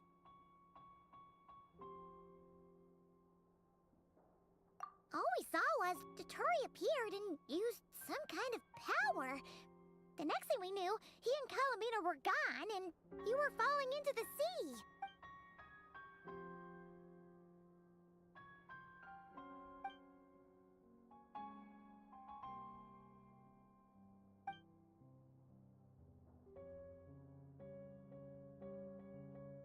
So, Columbina intentionally opened the Moon Gate and escaped into the same mysterious world as Rerir and Thalindis. Sounds like bad news. Seen in that way, the Trilunar Syzygy and Rerir's emergence, Dottore might have been pulling the strings in both cases. According to Miss Alice, he is attempting to transcend his destiny and finish an experiment that only a god might complete. An utter lunatic. Wait a sec. Where's Hat Guy? He took off with a Dodo communication device after we spoke to Alice. He said he had a hunch that he wanted. The look on his face was terrifying. I've never...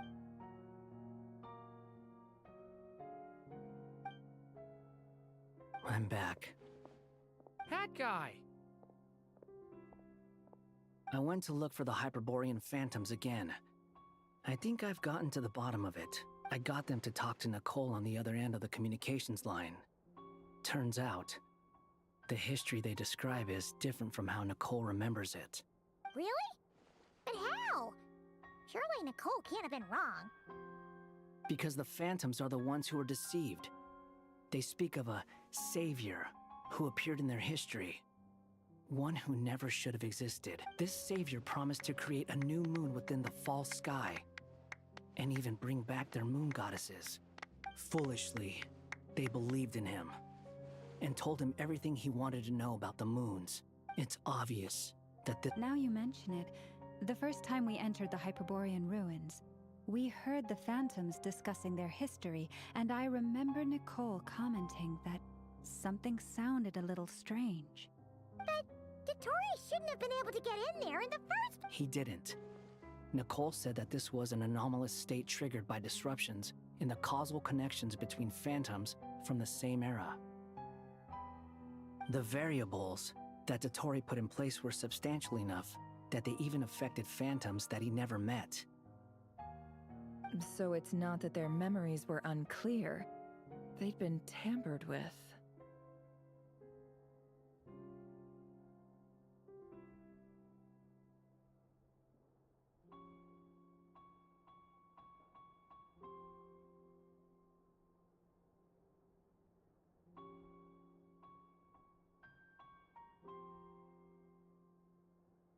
That's exactly the possibility Dottore was trying to manufacture.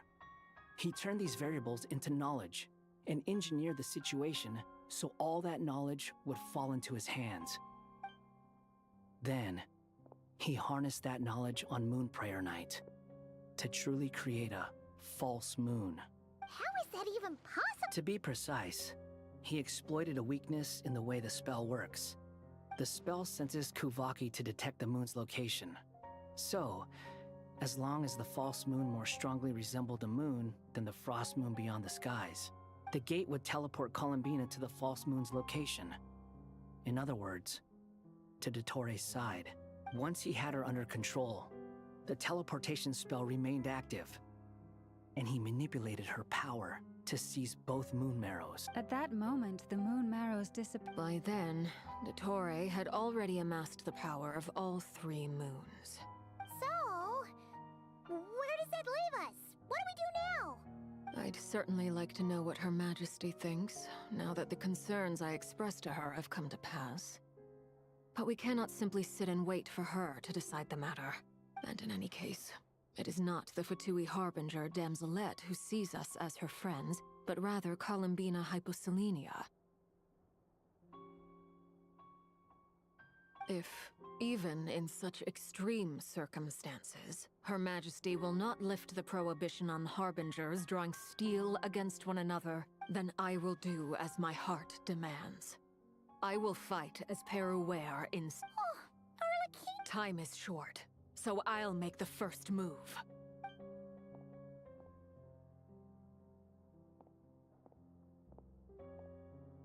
Whew. You and Arlecchino seem...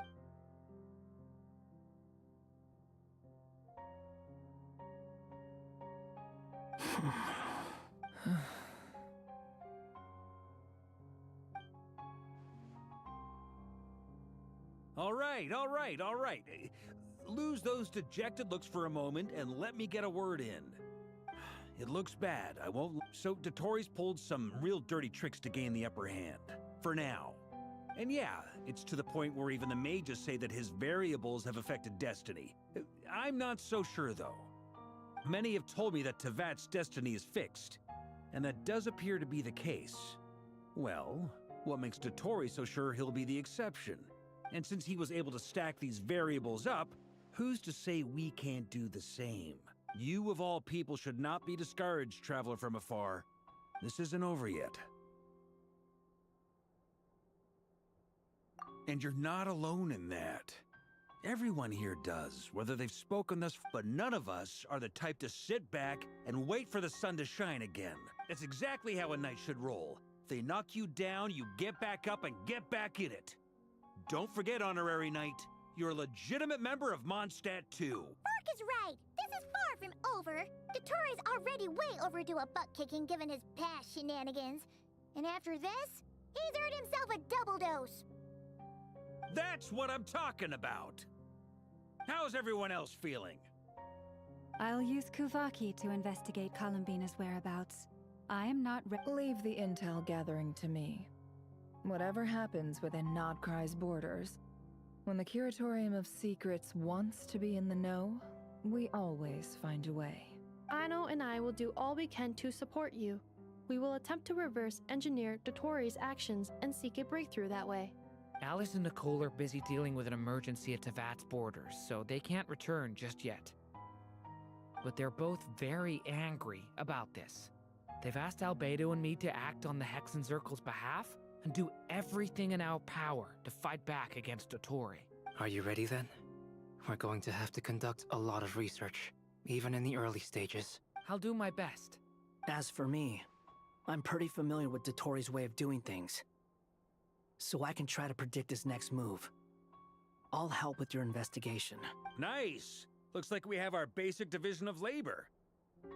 I'll get in touch with Flints and Itlua, get them to have a chat with their Starshiner. It couldn't hurt to bring the Lightkeepers on board as well. At the same time, I'll pass on instructions to the Knights present in Nodcry to assist the Lightkeepers and other organizations in ensuring the safety. Yeah! We'll show him! That's it then. Good luck, everyone.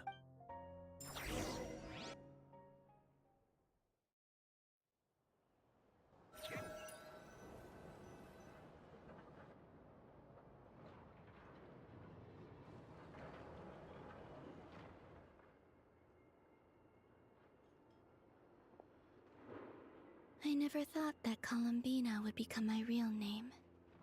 It went from being a Fatui code name, and remember, come night or day, the moonlight...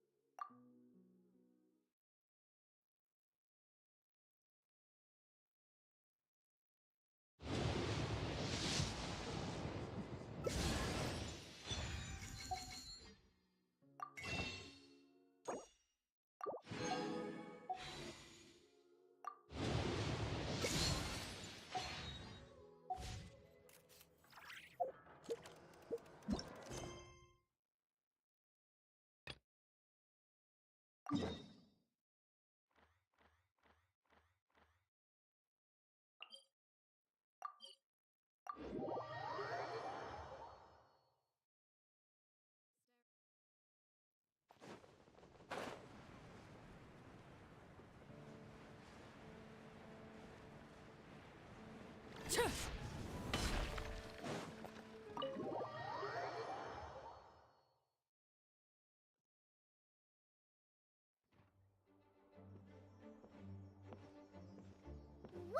This is way too many books! Considering this library organizing job is classified as a premium commission, but seeing it in person is something else. Why, if it isn't Cutie and Paimon. What brings you back to Mondstadt? Let me guess. You missed me so much you just had to come visit. Is that it? You've become quite the flatterer since we last saw each other, haven't you? Found you! We were starting to think you weren't clocking in today. Well, I wasn't planning to. But then, Catherine mentioned someone had finally accepted an important commission for the library. So, might you both be here for that very commission by any chance? Ah, music to my ears. Now, imagine my surprise when a glance down the book list revealed that each one would be an entirely new addition to our collection. There are books of all different kinds, including quite a few that are banned. Troublesome, I know.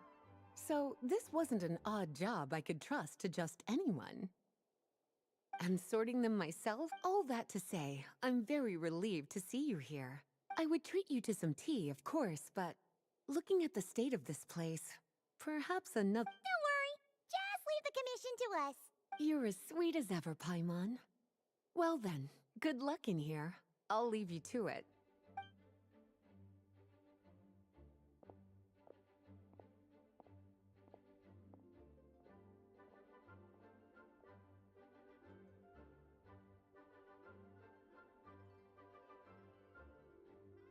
Finally! We made it to— What even are some of these books? A Hilichurl's Guide to Running for Your Life? And what's this one?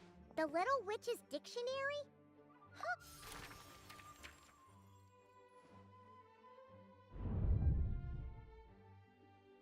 Yoo-hoo! Looking for me? Alice? How did you get in here? You must not have noticed, Paimon. I wasn't the one who barged in at all. When you opened that dictionary, you entered a mage's domain. What? Ugh! Paimon knew— Have you ever read the storybook, The Little Bit? No matter. At least in name, this book was written as a dictionary for the other one. The actual contents of the two aren't related at all, though. Oh dear. Where should I begin? Namely that in Mondstadt's great— Well, waiting around for danger to descend upon the land isn't exactly rather than a scenario where we jump in and save the day out of nowhere. It makes more sense to lay the groundwork. Besides, who knows when such a crisis could occur? It could be in the next life, or even tomorrow. Preparation is crucial. So, I gathered the mages together to write this dictionary. Of course, it had to be under the guise of being related to that storybook. Otherwise, I would never have been able to get them in one place. Well, we're striving toward a common goal, overcoming obstacles alongside trusted companions. You make it sound like something bad is actually about to happen. Now, I never said that. But still, we are talking about trusted companions here, Paimon. And when we speak of a person who could be considered a friend to all in Mondstadt, I'm afraid the pool of options consists of but one.